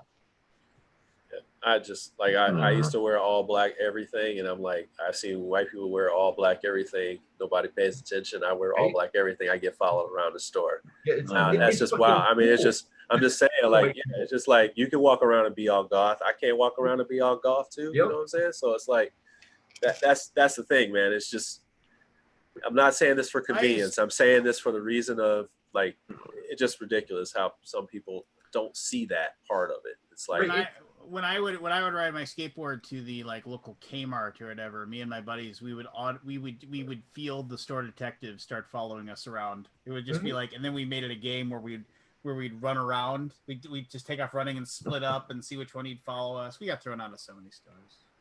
It's well. So by the way, when I did steal shit, back in the day, I'm thinking like I didn't wear hoodies, I didn't wear anything. I just wore the big like thing was pants and a t-shirt. The big thing was that like you grab something like you grab something and you stuff it in your jacket and you take off running. Right. And then you turn around a corner, you throw it somewhere, like throw it in a pile somewhere. And then you stop, and then you just stop running. And then like you turn around a corner, and then the person would come running around the corner, like almost right into you. Yeah. And then they'd be like, oh, and then you'd walk out the door, and they'd almost always stop you. And then of course you'd be like, get the fuck out of here! You're not touching me, you know, the whole thing. And then you didn't have it. I got thrown out of Kmart and Target. And again though, like that's the whole concept of justice that I'm talking about, is that no one should have to grow up like that. Like that is not a fair starting line. Like that is not an experience. But here's the deal. Everybody, I don't think anybody disagrees that like, oh no, I think people should be poor. I mean, nobody says that, right? I mean, nobody says, I think people should go to bed hungry. I mean, we're certainly doing that with our Republican political party. We might not say it, but they certainly support it if not by nothing but their silence or their unwillingness to basically accept it. I mean, isn't the problem isn't that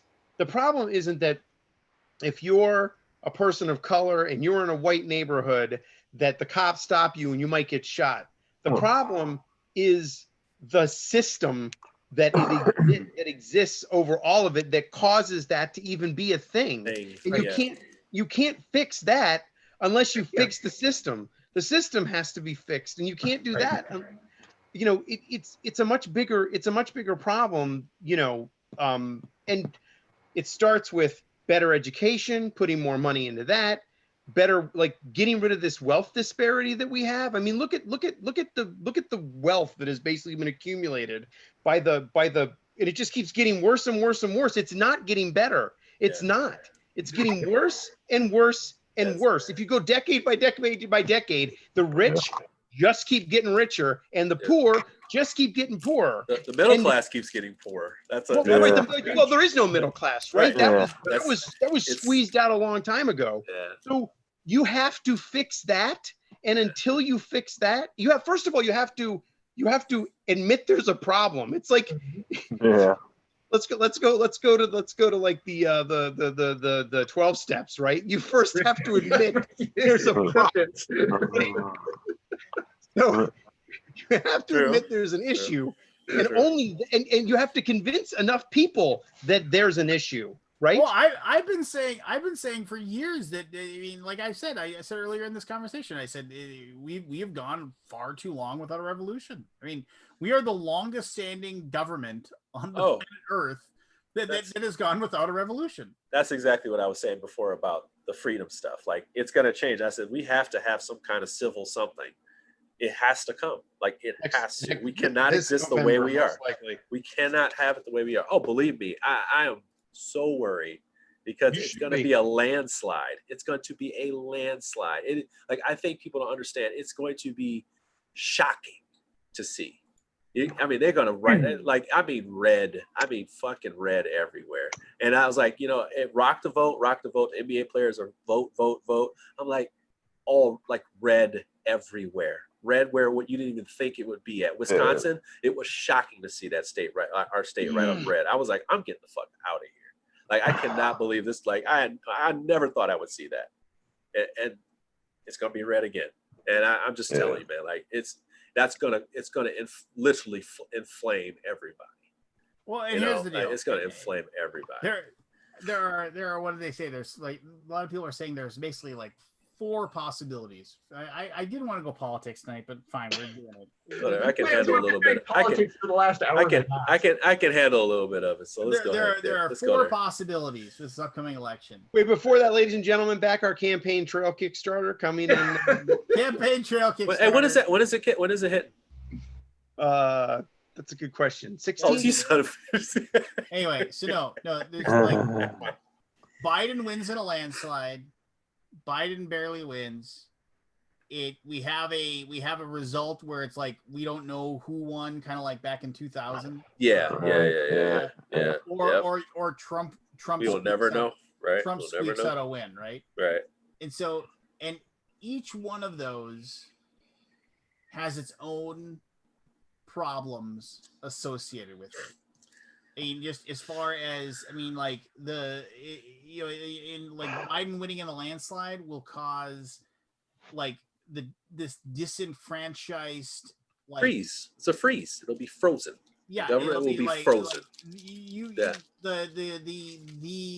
The extreme right wing people that have been felt emboldened by the last 4 years of ridiculousness will are going to be the ones that are going to be like, what does this country come to, kind of thing. And then if he barely wins, well, then it's going to be this whole thing where, oh, I think you guys cheated, it's all these mail-in votes, it's all these mail-in ballots. I mean, the weird conspiracy thing in my brain says was somebody smart enough to think far enough ahead and create the coronavirus for the idea that they'd have to force mail-in ballots, which then could be corrupted?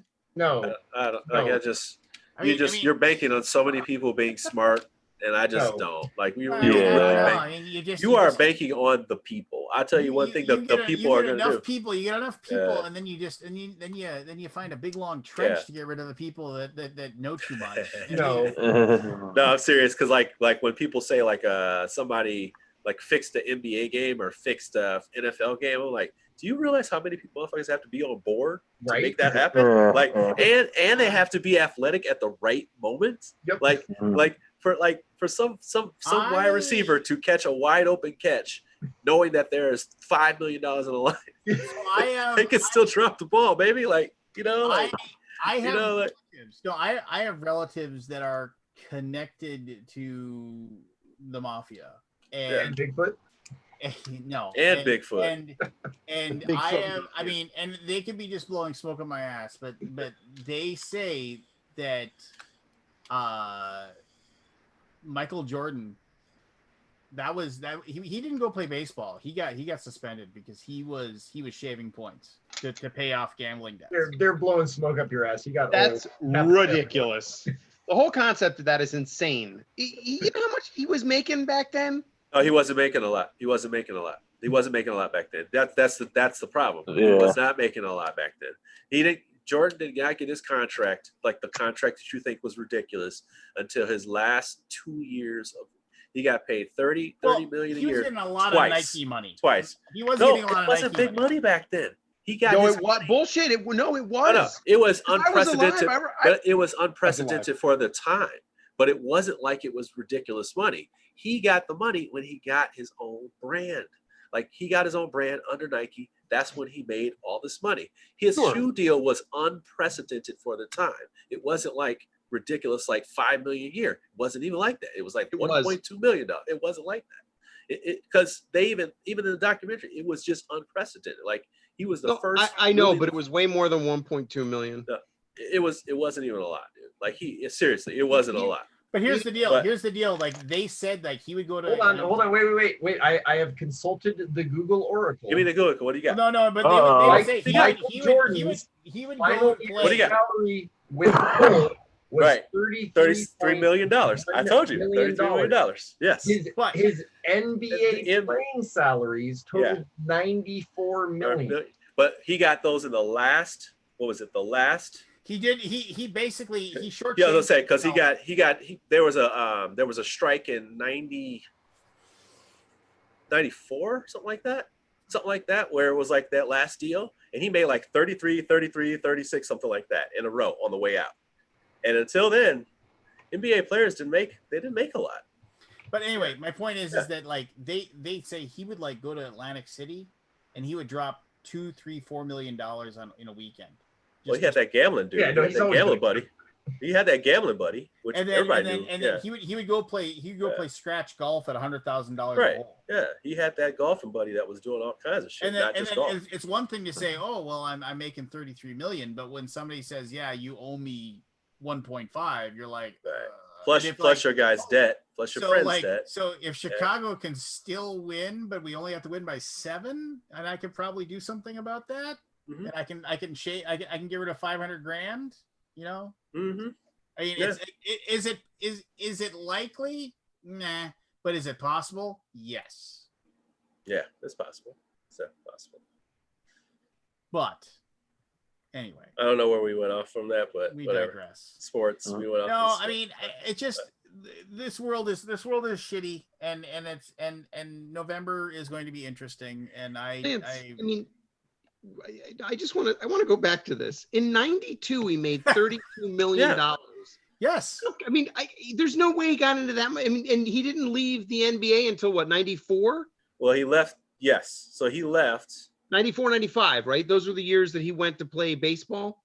I don't remember. Like he was out for a year and a half, right? Like a year and a half. Yeah, he missed Yeah. the Bulls missed 2 finals. Yeah, And then right. he came back and they won He came 3. back, right? And they won 3 more. Right. You don't have to believe it. You can choose to believe. I'm saying I just think it's crazy to think that he had money problems because I mean the amount of gambling. No, it isn't. Okay, but Oh no, I think they Shane, can't have let's- money problems. Like I think all people who are rich, all people who Shane, are rich, let's can say have you money had problems. let's say you had Yeah. $30 million or whatever, or you're Yeah. being paid $30 million for the season. You go to You don't have $30 million, first of all. Yeah, whatever. But like Right. you go to Atlantic City, and he's and everybody has said like Jordan will gamble on anything. He's like a like anything. He'll like there's stories about he would gamble on like which way a lizard would turn on like and things like that. Just so he could gamble. So you go away for a weekend and you drop $1.5 million. Okay. Yeah. Okay. Fine. Well, Barkley was right. When Barkley got if he you had gambled away millions. $30 in your pocket, and I said, give me $2. You'd be like, get the fuck out of here! I'm giving you $2. It's just like if you had $30 million, you wouldn't just say, $2 million. Who cares? No. And if somebody said, you know what, Jordan, you're Mike. How about the Bulls only win by 7 this weekend, and we'll take care of the 2. And then and just like you telling me that is like an implausible scenario. It's implausible simply because this is implausible. Simply because, like I said, a lot of things got to work out, and 2, like Jordan was so fucking competitive, like so through the roof competitive. I'm serious. Like through the schoolyard basketball courts. He actually.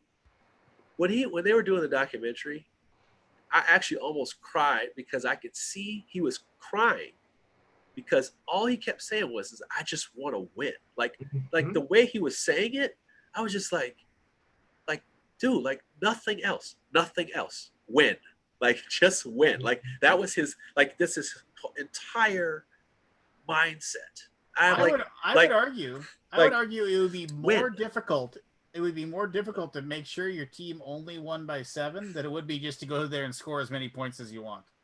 So Lance. Yeah, you to score by 7. I think if you did over-unders, as far as like total points, or you said, hey, you go out and get 50. All right, tonight you go out and get 50, and whatever that means for your team, you know, it's probably going to be a Bulls win, but how much is that going to, you know, like how much is that going to get? I get what you're saying. There is a bet line because you can bet on anything in sports that you can say, and you can say, oh no, they're playing against the Seattle SuperSonics. Ain't no way he putting up 50. And Jordan's like, you know what?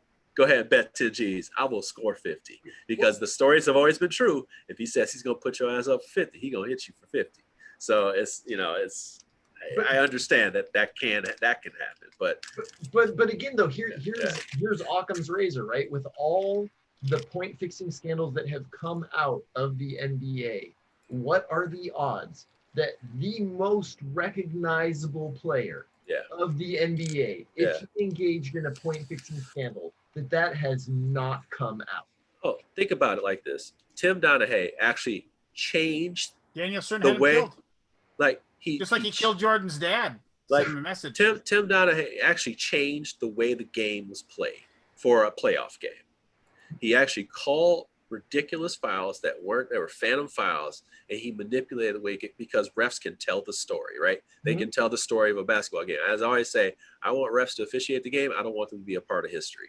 He made himself a part of history. So things can happen, but I only think it can happen because of a ref. I really only think it can happen because of a ref. So if you're telling me the refs are all corrupt, then that we can have that conversation, because some players even say, like, if Scott Foster's officiating, I know the refs' names, and all the players know the refs' names. And the reason why we know that is because it's like, oh shit, Scott Foster's gonna be on here tonight. He's gonna call all kinds of bullshit. Like, I know that. You know, Joey Crawford. I'm like, Joey Crawford's a star. He's a star. He's an all-star. You know, like, and let you show him up, he'll tee your ass. Like, you'll be out of the game. Like, we know that. You know, and I just think that, like, if there's a fix that can happen, it'll always be the refs. Just like NFL, it will always be the refs. And the Players can only do so much. As a player, you are out there competing for your job. So whatever offer you get to fix the game has to be more than what you think you're going to make over the career of maybe, but your do you job. honestly think Jordan was going to be benched anytime soon? But then why would he take the offer? Yeah, why would he take that? There's no reason. I've already explained the scenario that he would take the offer. Somebody says, "Yeah, you lost your weekend of golf and poker and whatever. You lost $2 million. I know cutting us a check for $2 million isn't something you're really excited about doing right now. So how about you sign a couple pairs of sneakers for me and make sure you don't score more than 32 in tomorrow's game, and then we'll call it even." You know, and then it's literally like, yeah. And then Daniel Stern finds out about it and says, I can't throw you out of the league because you are the league, but you're gonna go play baseball for a year. Get the fuck out of here. Lance, this is sounding a lot like your Bigfoot story. Once again, I am not saying that is what happened. I'm saying it is a plausible scenario. So the only reason, one of the only reasons, aside from Occam's razor, that I will say that is an implausible scenario is if you go look on Instagram for the video of Michael Jordan being absolutely relentless in a pickup basketball game, that doesn't mean shit. Is it over a $2 million gambling debt, or is he just playing basketball? I don't know, man. Like, Jordan is just the ultimate fucking competitor. Like Lance, I don't think you understand what it means to have that drive to win no matter what. Like, even on the Vikings, am I right? Yeah. Like Kobe is a lesser version of Jordan, and like Kobe actually would not answer questions that had nothing to do with winning. Like he actually like he would say things about his teammates. He's like, and that's not a winning play. People used to say, like, the winning plays. That's because, like, Kobe said it over and over again. Like, I'm just trying to make winning plays. You know, the goal of every game is to win, and that's it. I don't like, you know, they made a song about it. Win. Fuck everything else. Right. Win. Like, I don't want to hear the other stuff. Like, that was the thing. I don't want to hear it. I got it. Yeah, Lance, I don't want to hear the other stuff. Win. Lance, in a board game, would you ever make a suboptimal play? If I could save myself $2 million, you betcha. Yeah, I would. I agree to disagree. I would make a sub-optimal play just to have in the name of having fun.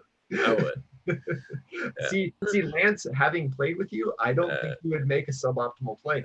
If it was $2 million, absolutely. Everybody's got a price. Every man has Ted DiBiase style. Every man has a price. Every man has a price. Money. And that's it's true though. Everybody has a price, man. Everybody has their price.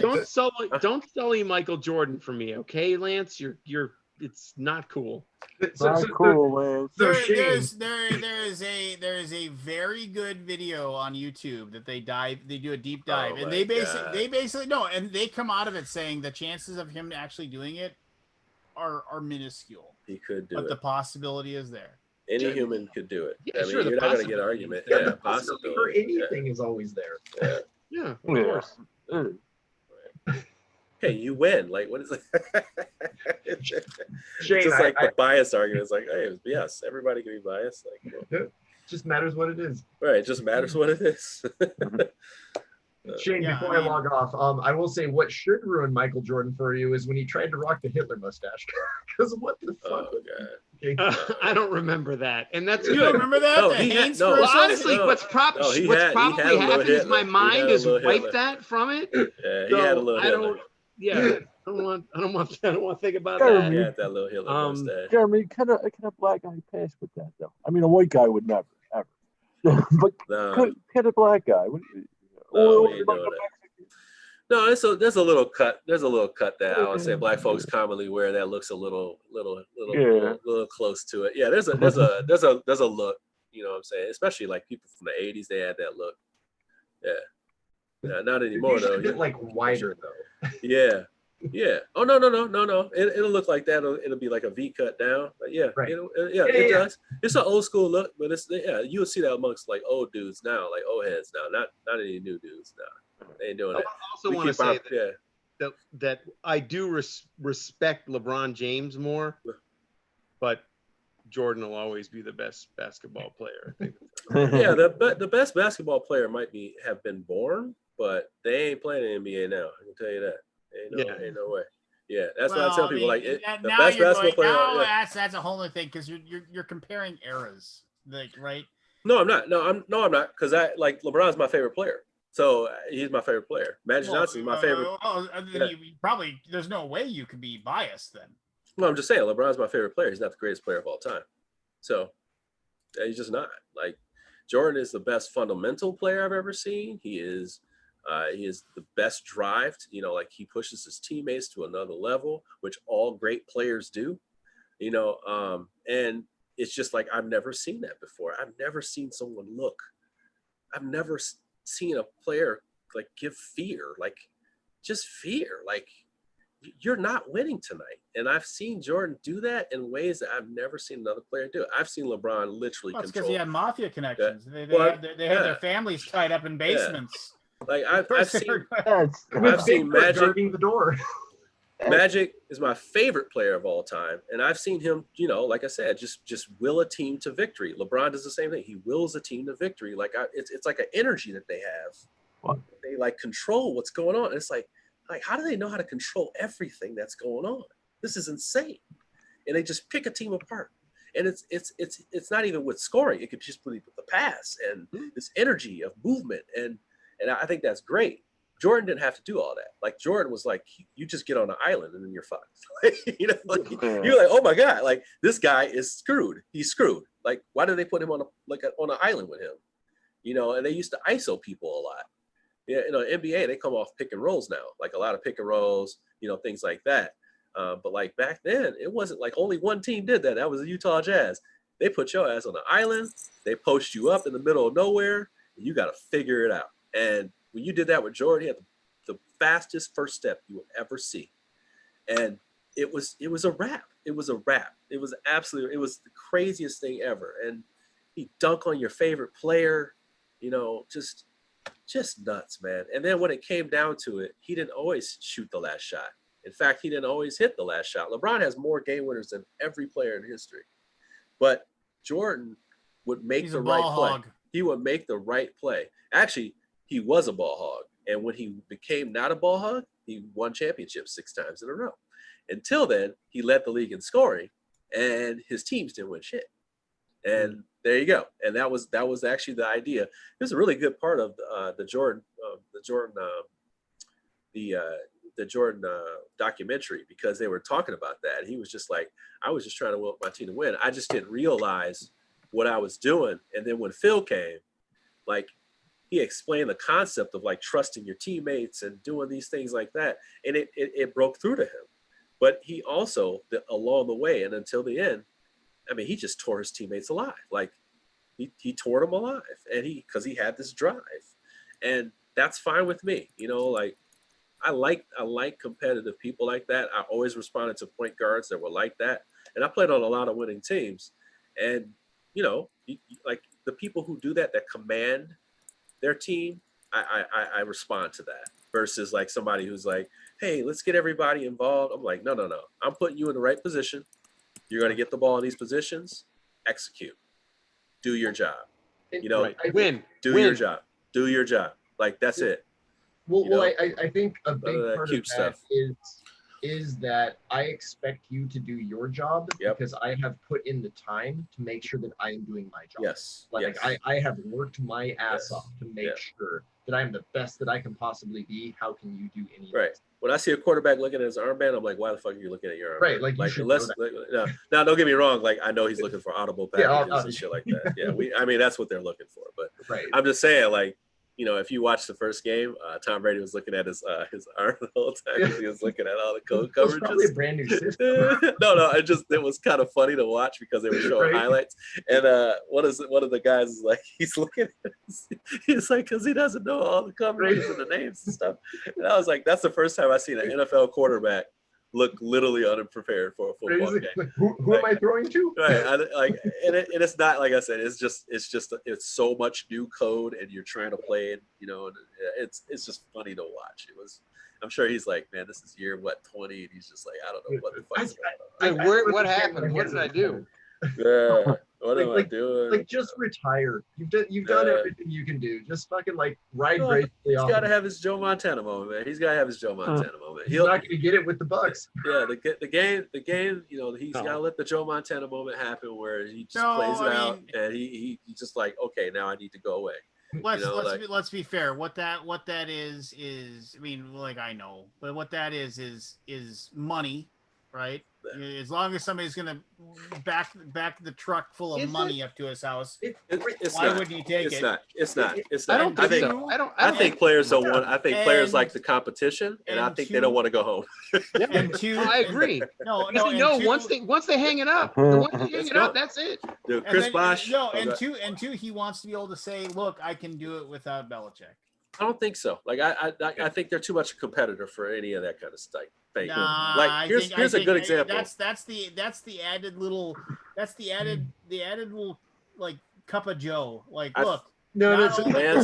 I think what you're saying. Shut up for a second.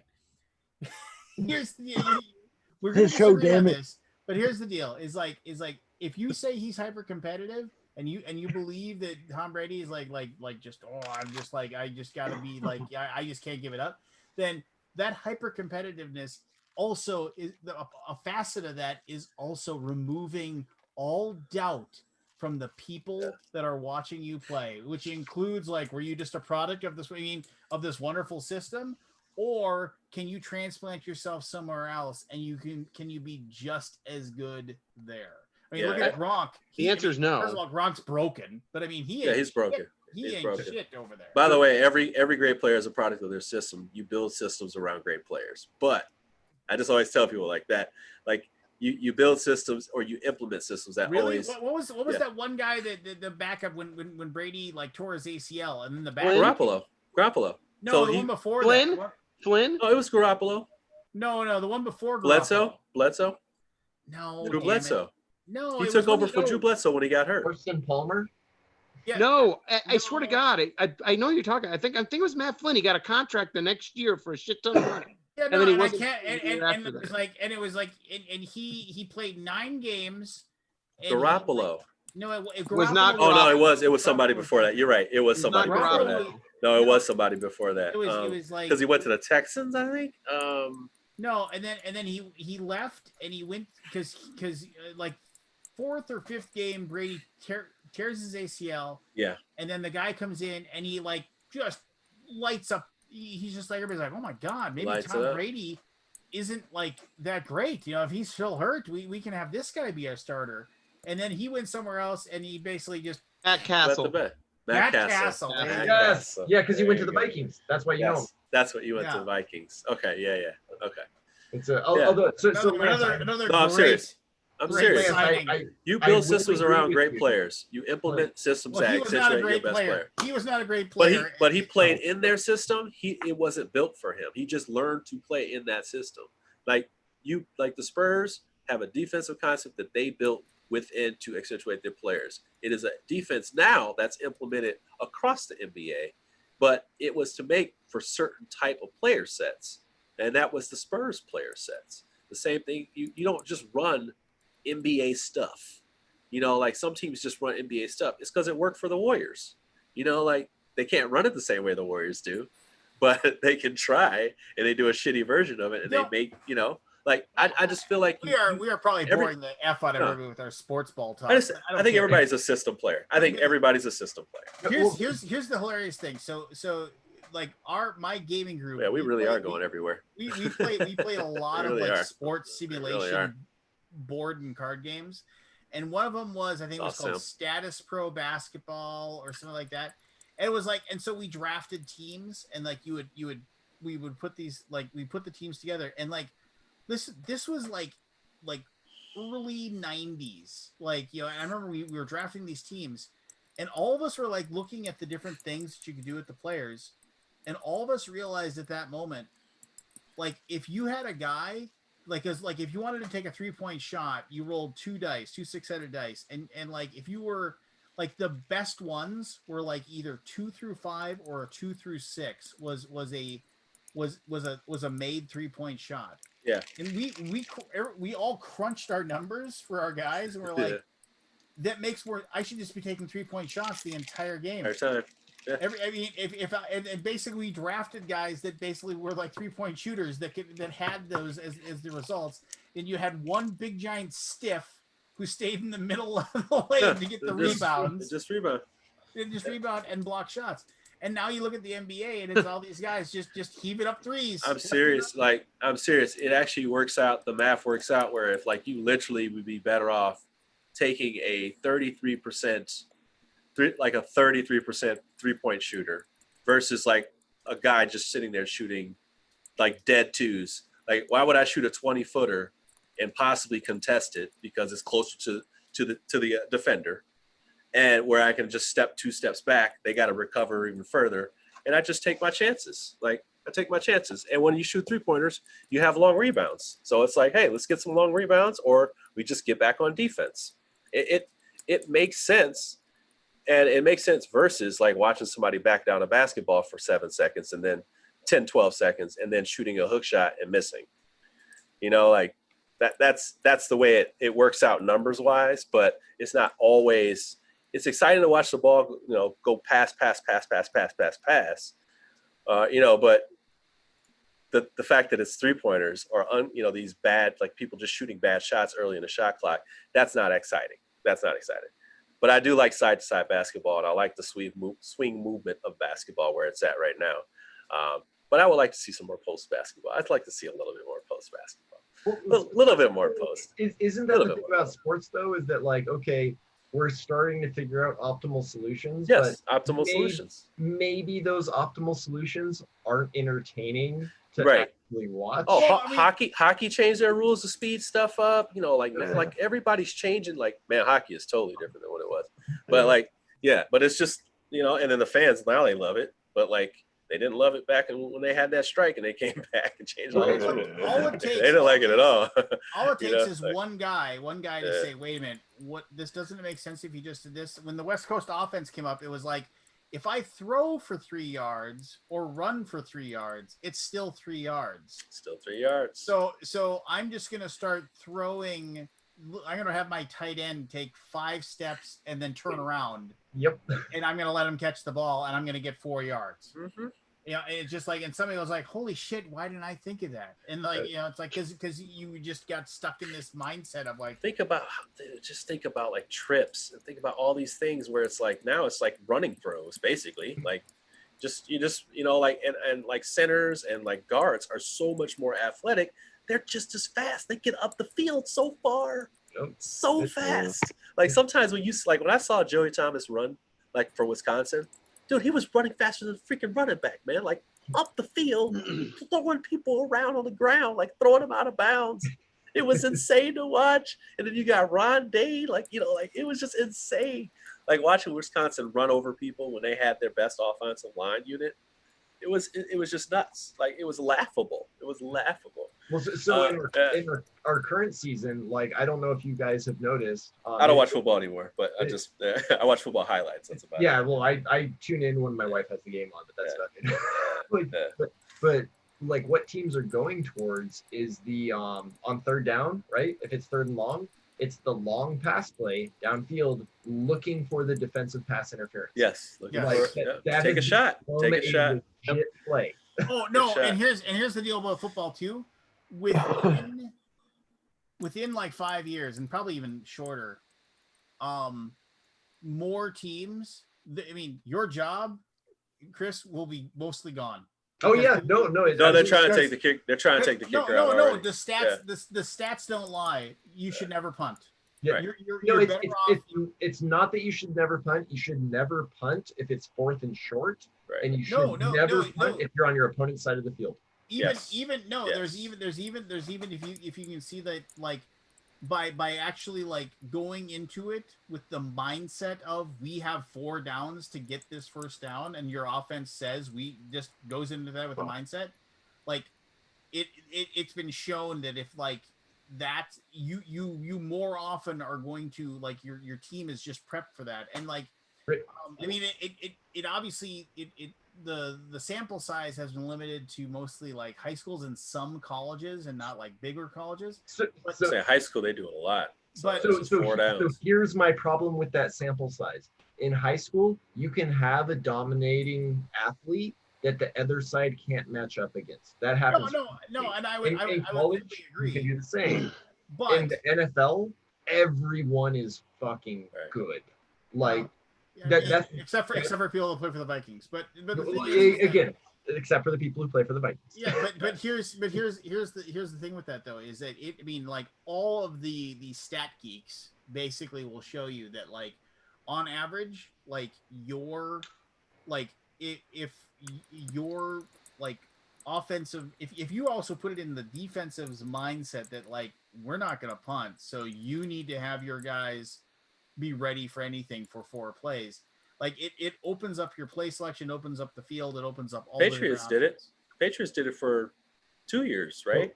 Didn't they do that? Like they literally were like not punting at all. Like they were just it's every NFL team punts. I was gonna say like they did it for a year where they like literally like went for it all the time. I know the Steelers go for it on 4th downs in the first half. I remember that. We did that for a long time. Currently, the Ravens are the only team who's actually really embracing go for it on 4th and short. And the reason why most teams aren't embracing it is because the difference between an NFL season and an NBA or MLB season is that an NFL season is 16 games. So your variance within that season, if it happens to go high in a negative direction, you are probably getting fired. It's saving your job is what it is. Exactly. Also, they go for 4th on. They go for 4th and short because they have Lamar Jackson and other teams. Right. They say man. Right. They got Like Lamar Jackson. And the thing is though is that even if you don't have Lamar Jackson, and I will say this. Well, if you got little ass Kyle Murray too, you just kind of get him in there, a little dude, man. Josh Allen and Buff. That guy has no holes in it. Like when I saw like they were showing his little running plays, I'm like, there's no hole there. How is that little dude get up in there? Gotta squeeze through. It's so he's the tiniest quarterback I've ever seen, man. He's the tiniest. But that's the thing though, is that like teams should go for it on 4th and short. Like when you're in that like 30 to 40 yard range on your opponent's side of the field, because your odds of getting the ball back and scoring are so much higher than if you just kick it away. Like Hey, Chris, hold up, man. Hold on. Lance sent us this freaking link in the chat, man. Like, y'all gonna just let that go? There you go. That's the suspicious retirement of Michael Jordan. No. Like load up the pitch, load it up on YouTube, and like just the first 5 seconds, it's like fucking Unsolved Mysteries. It's like, hold on, I gotta get through the ad first. Oh, brother. It's a BuzzFeed. Well, we got. I just can't. Like the locker with the jersey. Oh my god! How does this have 3.3 million? I can't. Lance, we're Michael Jordan. Lance, I cannot believe you, man. You're hilarious, man. You're hilarious. And then it's two guys at an obviously staged, like dimly lit bar table. You can't.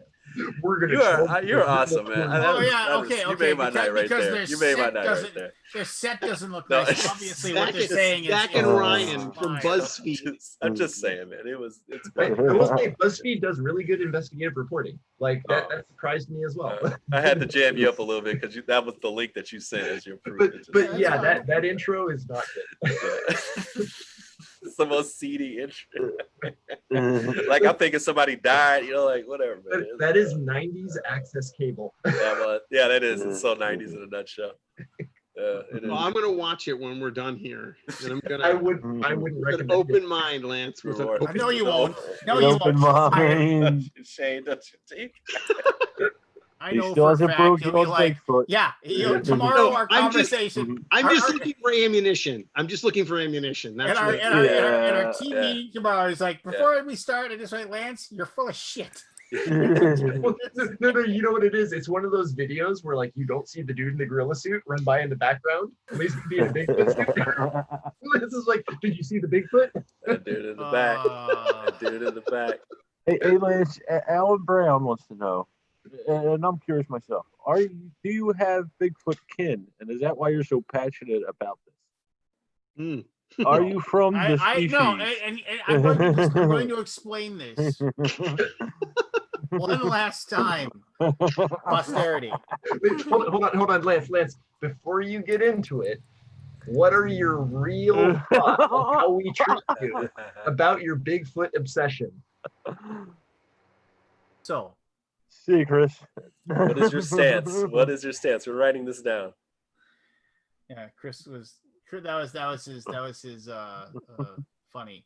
No, as I've said, the chances that Bigfoot exists now are very slim because of like the changes to our environment and the things. But I do think that the chances that in the 1800s and even maybe early 1900s, that the idea that there was a large bipedal mammalian creature that lived in the Pacific Northwest in the timbers and everything like that, in the uncharted areas, I think there is a definite possibility. And it is not completely impossible that an undiscovered species, even a large one, could very well exist today. And now, is it likely? No, it isn't likely at all. The chances are very slim. But I'm saying, of all the possible cryptids that people like think that could possibly exist, this is one that definitely has some weight to it. Has some gumption behind it, if you will. Possible gumption. Well. I think it's more likely it was just a really tall, hairy dude, but it's a hairy ass dude, man. Yeah, just the hairy guy's the hairy dude that lived down the woods. Hairy ass dude. Like I said, I really should make fun of you. I had my own Bigfoot. No, that's fine. That's fine. Like I said, when the truth comes out. Recently, like when the truth comes out. No. Okay, Lance. Here we go. I can't wait for the moment that like somebody actually finds the skeleton or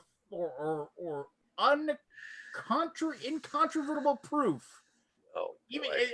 as rare as it Oh, might be God. that Bigfoot is real, none of you will have the balls to show up for the show. Now you're threatening. I'll Now you're come threatening on. us. Yeah, we'll Now come you're on. threatening us with. Yeah, I will now he's threatening us. 100% be here. 100%. I will be I here. will- Yeah. I'll give you your moment. That's fine. Mhm. Yeah. I'll give you your I'll moment. let you shine. Just don't bring up another BuzzFeed video. Just You because it's ever BuzzFeed think- doesn't mean it's wrong. I'm just. You ever think it might just be a rice tale?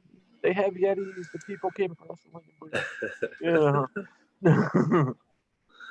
Everybody's so Lance. sure. Everybody's so sure that they know No, what's I'm going just on. saying. Like I was thinking about this.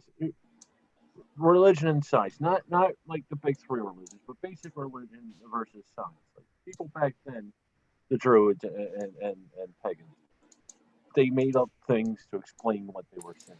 You know, the Yeah. sun, there's a Oh, yeah. god. No shit. Yeah. And in a sense, we're doing the same thing with science.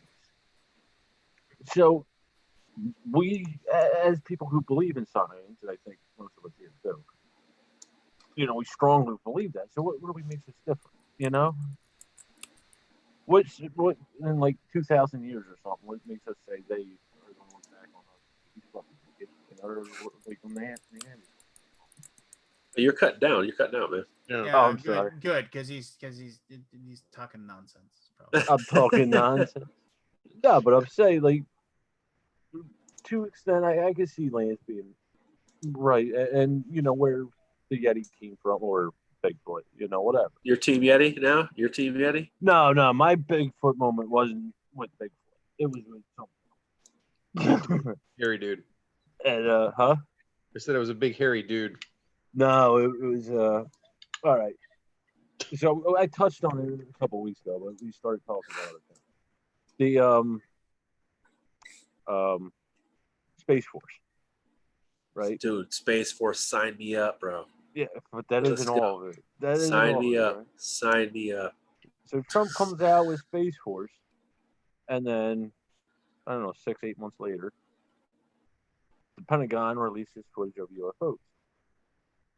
And then recently, the Pentagon or somebody, one of the government departments, announced that they're forming a UFO division to look into these. So my Bigfoot moment was maybe they are visiting us, you know, because in my mind is like, why would the Pentagon release it? You know, why would they admit them? And then Jen's like, you got to lay off the weed. And I'm like, yeah, all right, man. I didn't go, you know. You might be right. Yeah, it's like, but I was trying to rationalize it. Like, is it like, are these UFOs we're seeing, you know, in the videos? Are they like secret weapons and the Pentagon's just throwing it out there for disbelief? Or I don't understand, you know, I'm trying to rationalize this, and I'm like, no, I'm turning the lights too far. Somebody said so. You might be Thanos in the chat. Might be what? You might be Thanos. And I don't know, man. Everything's in fair play at this point. Everything's in fair play. It's 2 a.m. I gotta get. Yeah, it's late. Another big, long, boisterous Alaboom. I appreciate everybody who watches. I appreciate the 25 of you who took the time to thumb this up. There's 36 people watching now, and you know, with those who haven't, I guess you're jerks. But yeah. If thank you very much. Thanks everybody for showing up thank to you. chat. Cassandra, you got any words of wisdom for us? Are you doodling or something? Like, what are you doing? Yeah. My pencil. Yeah, there you go. What'd you do? What'd you make? I made a table and I put some books on it, and then I was gonna start trying to make a statue. There you go. I'm like, what is she doing? She's good to go. I just want to find out at the end. Can you spin your pencil over the back of your thumb? No. Man, I wish I could do that. I've never. That was like in high school. In high school, when I like Oh. the nerds could do this. You ever seen the guys that can do it like with both hands through all their fingers? It's crazy. Yeah, I used to try to practice that. Yeah. No, These guys are spinning it through all their fingers. like all that. Yeah, that's Crazy. ridiculous. Like, yeah, what a bunch of you're probably sitting at home, their parents' basement, doing nothing. yeah, yeah, exactly. They literally must have spent the amount of hours they spent doing that. It's like guys who do speed runs on video games. You're like, okay, how long did it take? Different you breed. Different breed, man. I mean, not to go down a rabbit hole, but there was like something that recently happened, like in the last 2 weeks or something. Like somebody discovered a faster way, like on the N64, like Super Mario, like all of the Super Mario races. Like everybody knows the exact way you have to do each lap to get the best possible speed.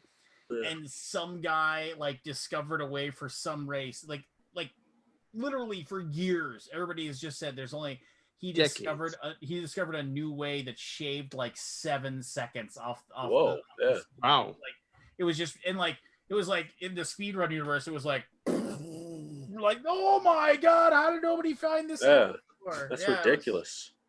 But those speedrun people, they take their shit seriously. No, they definitely do, man. That's a whole different ballgame. And you talk to them about the people that like if they ever catch somebody who like fakes it, cheated the system, like cheats it in some way, man. I mean, you talk about people that would like raid a house with torches and pitchforks. Yeah, they do not take it lightly at all. It's a time honored tradition. Yeah, we catch you cheating on the speed runs. We throw you to the wolves. We frowned upon these people. We cleanse them. we cleanse them. They are cleansed. They cleanse. As they dump gasoline and throw the torch. It's okay. It is fine. You are impure. We will cleanse you. You are a troubled gamer. You're like, dude, could you picture that before somebody tars and feathers? You are a troubled gamer. We will clean the disobedience out of you. You will be, all is forgiven. You must be cleansed. All is forgiven. You must be. We gotta write that one down for the movie that we'll never write.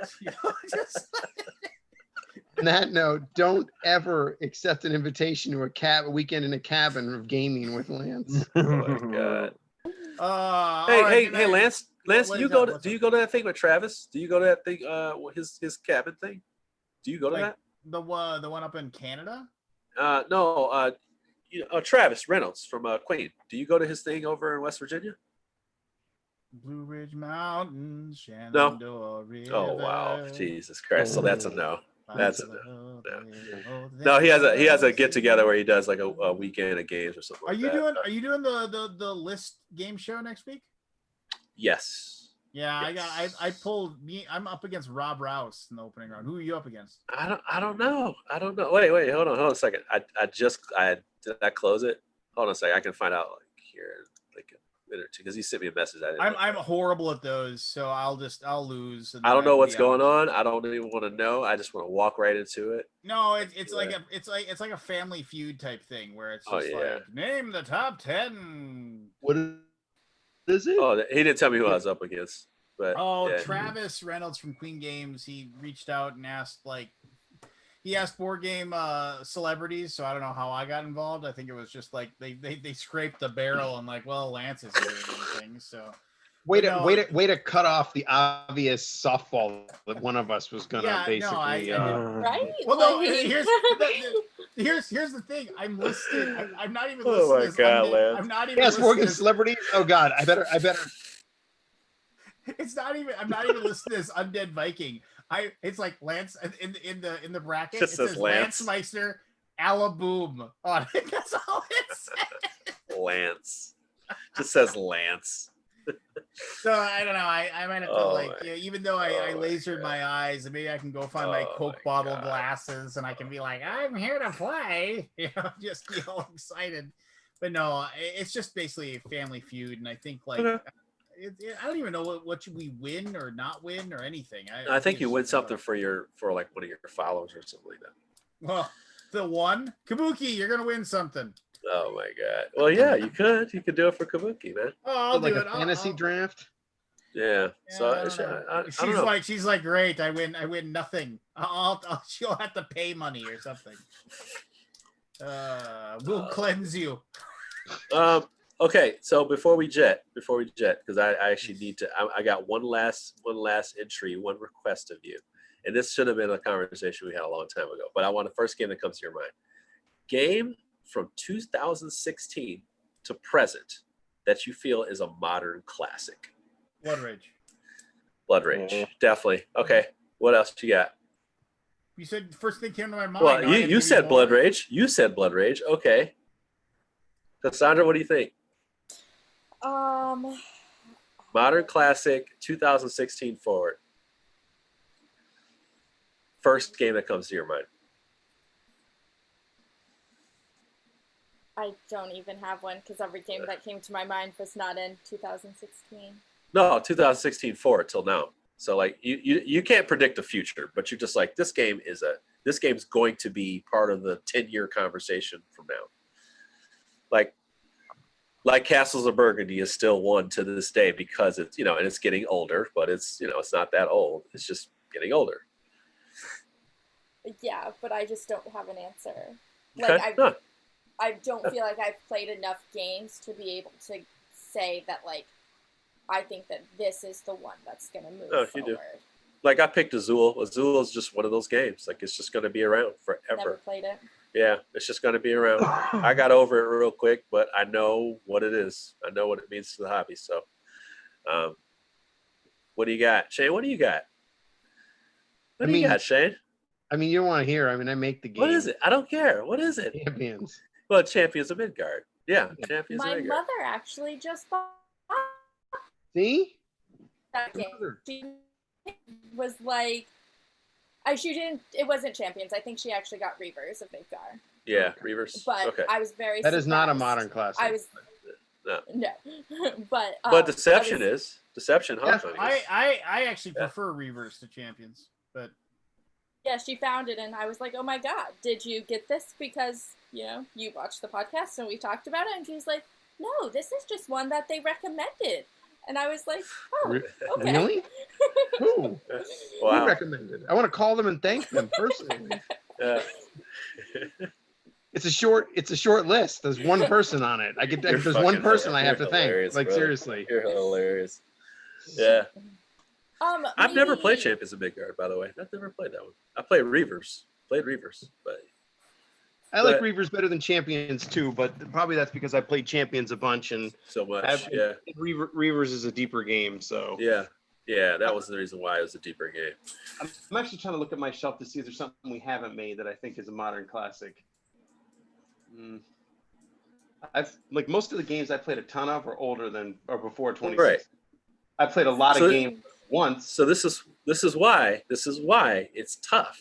And we're gonna have a show about it tomorrow. But it's super tough because of course you're predicting the future, but you're also saying like, yeah, this game will hold up. And that's a hard thing to do when you're like, I think this game will hold up for a long time. Like Great Western Trail, I think will hold up for a long time. Like Azul is an obvious choice, right? Right. Azul is an obvious choice. But I'm also thinking like Euros. Like I think Teotihuacan will just be around. Like it'll always be around. People will ask to play it. So nobody's favorite game. So it's it's big and it's complicated or whatever. I think Gloomhaven is I would say right. So Gloomhaven is one. Yeah. It'll probably be on somebody's top, like the top. It's in my number 3 or 4 slot. So yeah, definitely.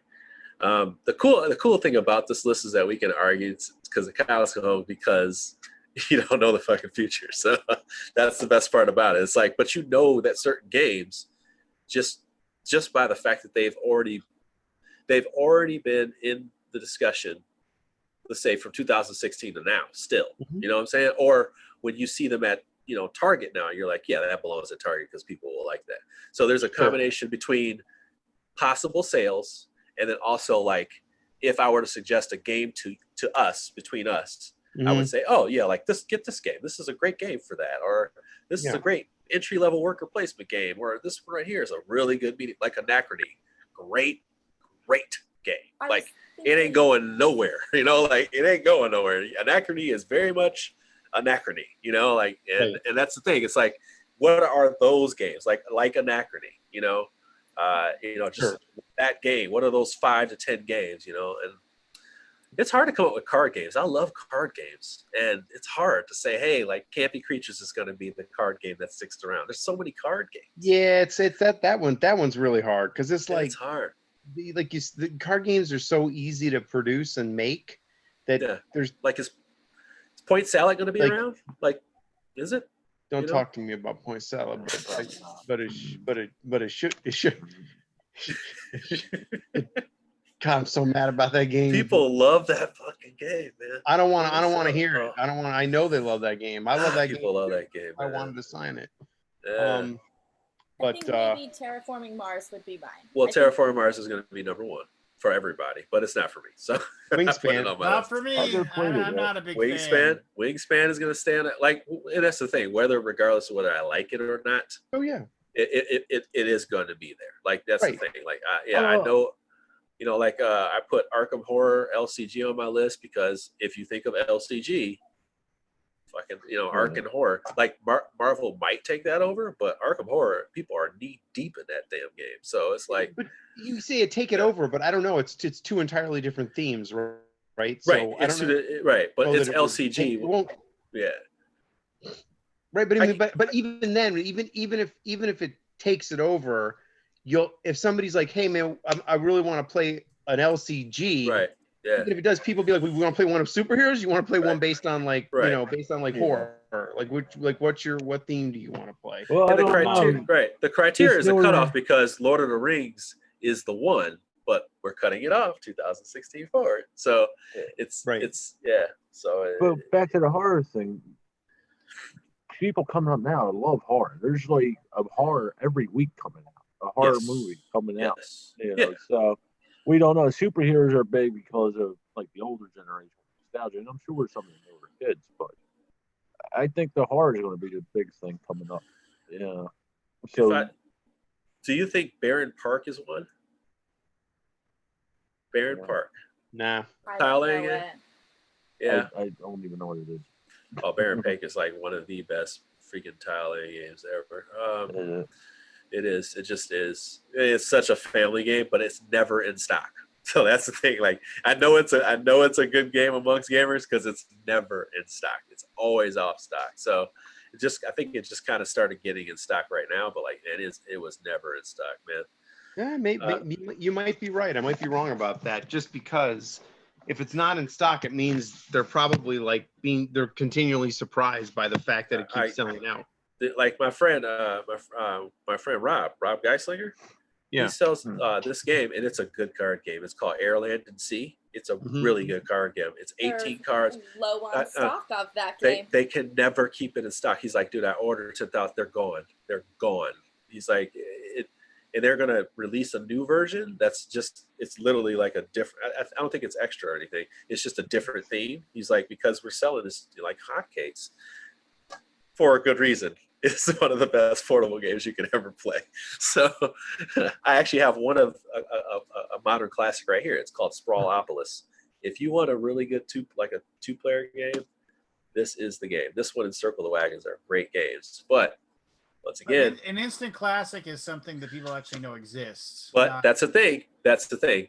When you say people know exist, like I said, it's a combination of not just sales, because we can go with the ones that are going to be sales. Like King Domino, of course, is going to be one of them. But it's decorated like crazy. It's going to sit right next to Carcassonne and right next to all those guys. They're going to put it right there in that corner. We got that. It's going to be on there. But we also want to make sure we hit some of the things that people would suggest to others that would say, hey, like, this is a damn good Euro. Hey, this is a great medium weight. Hey, this is a great heavy game. Hey, this is, like if you're like a light medium-ish, this one's a real good one. Here's my top 5, and then you realize, okay, so now I know what somebody likes for light and what they think is medium. So then you got this kind of blender of that. Those are the games I'm looking for. Code name, but that's like code names, right? Like, but it's obvious, right? Those are the ones that are obvious. It's a combination of sales and people asking, right? Yeah. And I play a lot of co-op and solo games. So Spirit Island is one of those games. Like Spirit Island is one of those games so much that they did a Kickstarter and said, "Hey, we're going to come out with this game like 5 years from now." And people waited, and then they came out with another Kickstarter. They were like, "We're going to wait another 3 years," and people signed up for it. Like that's how much of a classic. That's how much of a classic this game is. Like I will buy anything they make. Anything they make. So Too Many Bones, same thing. Like it is the optimal like of a publisher winning by doing it on their own, and it is one of the best games. It's in the top 100. It's awesome game, but yeah, it's just what are those games? And some of them may be reaches. Like Yokohama was one of them, and I was like, I don't know if this should be on the list or not, but almost everybody has Yokohama. They just wouldn't. Maybe that's not the first game that comes to their mind. Yeah, I kept it off the list, but I was like, damn near everybody owns Yokohama. What is that? Like, yeah, everybody owns that motherfucking game. Like, no, but I mean, What is it game? played? I mean, everybody owns it. Is it played? Like, Wait, no, I'm just saying, but like Yokohama, I think a like game that's like the thing. It's Ultimate like Werewolf. Yokohama. You think everybody owns Yokohama? I think a lot of people own Yokohama. Well, Like Gamers. yeah, I think a lot of people that are hobbyists like own Yokohama. Trust me. How many of those deluxe copies did you sell? It was a while ago. Yeah, but I'm just saying how many. Yokohama's a good game. Yeah, I mean, yeah, I that's what I'm saying. Like, but it's a game that comes up or it'll be in people's collection, and we know that game's not going anywhere. Like it's not going anywhere. Okay, I misunderstood yeah. what you're saying. Yeah, that's what I'm saying. Like these are the games. Okay. Like I'm looking for those games. It's like, yeah, this one will be around 10 years from now. To be around, Luna, Yeah, like I thought you were Luna, talking like something. like think of that. or something. Yeah, like but there's Ticket to Ride like games that could be the evolution of it, and then we go, all right, that's the new Right. Ticket to Ride. Like this game right here, this one that I got right now, this one,